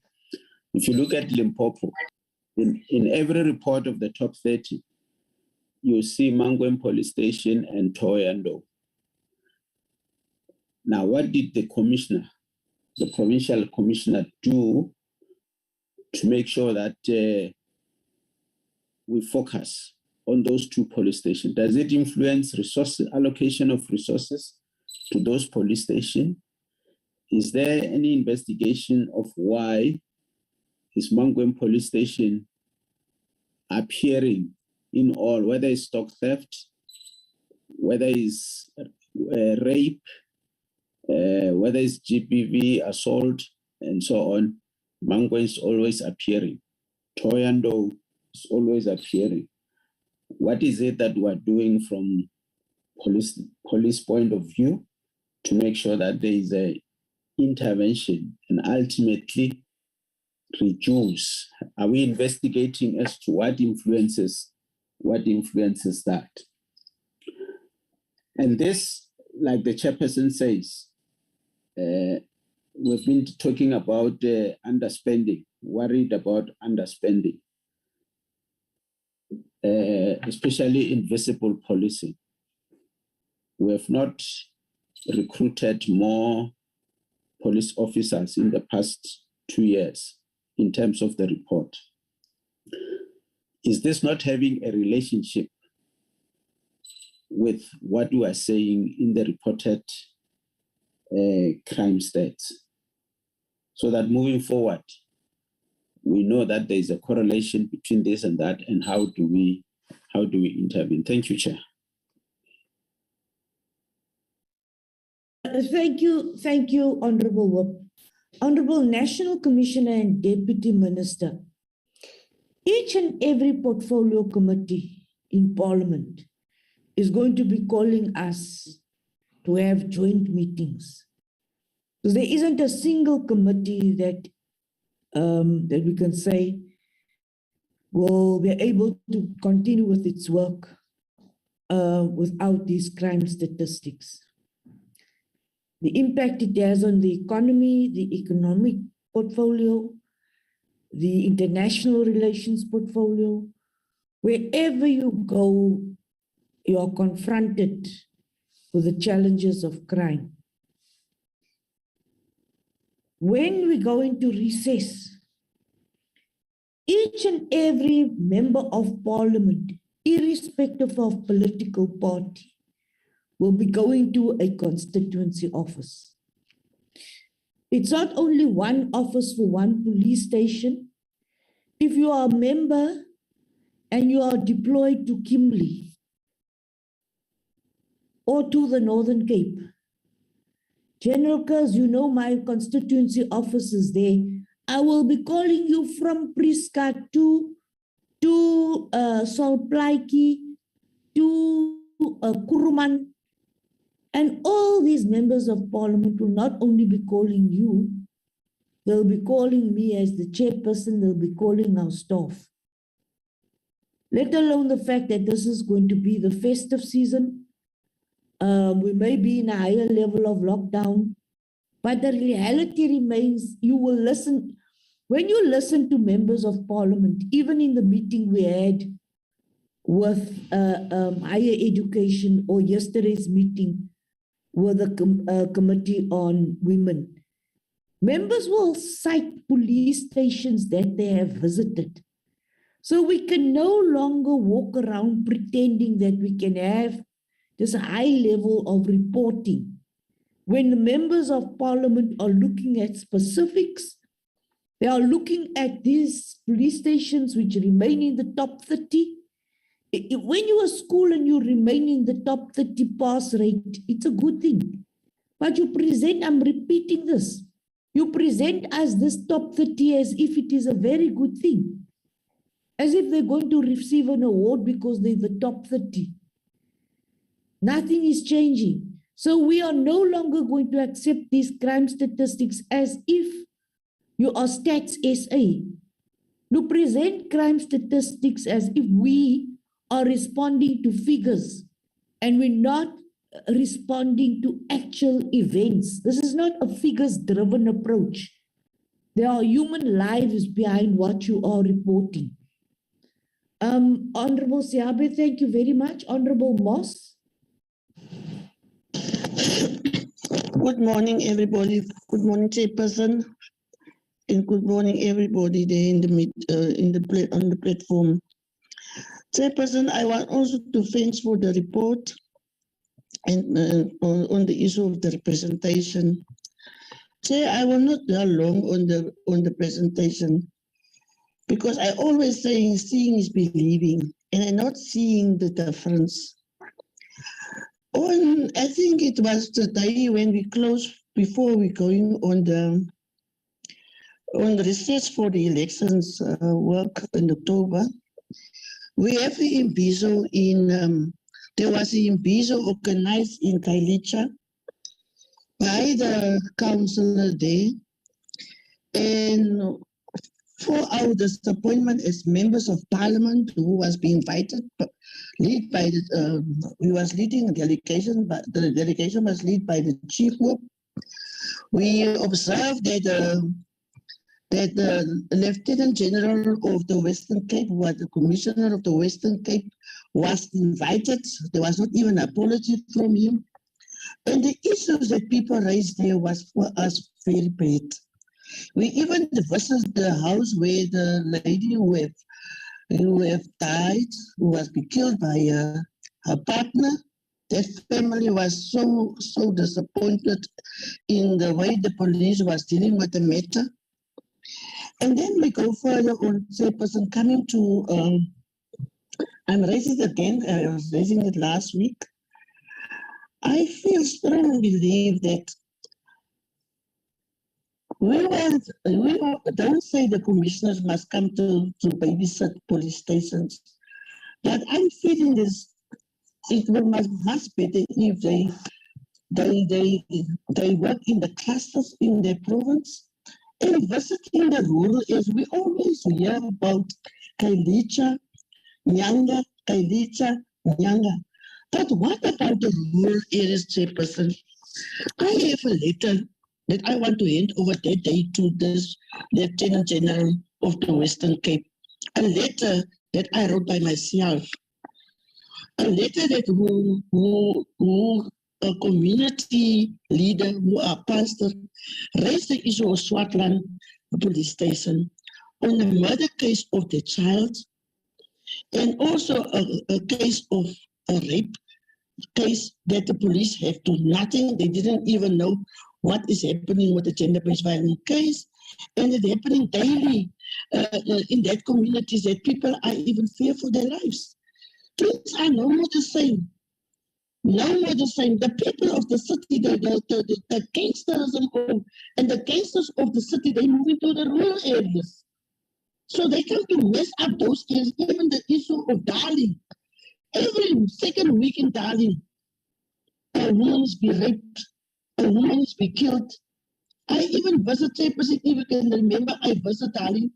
Out of my own, it's not my constituency, but I make a point to go to visit it. That police station don't even have a decency to give me the stats of that police station on the issue of the rape and they don't even have a trauma center there in that police station. So, Chairperson, I don't know what it is. When I went 2 weeks back before I come for the opening, come to Parliament, as you said, we must be physical at Parliament when we raise our statements or our reports. I came on the Monday night. I came to Cape Town. Before I left Saldanha, I went to the bank to draw money so that I can put petrol in my car. When I entered that F&B bank ATM, there was people who were standing at that ATM while the man is drawing money. They want to rob him.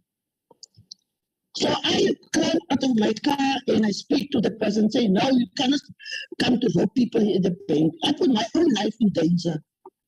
So then they left and they ran away. Immediately I go in my car and drive to Saldanha police station. I report the case. You know what the policeman said to me? Who on duty, who are that night, who are the supervisors in that police station the night on the shift? He said to me, they can do nothing. They reported to the law enforcement of the municipality. The people don't want to move forward. They can do nothing. They just understand. They haven't got resources and all of those things. We every time hear those same things. So my question is, where are we going to move to with this police?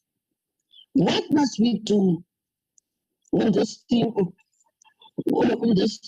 of playing our oversight, Chairperson? Because we cannot be everywhere in South Africa.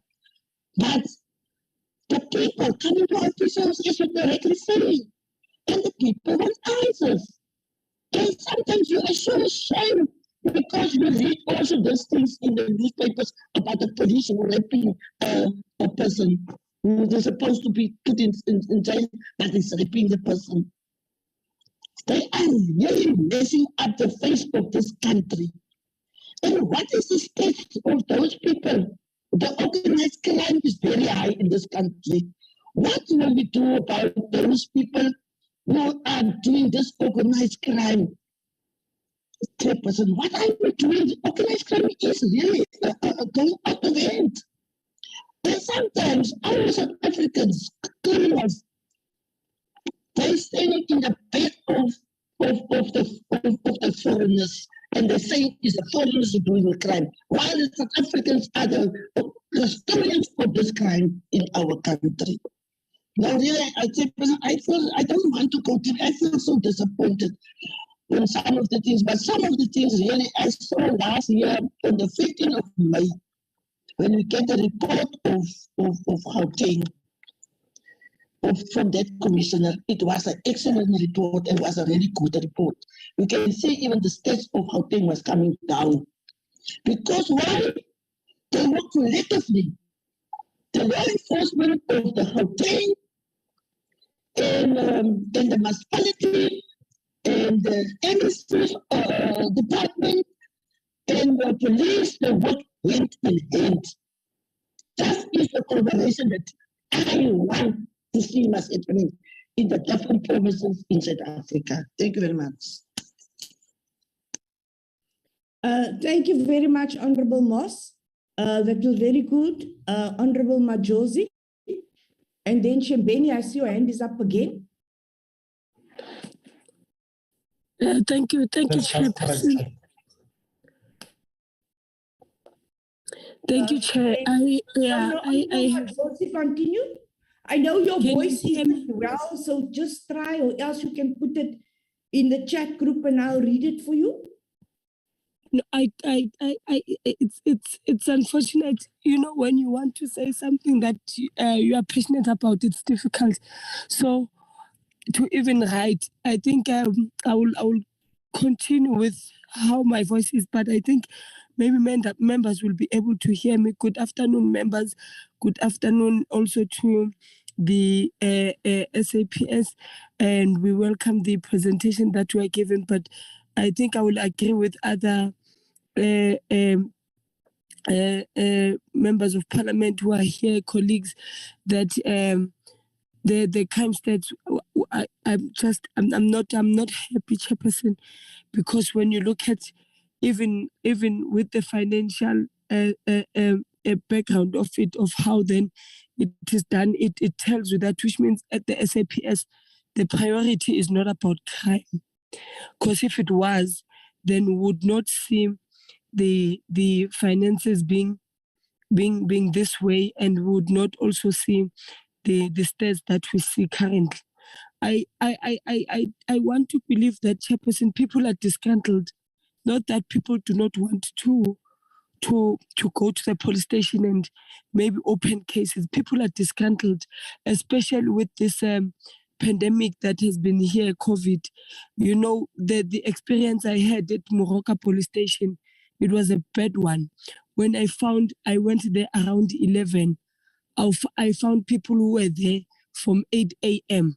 They were still waiting outside. They've never been attended to, and no one has come to them to explain whether there's a COVID case inside or what is happening. People were still standing there.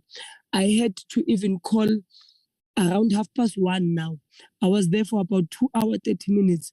I had to call General Marshal to please call them inside and tell them that people are outside, and there's a long queue as well that came after us, of which those people will only be attended when around 9 p.m. How then do you expect people to have hope and faith that in our police system that they will be able to get help? I mean, there was a lady there who was mugged. You could see that she's traumatized, but she has been sitting there crying all this time. And then it pains, Chairperson. Not that crime is not happening, but even if crime it is happening, how are people going to go to our nearest police station when this is the service that they get? Even if there is a pandemic, I'm sure there could be 3 or 4 police officers who could go outside and attend those people, see how they could help them. But that is not the case in most areas. And if this is happening in an urban area, we can imagine then what is happening in rural areas where there's even no cars and stuff. Even here, there are no cars. There's nothing. There are no vans. They will tell you when you go to Moroka police station that there are no vans and you can't get a car in order for you to. So you are reporting a domestic case. You are supposed to go back home to the very same abuser that you left at home because of there are no vans to accompany you to home and then to so people are disgruntled, Chairperson. I think we must find another way of I'm not sure what can happen. I'm sure the National Commissioner is here, the Deputy Minister is here. We must find a way of how do we deal with such situations, because it's not that crime is not happening. It's not that GBV is not there. It is there. But what are people supposed to do? Because now they are disgruntled. They don't have hope anymore. They better live at home with this abuser than go to a police station, stay there for the whole day, and come back without any explanation of where you come from. So it's much better that when you know that the perpetrator will be locked and you will be safe. But how do you feel safe when you don't even get a service where we are supposed to? I mean, SAPS must then get their priorities straight. And I don't want us to shy away from this thing of foreigners. Foreigners are a big threat as well in South Africa. We must be able to attend to that. People who are not documented, Chairperson, are a big problem in South Africa because they are the ones who are committing most of these crimes. When you see that the hijackings and whatnot, these people, they hijack and they kill.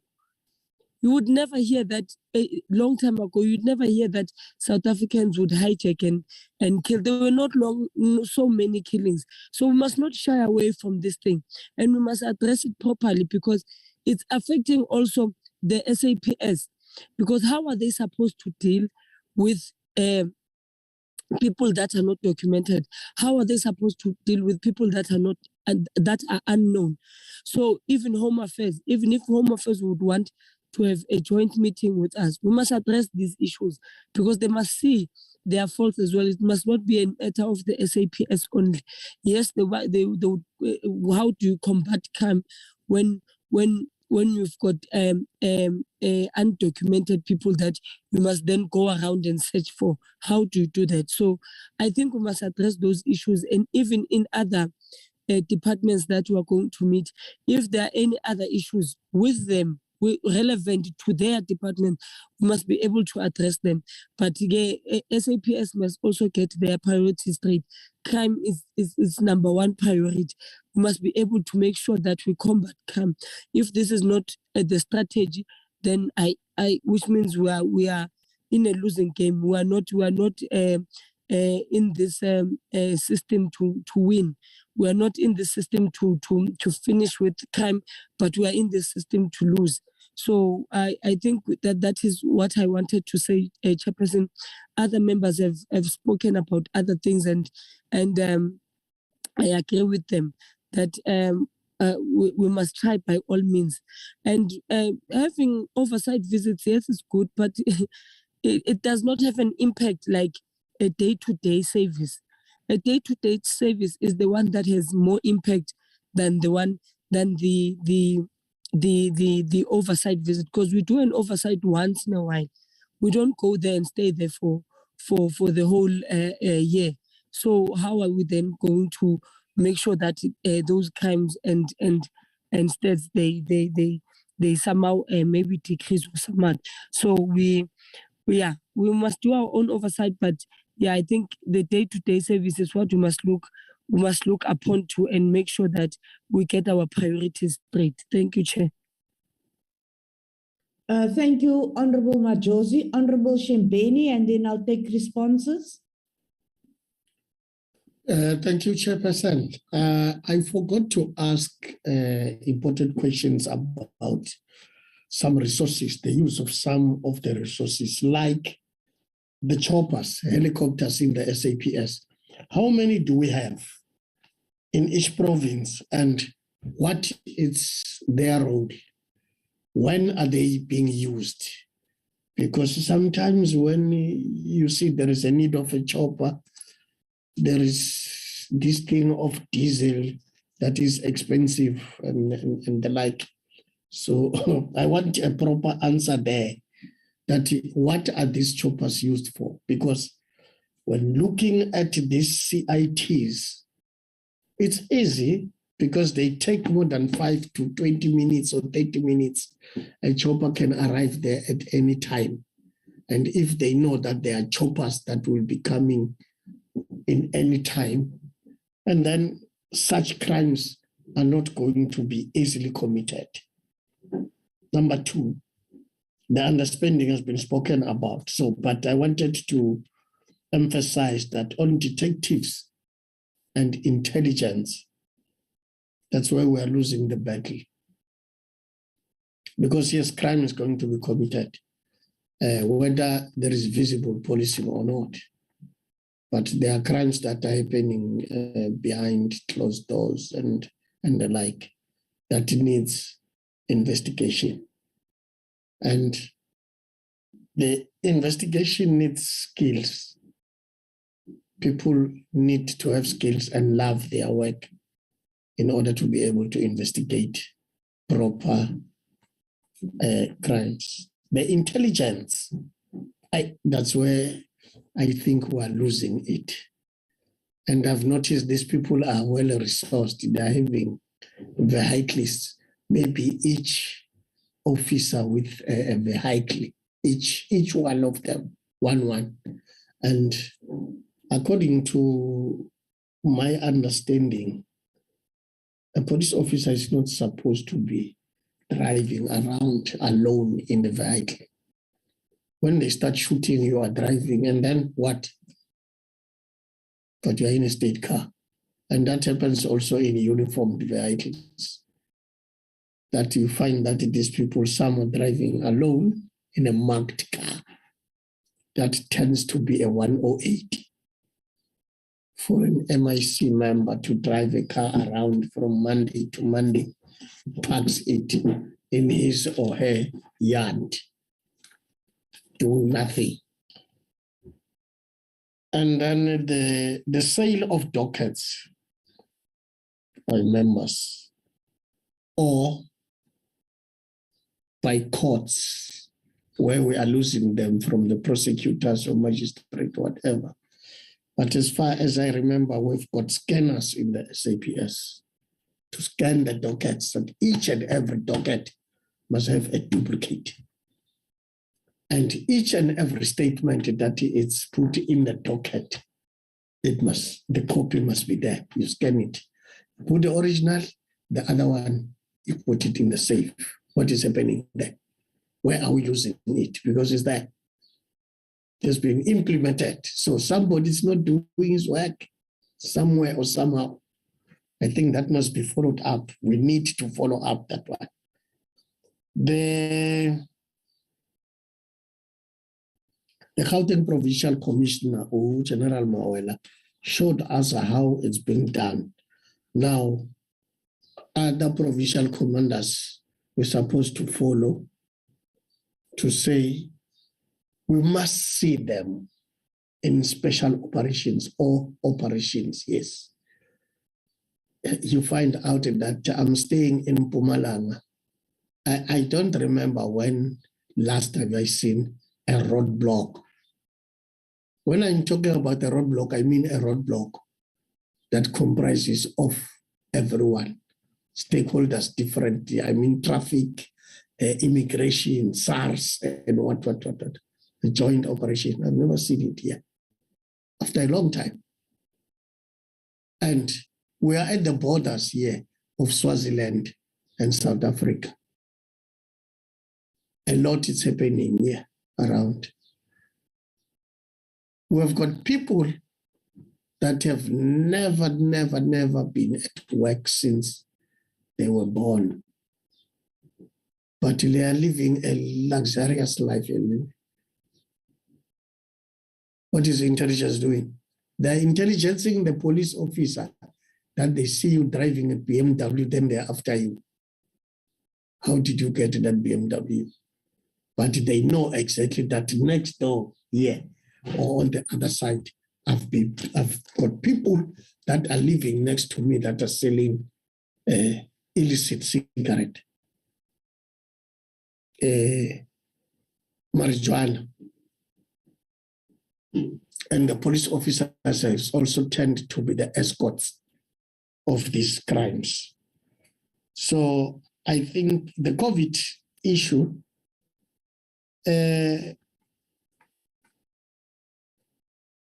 Deputy Minister and Chairperson with the National Commissioner.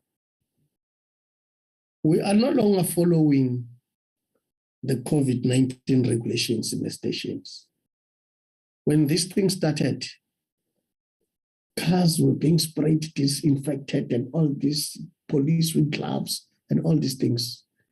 Now, I don't remember seeing a police officer having a sanitizer or a sanitizer in a car or sanitizing the vehicle. All the criminals, they're the back of the buggy, so what are doing? They do the arrest and all. We've all forgotten about COVID. And that's when we are going to die again. Because we are dealing with these things. We are working with people other than nurses and what. We must arrest, force must be used, manhandling and all these things. That's where we got these things. Those people that are drinking on the streets, they're our responsibility. But if we don't protect ourselves by sanitizing, having the masks and so on, I don't know, we're going to lose a number of police officers. I think this is what I left Chairperson. On the detective side, I once asked the minister and the National Commissioner, I'm glad we have got General Muhale. Those police officers, they know exactly, they have been investigators. They were being paid for being on standby, working from Monday to Monday. There are Saturdays and Sundays when they are working, but they are not remunerated for that. What are you expecting? Because you are expecting me to be called during the night by an officer who is claiming a night shift allowance. But I mean, I'm not claiming any night shift allowance. You want me to wake up and go and work during the night and come back. And when I arrive home, another call again, I must go back. But you are going to remunerate me with an off, 1 day off on Mondays. Wednesday, I come back. Where am I going to buy with the rest day? I've got my own rest days. I've got leave. I've got everything. You must pay me for my work that I've done. Let these people be paid. Thank you, Honorable. The reason a lot of changes have been implemented in the SAPS, I remember, is when the SAPS changed into service and whereby a lot of people were employed who did not train as police officers, who does not know when you talk about a constable, what do you mean? And those people were employed and became directors in the South African Police Service. So they changed everything, not knowing or not having the experience of being a police officer from constable to the last rank of a director, where you come and sit and change everything. Police officers were able to register at Technical in Pretoria, I remember, and they were getting promoted, they were remunerated.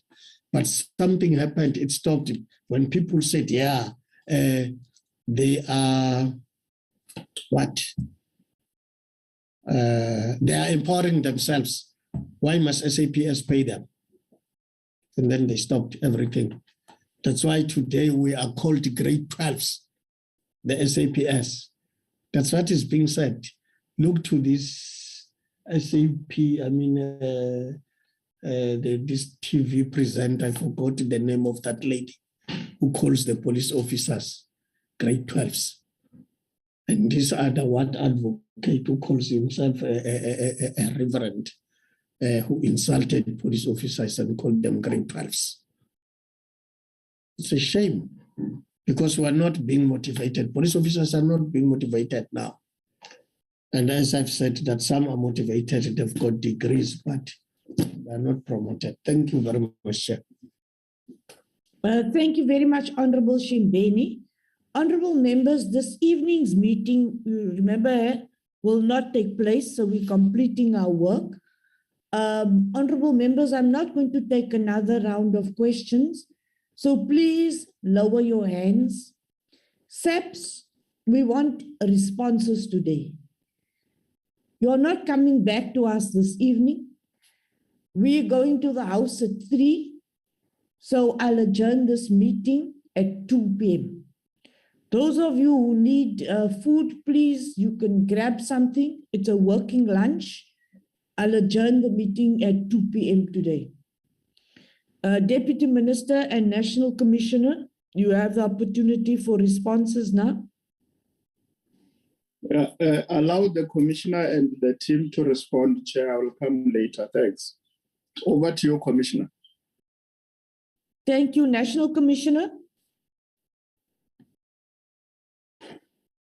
Thank you very much, Chair and Deputy Minister. Chair, let me start by acknowledging and appreciating the questions as well as the guidance and inputs given by honorable members. I think my starting point, Chair, would be on the gap that exists between us and the committee with regard to dealing with the crime stats. But I'm glad that the committee has also given direction so that we narrow that gap. I think the product specification of the crime stats, we would anticipate that from here to the future must include and incorporate full inputs and expectations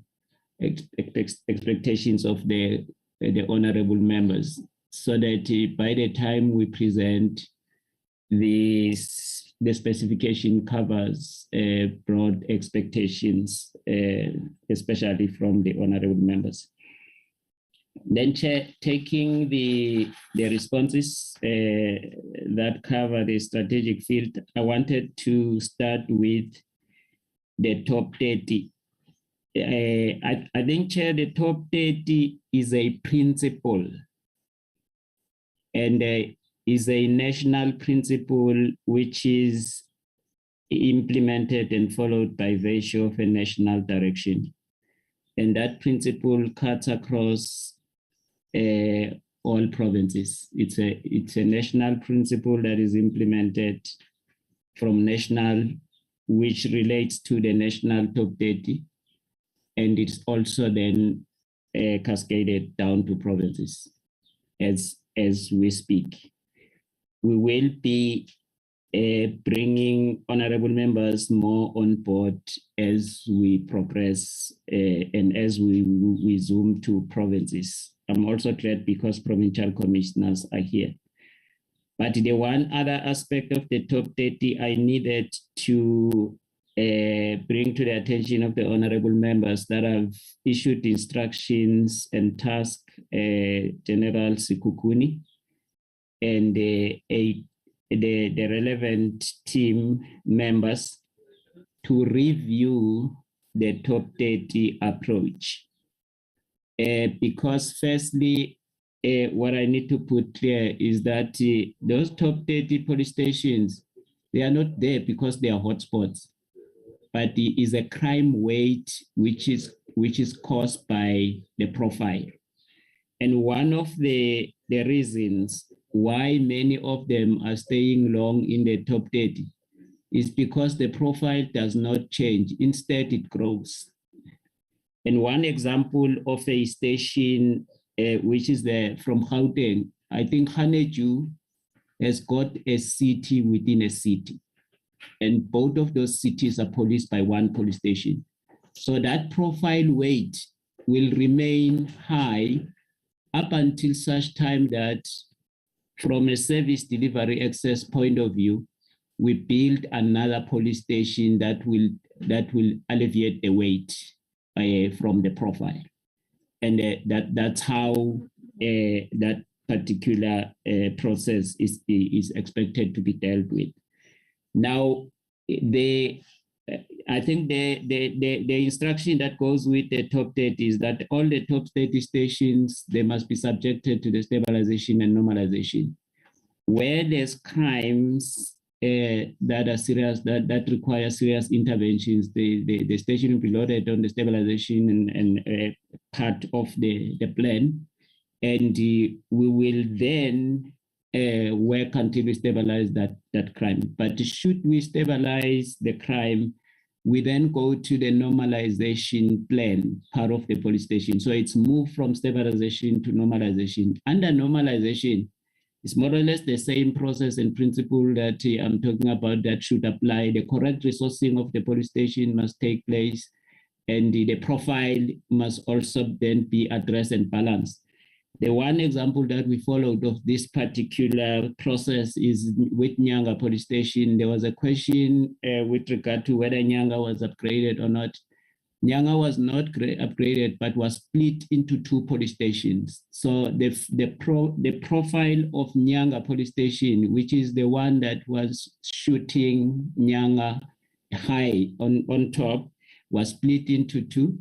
But there's a further process that is also taking place with regard to Nyanga, because a work study process is going to be taking place on the smaller police station so that it upgrade, that is the resources, in order for us to sustain the downward management of that particular profile further. So all these police stations are supposed to be following this part of a criteria. The integrated resource committee is also deployed to make sure then that the correct resourcing of all these police stations takes place in the country in order for us to be able to manage the profiles. The one last thing pertaining to the top 30, I also instructed them to design a criteria for the top 30. It's a criteria that should allow us to identify and give us an early warning that this particular police station is rising and they will enter the top 30, that is terrain category. But at the same time, as the station stabilizes, it will also show us which process we should follow in down managing the station out of that is the top 30. Then, Chair, there was a question on how do we encourage the communities to report crime. Within the community policing strategy, which was launched, there's education and awareness that is programmed there, where we continuously create awareness to the communities. And because like, for instance, GBV is one of the most critical crimes at the present moment. And then we then adopt a community outreach approach where we actually target the vulnerable groups, especially, and as well as the gender base, that is victims, in order to encourage them and more communities to report crime. There's another aspect of encouraging the communities, because the more you encourage communities to come forward and report crime, you also need to make sure that there's extension of the service delivery access. I think the spatial development growth has been such that some communities, even if they intend or want to report crime, but the service delivery access, the nearest police station is too far for them because the spatial development has grown to a skewed site in terms of where they are residing. We've also introduced and extended the implementation of the service delivery, that is access strategy, so that we create more service delivery access for the communities in order to be able to reach out to the police to be assisted. Then the manipulation of crime stats, one, it's not only a departmental offense, but it's also a criminal offense. And the inspectorate and the other quality assurers are assigned to assist us with this particular responsibility. And they continuously monitor and they conduct the inspections. And if they come across any, and they also then make the necessary recommendations, then we take action. Then the holistic approach to crime prevention, I think here we're working together with the Secretariat. We have from time to time emphasized and pointed out that there's a need for a national crime prevention framework. I think the takeoff has started from the side of the Secretariat. We are working together. This particular, the advanced draft of the National Crime Prevention Framework is now at the level of the cluster. And the SAPS, we will then push for implementation because of our operational responsibility for that. The station rank structures, I think, as I have explained the profile, if we realize that the profile of a particular station is changing or is growing, we commission a work study into that particular police station. The work study comes up with recommendations, whether an upgrade must be effected or an alternative must be effected. Most of the stations, they get upgraded under these particular recommendations by the relevant components in the service. Then the visit by honorable members, I think, Chair, we are going to give it serious attention, but from a personal point of view, I think various honorable members, they have actually contacted me when they visit certain police stations, especially also in certain provinces. I've been able to coordinate and make sure that they get the necessary assistance from the provincial commissioners. But I've also encouraged all honorable members to make contacts with provincial commissioners, and I've also encouraged that is provincial commissioners to give them the necessary attention and the assistance which they desire.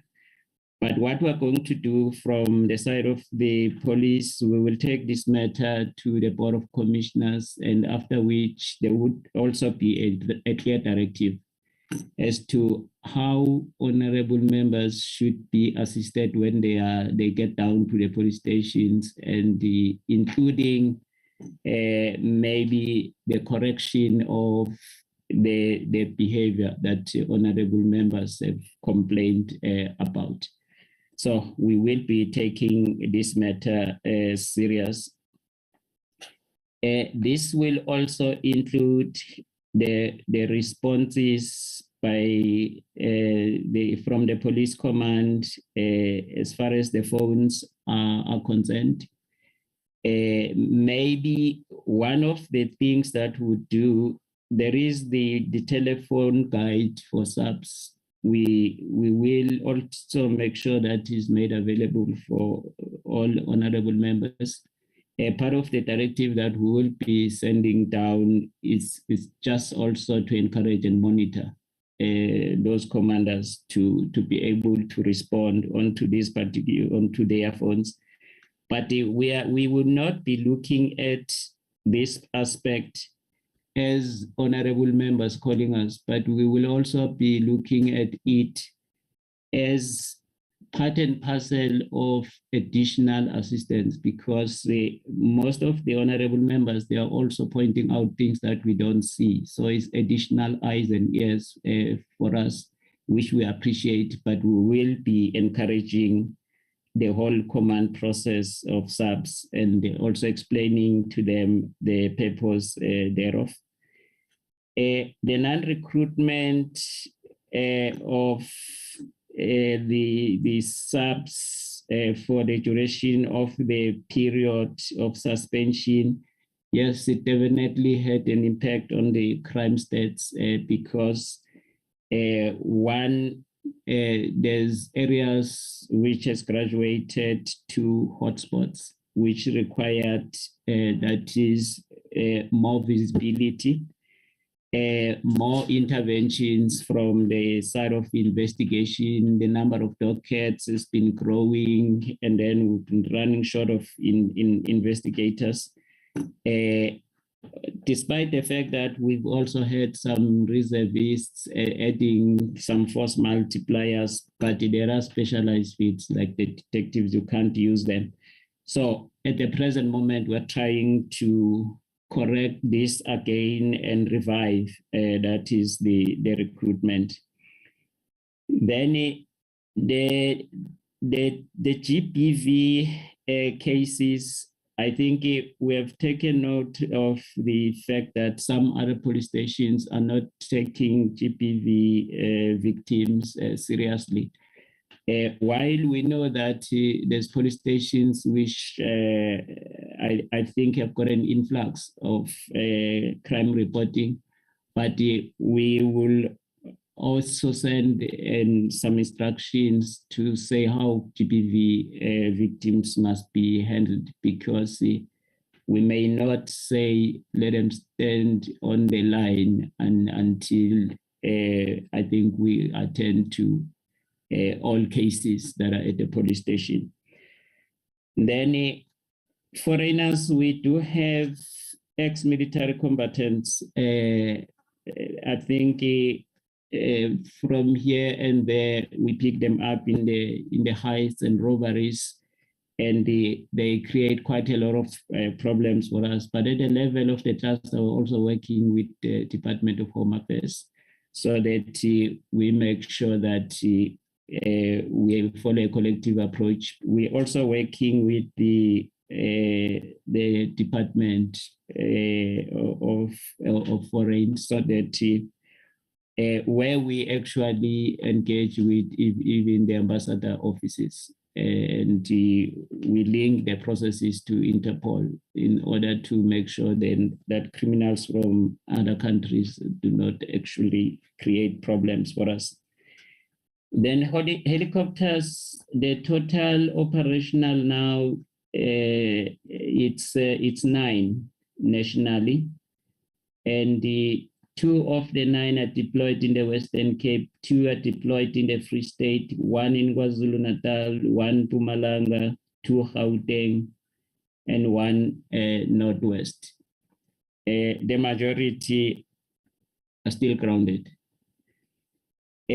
COVID-19 compliance, we've taken note. There's the COVID-19 steering committee. I am going to give instructions to them so that you enhance the monitoring and compliance, and we are going to intensify the enforcement. The standby night shift allowance, I think the CFO function together with HR, they will look at that and they will give attention. The other questions, I think they would relate to provincial commissioners because they require operational responses, and then and the deputy national commissioner with their divisions. There are 11 divisions. With your permission, Chair, if I can then give the floor to the deputy national commissioners first, and they will drill it down to the level of their divisions, and after all, then we can give provincial commissioners. Thank you, Chair.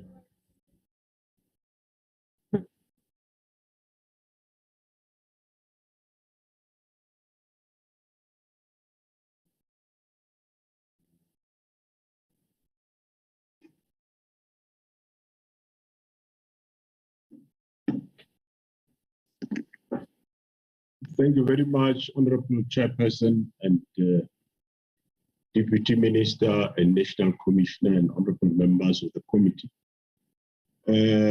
From my side, I think the area that I will talk about is that we did have an operation across the whole year to now, which now we have implemented Operation Festive Season, which is implemented nationally, and we are monitoring and is run by the various provinces as a crime fighting initiative. Take note of what has been said by the honorable members, and we will look at those matters that has been raised in the various provinces. Thank you very much, Honorable Chair.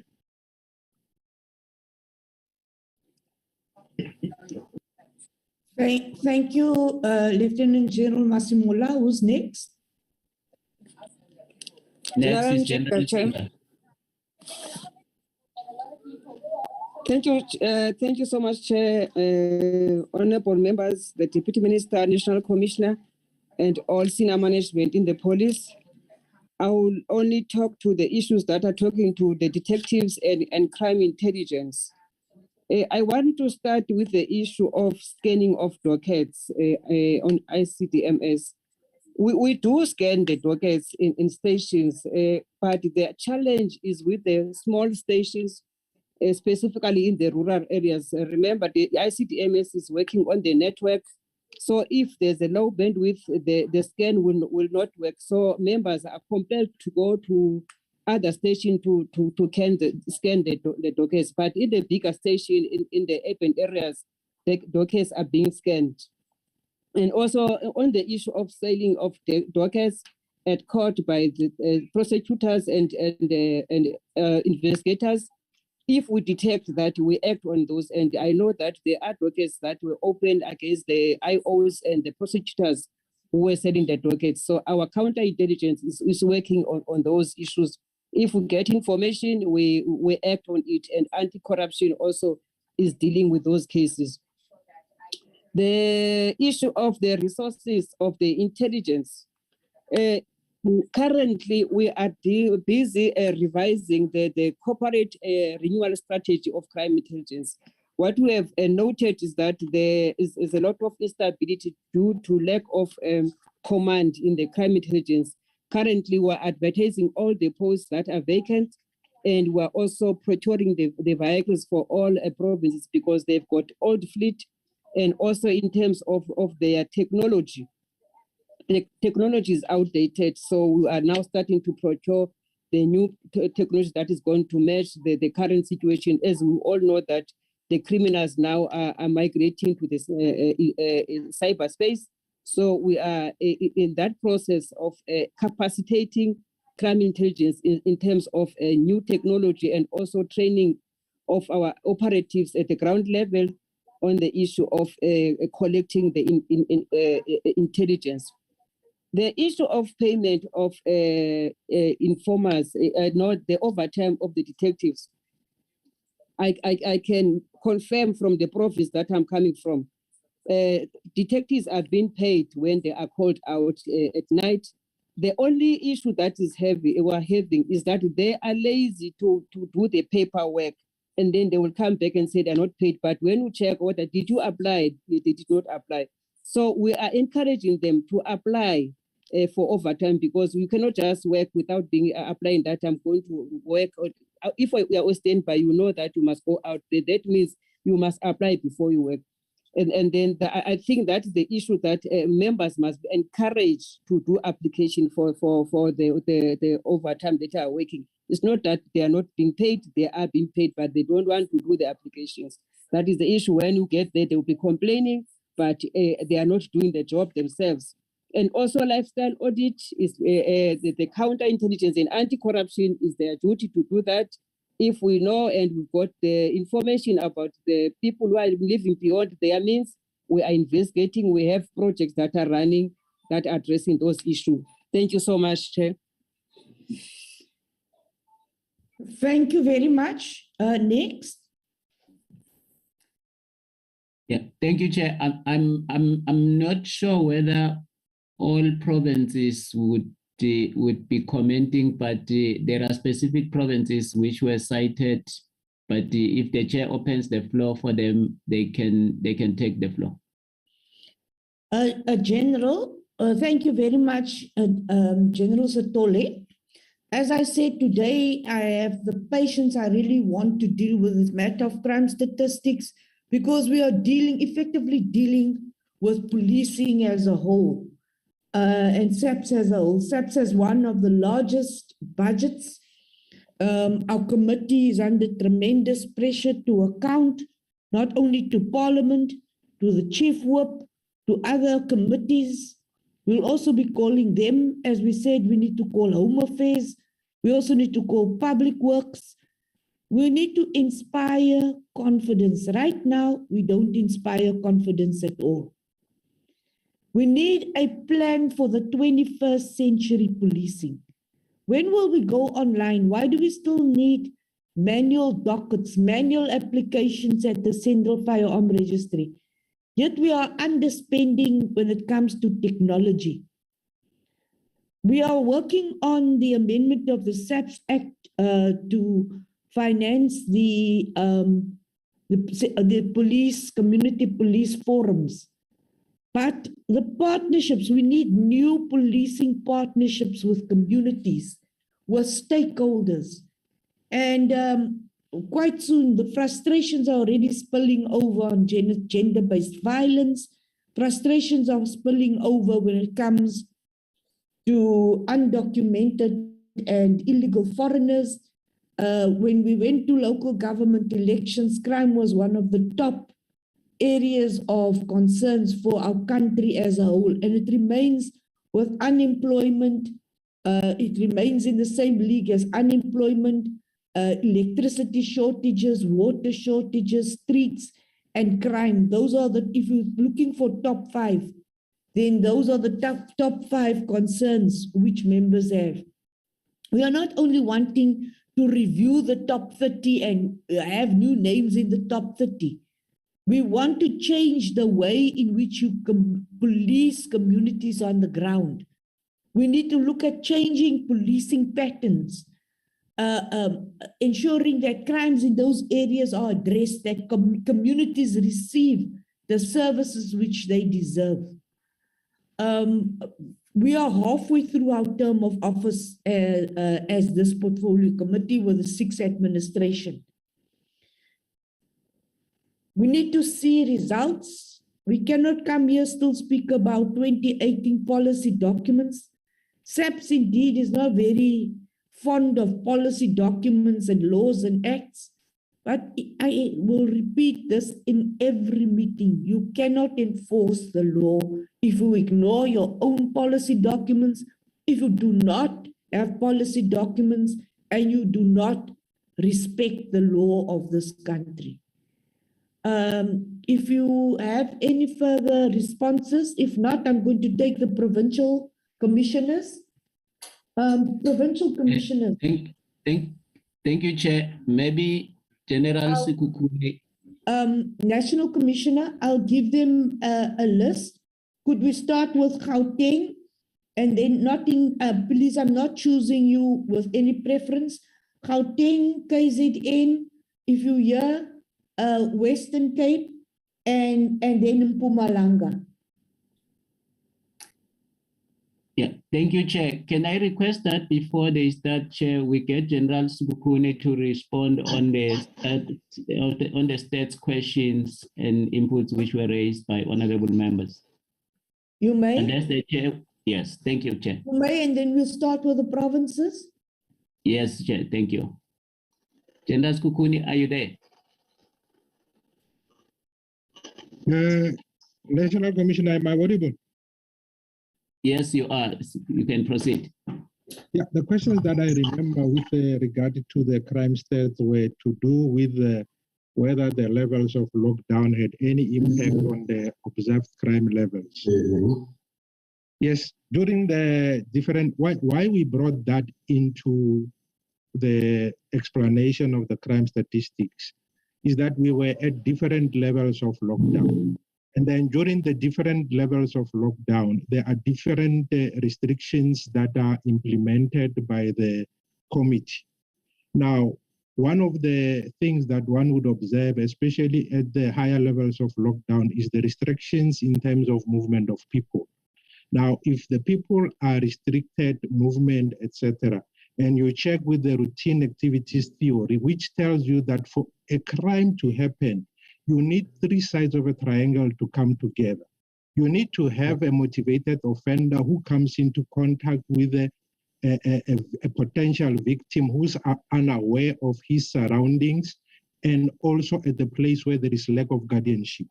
Now, during the level lockdown 5, there was too many police officials who were deployed, the army was deployed, and movement was generally restricted.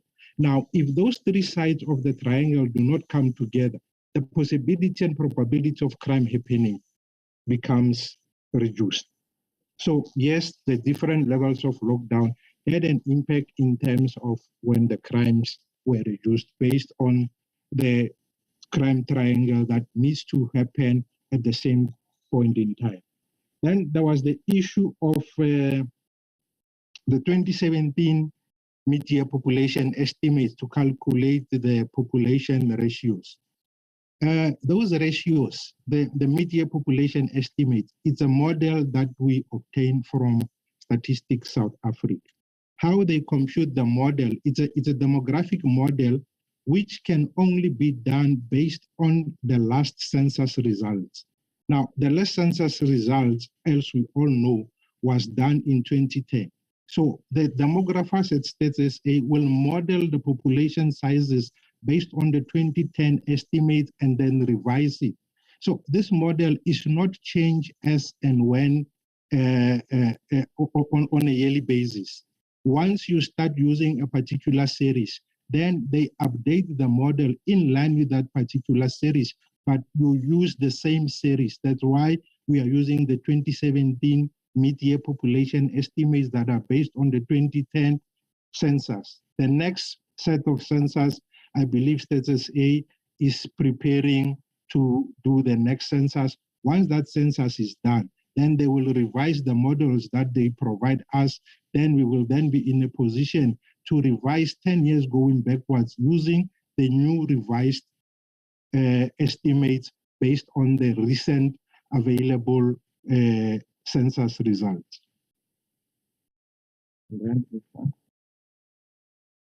The other crimes, okay, one of the things that was mentioned was with regard to the dissemination and the revision policy. And yes, those policies, we had developed them in-house.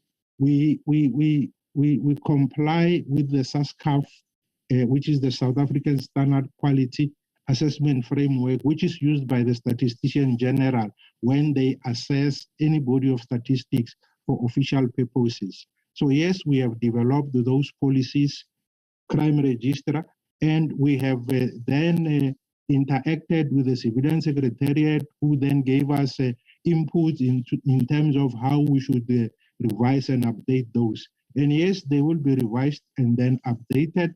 And then ideally what we wanted to achieve is to have a whole bouquet or a suite of policies that cover the whole statistical value chain of crime stats production that we will then put onto the SAPS website, even including the methodologies, because one of the things that we have realized over and over again is that most of the information that is being requested, it is included in the annual crime stats report, where we explain the methodologies in terms of collection from the station, what do we do to enhance and make sure that the information that is captured is correct, and those are all explained within the annual crime statistics reports. So we also make it available online where we cover all these things. Then the National Commissioner has talked about the measures to prevent. I think one of the things that we're trying to play around with, the National Commissioner explained that the current way of coming up with the top 30 stations is used on the volumes of crimes that have been reported within those particular stations.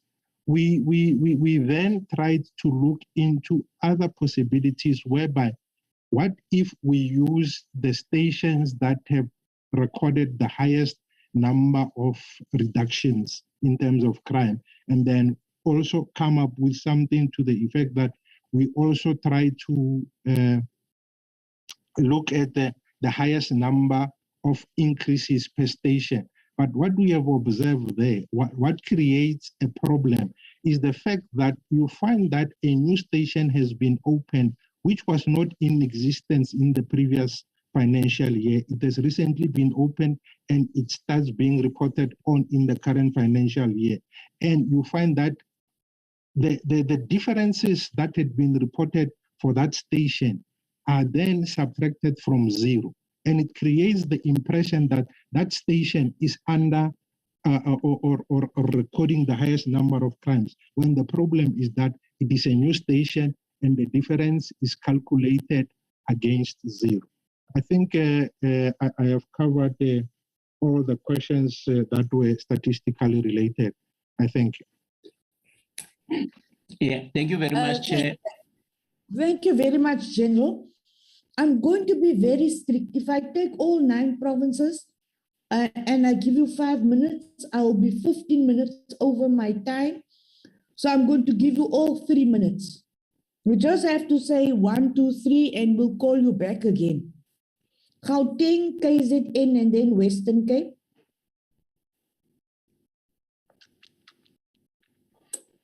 Thank you very much, Chairperson. Good afternoon to you, the Deputy Minister, National Commissioner, and all honorable members in the House. Excuse my voice, I'm having a little bit of flu. I know crime is an emotive subject. We as the police, we cannot celebrate anything. Whether it is green or red, we cannot, because behind each and every number, there is the name of the person. Coming to the issue which was raised about the manipulation of stats, because we are the implementers, we are on the grassroots level. As Gauteng, we have implemented the following. For example, the CIMEC at the station level, they do quality assurance on a daily basis, and they present it during the SCCF. And all those cases which are picked up, say, for example, not all offenses are registered or not correctly registered, have been corrected there and there. But again, at provincial level, on a weekly basis, we do have the report which is given to us by Crime Register of Quality Assurance to can follow through whether the stations they've corrected. And anything which is falling behind, we deal with it accordingly. Issues of the top 30, I think National Commissioner General Skukuni, they've covered it well. It's about the volumes. And maybe we need time whereby we can explain ourselves so that we understand.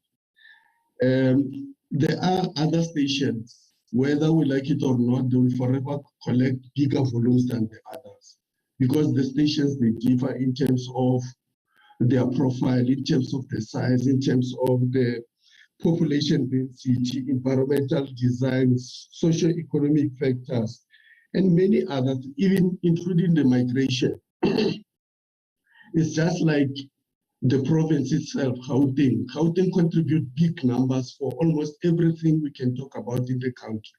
It may be economy, it is big. It may be COVID, it is big. It may be the number of population, it is big. The migration, it is big. So those factors, they do influence what is happening on the ground. How do I measure whether the station is, or the measures are implemented, does it make a positive inroads or not? It's when, big as the number it may be, do we see any reduction of crime? If the answer is yes, then it clearly tells us that we're doing something positive to can reduce the level of crime. It may remain there on the top 30, but if crime is going down in that particular station, it clearly shows that we are doing something. But it keeps on shooting up, then something is wrong and it needs extraordinary intervention. The National Commissioner spoke about the principle is applied all over provinces and national. Here in the province, we have our top 40. How did we come about the top 40 over and above the volumes? Is that these top 40 police stations, they contribute more than 52% of the overall support of Gauteng. So our approach is that if we reduce crime in this 40 police stations, surely it will have an impact in the overall crime reduction of the province.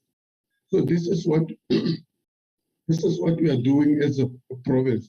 And the National Commissioner also spoke about the stabilization and normalization approach. We do that on a continuous basis. Once we see this station is getting out of hand, we focus in that particular police station. You'll see us spending more time, but we don't expect the station to do miracles without us supporting the station with whatever deficiencies they are having at the station. It may be a lack of resources, it may be problem of leadership or whatever. So when we go there, we go holistically so that we address everything to assist the station, that once we leave the station, then they can continue on their own and sustain all the interventions we have put in place. The issue of underreporting of crime, I think it requires a bigger dialogue than us. We can see that the communities have developed this high level of despondency. And a practical example we've just seen, we are fresh from the local government election. Not so many people, they went there. So it also applied the same. In the police, you find that there are other people who are not doing that. But we need to keep on working very hard, encourage people to can report crime for planning purposes, and also for the government to can know what is happening in that particular space. But we are trying our level best that the people, they report crime, and then we deal with it as and when it shows its ugly. If I may pause there, Chairperson, thank you. Thank you very much, Lieutenant General Mawela. I'm now more convinced than anything else that we need the session with the provincial crime statistics. I know we are not the NCOP, but we need in the new year, in the second term, because our first quarter for the new year, our program has been completed. I'll ensure that for one day we spend time calling the provincial commissioners and the MECs, because certainly you have information from what is happening in the ground. And we commend you for the work you are doing with very limited resources. Thank you very much, Lieutenant General Mawela, Provincial Commissioner Gauteng. Could we take KZN now? Next time, Lieutenant General Mawela will let you do a presentation so that you can also give us, not as part of an inquiry, but as part of information, your perspective of what happened during the violence. The same with the Provincial Commissioner of KZN. KZN, you next. Thank you so much, Honorable Chair, and greeting to the honorable members, and the Deputy Minister, National Commission, the colleagues. I'm sorry, can you, if possible, can you switch on start your video? I'm receiving messages here that they can't see you. Yes, that's better. Thank you. They just saw you on TV. They want to see you in the committee. Okay. Well, thank you so much, Honorable Chair. Honorable Chair, from my side, as I look at the management of the province in responding to the crime, there are 3 programs that I'm managing in the province, focusing on mainly program 1, 2, and 3, as the committee knows. They are good and the bad that we do in all these programs, in our operations, in all activities, in all of them combined, they produce the results for the SAPS KZN. I will, before getting to maybe the challenges that you're experiencing, I just want to bring to the portfolio committee that as much as we're looking at these crime stats, we must appreciate that in KwaZulu-Natal province, at this present moment, we have in all correctional facilities that we have in the province, Honorable Chair, they have a total number of 18,000 beds to accommodate inmates. The capacity as we speak currently in KwaZulu-Natal in prisons is sitting at 21,000.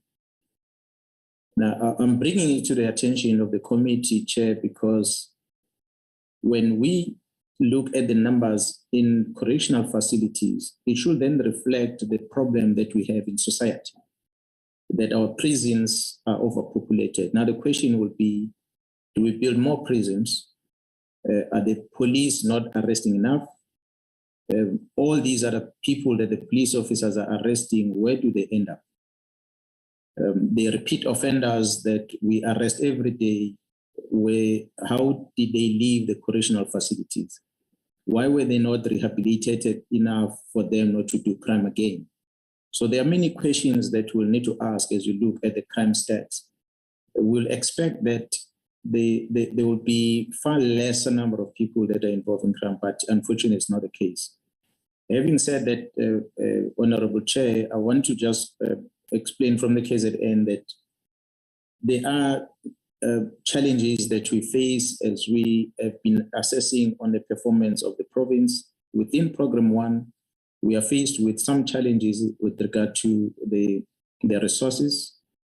Might not be insufficient that we have, and those that we versus the population that we are servicing. And I'm going to cite Leicester as an example. And I'll invite the committee. A deputy minister was privileged to go and visit the station. No matter the numbers we have at that police station of Places Layer, it's one police station that will almost be policing the entire Soshanguve, Maupan, and everything combined. Almost the entire Soweto, one police station, basically. The size of the growth of the population. So everyone moves to the city for looking for greener pastures, and by so doing, they end up committing crime. So unfortunately, as much as we are employing our tactics, our operations, we are effecting arrest, they're just not enough because the population is just too much in the area. And as we get quite a lot of repeat offenders as well in that regard. So while we're having these challenges, I said, Honorable Chair, on Program 1, we also have challenges with regard to our performance management.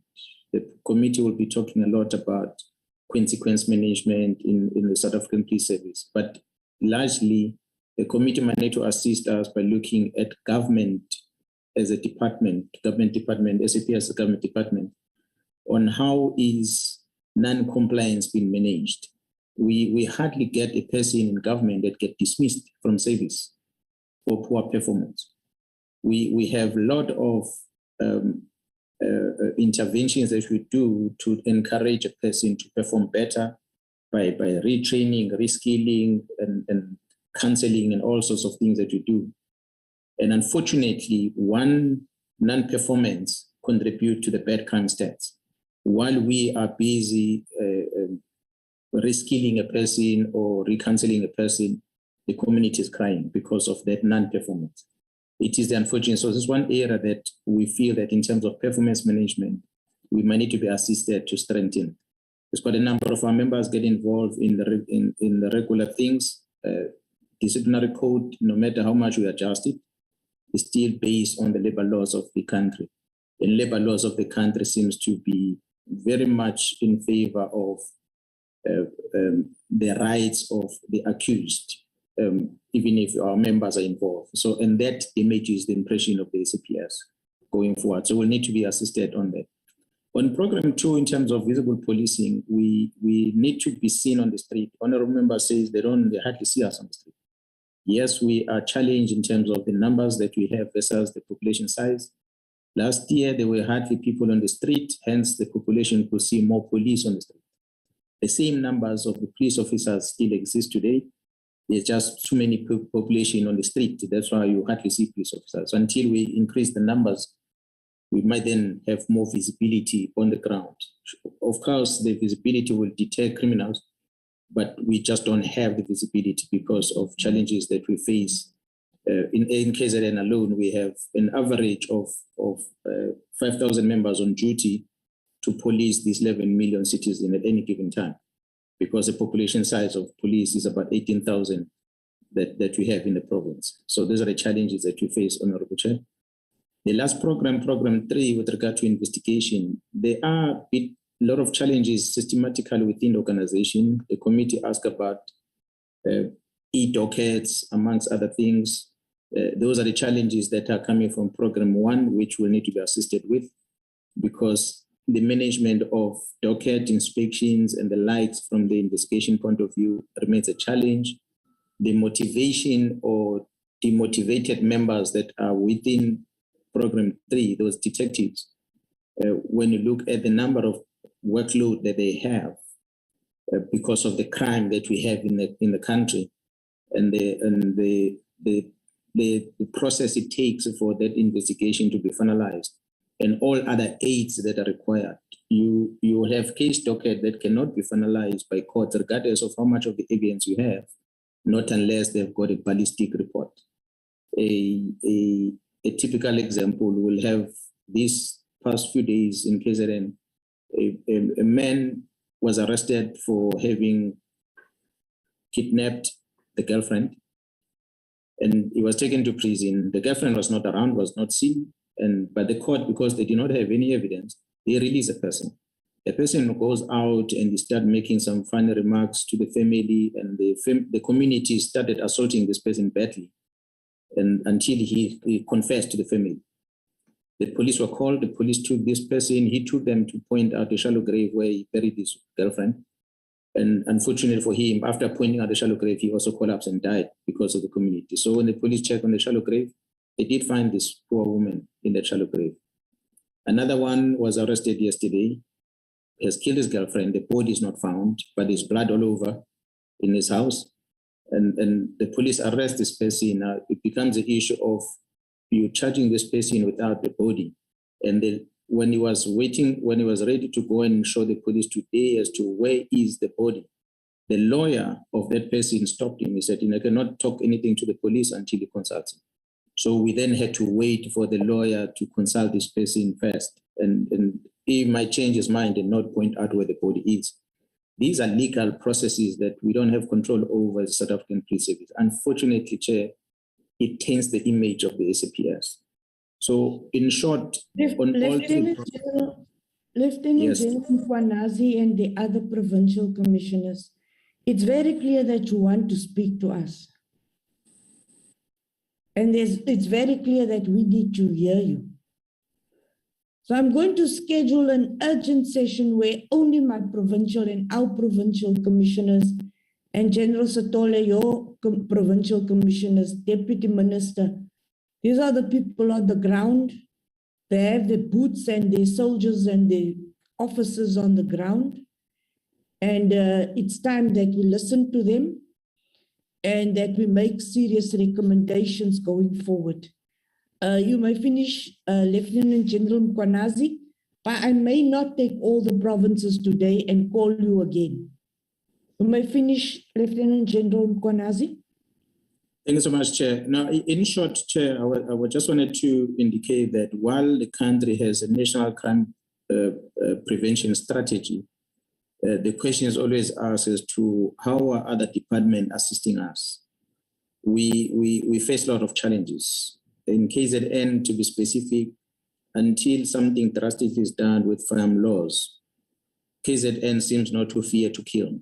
And a majority of them are just hits. You are told that a person has been shot point blank every day. There's firearms, there's ammunition, no matter how much we might recover, there's just ammunition that is freely available that anyone can buy it and they can sell it anytime. So there's many other factors that I think we might need to apply in order to change the perception of the work that is done by the SAPS. So that's where I would want to end, Chair. I hope maybe next time we'll have more deliberation. Thank you, ma'am. You are definitely going to be called next time, and you'll be given sufficient time, because I think we are really now getting to the crux of the matter of what members really want to know. I'm going to take Western Cape, Mpumalanga, and then Eastern Cape. I'll call you again. The rest of the commissioners, I'll call you. I'll see how far we can go. Western Cape, very briefly.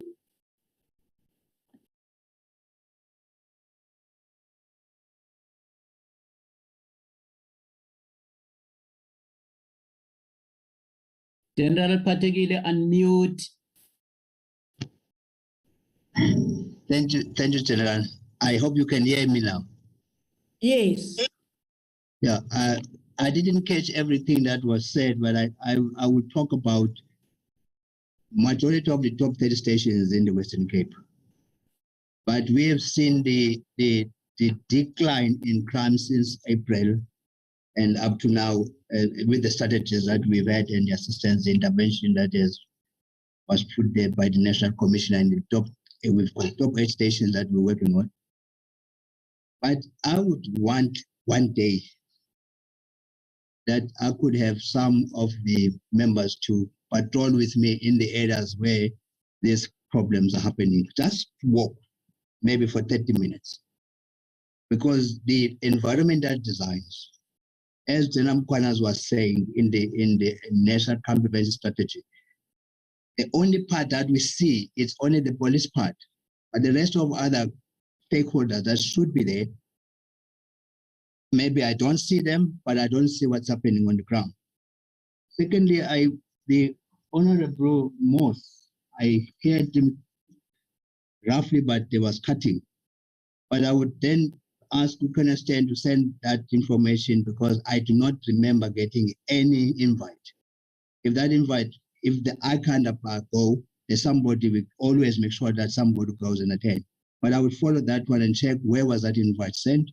And the rest of the thing about Saldanha I didn't catch correctly, but we would request that when the minutes come, we will respond in writing, ma'am.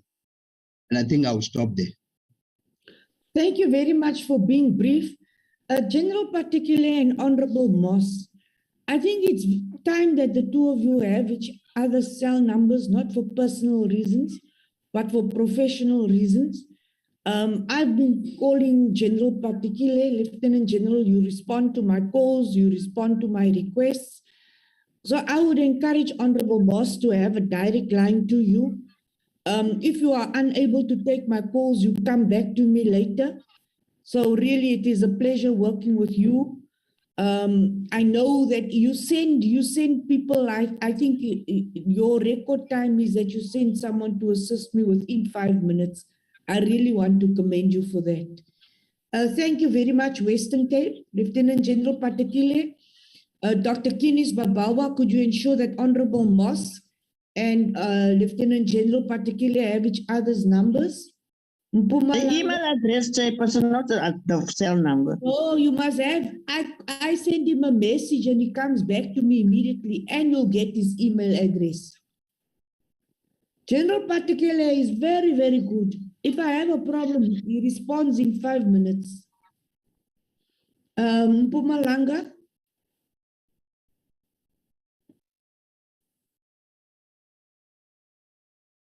Good morning, Chairperson, National Commissioner, Deputy Minister, all senior personnel. Am I audible, Chairperson? Can I proceed? Continue. Thank you very much, Chairperson. I just want to record that in Mpumalanga, the crimes that we are experiencing in our province is very clear that our province is very much rural. The crime is very much sporadic. And so far, as far as our challenges with rapes are concerned and the ATM bombings that we are experiencing every now and then, but we are embarking on working with other departments like the Department of Safety and Security, and the Home Affairs is also assisting us in as far as the borders are concerned. I just want to also record the concern that was highlighted regarding the roadblocks that are not being seen in the province. But I must confirm, safe to say that even on Friday, that roadblock is going to be very much effective. It's already being planned with all the stakeholders that are going to be participating, seeing that the festives are also on the way and all the people will be passing on the borders. And we also moving away from awareness as it has been anticipated in as far as these rapes are concerned. On Friday, this Friday that is coming, what we anticipated to do is to get all the dockets with the list of the all wanted suspects. All the peoples almost that have committed rape, Chairperson. I think for now we have arrested most of them, including the kidnappers that have been taking place. I must say that the area where rape, especially if you see in our top 30 nationally, Tonga, as is highlighted, is a very area that it needs to be improved in as far as infrastructure is concerned.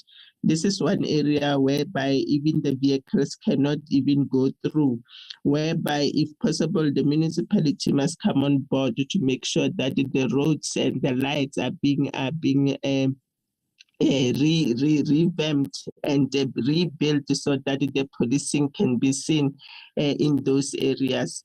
However, having said that, most of the people that are there now, they are coming up with information because we have also embarked on our traditional policing, whereby we are utilizing the traditional leaders mostly because people, they feel more comfortable with them. In that regard, we are able to keep the serial killers. We have already arrested 3 of them in the province, and we are coming on board with that. But the main thing is, like as the other provincial commissioners have said, the issue of the resources is still a challenge. As we are aware, the population is growing drastically, and it becomes very much difficult where the National Treasury will say, as a police, we need to decrease our personnel, as much as we are aware that the population is growing now. When you compare a ratio of 1 police official versus how population that we need to police, it becomes very much difficult to an extent that when one wants to see the visibility of the policing, it cannot be seen because the ratio does not match with what it needs to be achieving to achieve the organizational objectives. When you come to the issue of the road blocking, you take your issue of the visibility, you take your issue of investigating the dockets. The dockets that are there, mainly the volume does not match with what it is intending to be getting. But we are working very hard, Chairperson, to make sure that the little that we do have, the community satisfaction also come to the fore. I also lastly want to mention the issue that the other departments, like the Department of Social Development, they are also assisting us a lot in terms of, now we have identified our junior managers, junior station commissioners from the communities to can also assist us in as far as our national youth crime prevention strategy is concerned. That will also assist because now we are aware that the schools are being closed. So in the crime that we are having here, the issue of the crime dependent is also becoming a serious problem because there are many firearms that are lying out there. But the question is, how do we access those firearms if the community does not come forward for us to can do that work? The issue of the alcohol, the taverns that are opening after the curfews, the taverns that are opening after the time that has been allocated to you arrest the people. The issue of testing the alcohol from the people that are being drunk is becoming very difficult with the Department of Health. So we need all of us to be on board to can catch this issue of the crime dependency, because if one department gets loose, then it becomes a problem, and justice is not taking all those cases as track of the roll because cannot be now. If we can be doing that. Lieutenant General Manamela, we'll be calling you again. We'll be calling you again. It is very clear that you need to interact with us. Am I right? Yes, yes. So we'll be calling you and have a session just with the provinces where you do your presentations and we assist and listen to your presentations and the situation on the ground. Thank you very much, Lieutenant General Manamela. I'm going to take Eastern Cape as the last one, and then one Northern Cape, Free State, Limpopo, Northwest. You'll be the first ones, Doc. Can you please put them first on the agenda? In the new year, we'll be called, and I'm sure all our members would like to listen to our provinces. It's very, very insightful. This is what we've been asking, and I think now we are getting to hear about the story and the situation on the ground. Eastern Cape, and then we'll close. Thank you, Honorable Chairperson. Good afternoon to you and your honorable members. Afternoon to congratulations, Major General Gladla. You may show your face, please.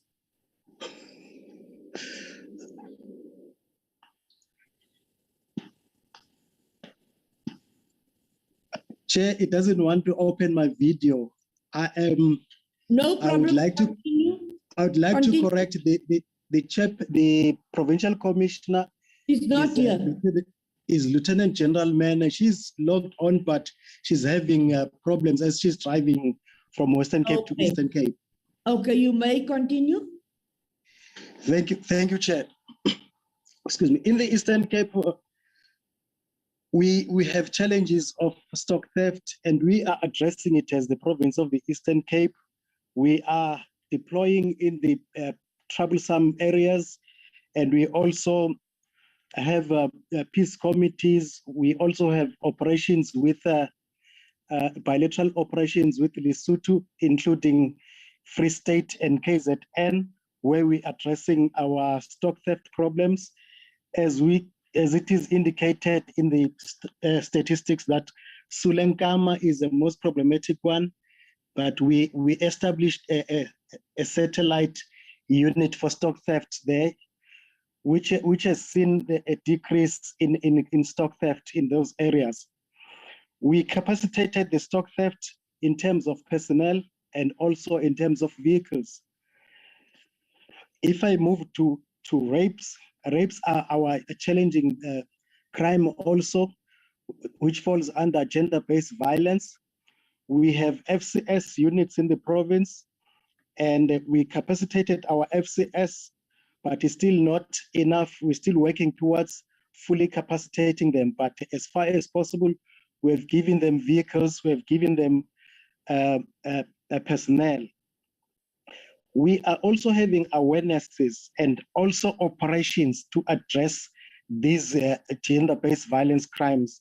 We have Junior Management Corps, Women's Network, and Men for Change, as well as junior commissioners, who are all structures that are structured to work towards fighting this crime, gender-based violence. Our operations are they've been led from the front by the former provincial commissioner. I think she didn't want to drum up she has been leading from the front, divisional commissioner, Deputy National Commissioner Nchinga, all these operations, and we have been supporting the victims of crimes, even from our own pockets, to try and help them, because our people is a poor province, and it's a rural province majority. We also have interventions and inspections to try and curb ensure that the inspections are done, work is done properly. The challenge is that we have a problem with roads. Road infrastructure is very poor. There are stations that will travel about 90 kilometers just to go and fill petrol and come back 90 times 2. That station, one of them is Bavianskloof. It takes long for us to respond to complaints because of this poor road infrastructure. Even if you're traveling with a bakkie, it takes long. But we are working, we are with our MEC, she is trying to address that. We have a very committed MEC fortunately, she's responsible for both police as well as transport. As we speak, there's an awareness at Ngaleni to address gender-based violence. We also using traditional policing. As we started, we have 7 kingdoms. It has been implemented on 6 kingdoms. There's 1 kingdom that is outstanding that we must still implement at. The decrease also, Chairperson, on the personnel, it is a big problem for us, especially as a rural province, because you'll find a small station has got 30 villages to police, and to access those villages, it's difficult with those poor road infrastructure. Thank you very much, Chairperson. Thank you very much for that, from Major General Gladla, and congratulations to your provincial commissioner on our behalf. And General Nsinga, we really respect the work that you have done there, and the fact that you have been promoted to a Deputy National Commissioner says a lot. We are watching the presence of women in SAPS very carefully, and we'd like to commend the Minister, the National Commissioner, and the Deputy Minister for their work they are doing when it comes to gender parity and the deployment of women. Honorable members, Honorable National Commissioner, Deputy Minister, I'm not going to ask you this today to do closing remarks. We are all on our way to Parliament. Those of us who have to attend physically have to do so now. Again, my apologies for those provinces and my own province, Northern Cape. But when we start, we'll give you early in next year. You'll do presentations and we'll react and respond to your presentations. So next time you will not just come here to listen, you will actually come to participate. Thank you very much, National Commissioner and your team, Deputy National Commissioners. We wish General Vuma well and hope she gets well soon. And then I saw Colonel Steyn. We are happy to have you back. We hope you've recovered and that you're well. To all our members, this is our last meeting. I wish you well over the festive season. Please stay safe and have a good time with your family. Blessings to all of you and greetings to your home provinces. Travel safely as you go home and take rest. It's been a very tough and difficult year. And as we lead to the new year, may God bless you and bring you back safely. Thank you very much to the Deputy Minister for always being available and for your contributions, for guiding us, National Commissioner.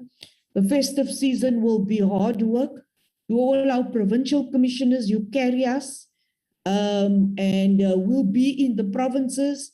Those who would like us to be with you, General Patekela, I'm going to be doing that. We do work, door-to-door work in your provinces, so we know what the conditions are like on the ground. Honorable members, we'll welcome you back in the new year. We'll start with the opening of Parliament with the President. We'll send you the program of our committee. We haven't achieved all our objectives for the year, but we have done so much. The staff, Dr. Tuli, she's not even in our committee, but she spends more time in our committee. She's a senior member of the administration. She's been facilitating certain processes for us, assisting us. I've been thanking you on a regular basis. And as we complete the process of the budgets, good luck for the budgets. Honorable Whip, we'll hear from you what has to happen as we conclude the BRRR reports and the improvement of the budgets. Colleagues, I wish you well once more, and I thank you for the work we've been able to do. The meeting is now adjourned. Thank you very much. Thank you, Chair. Thank you.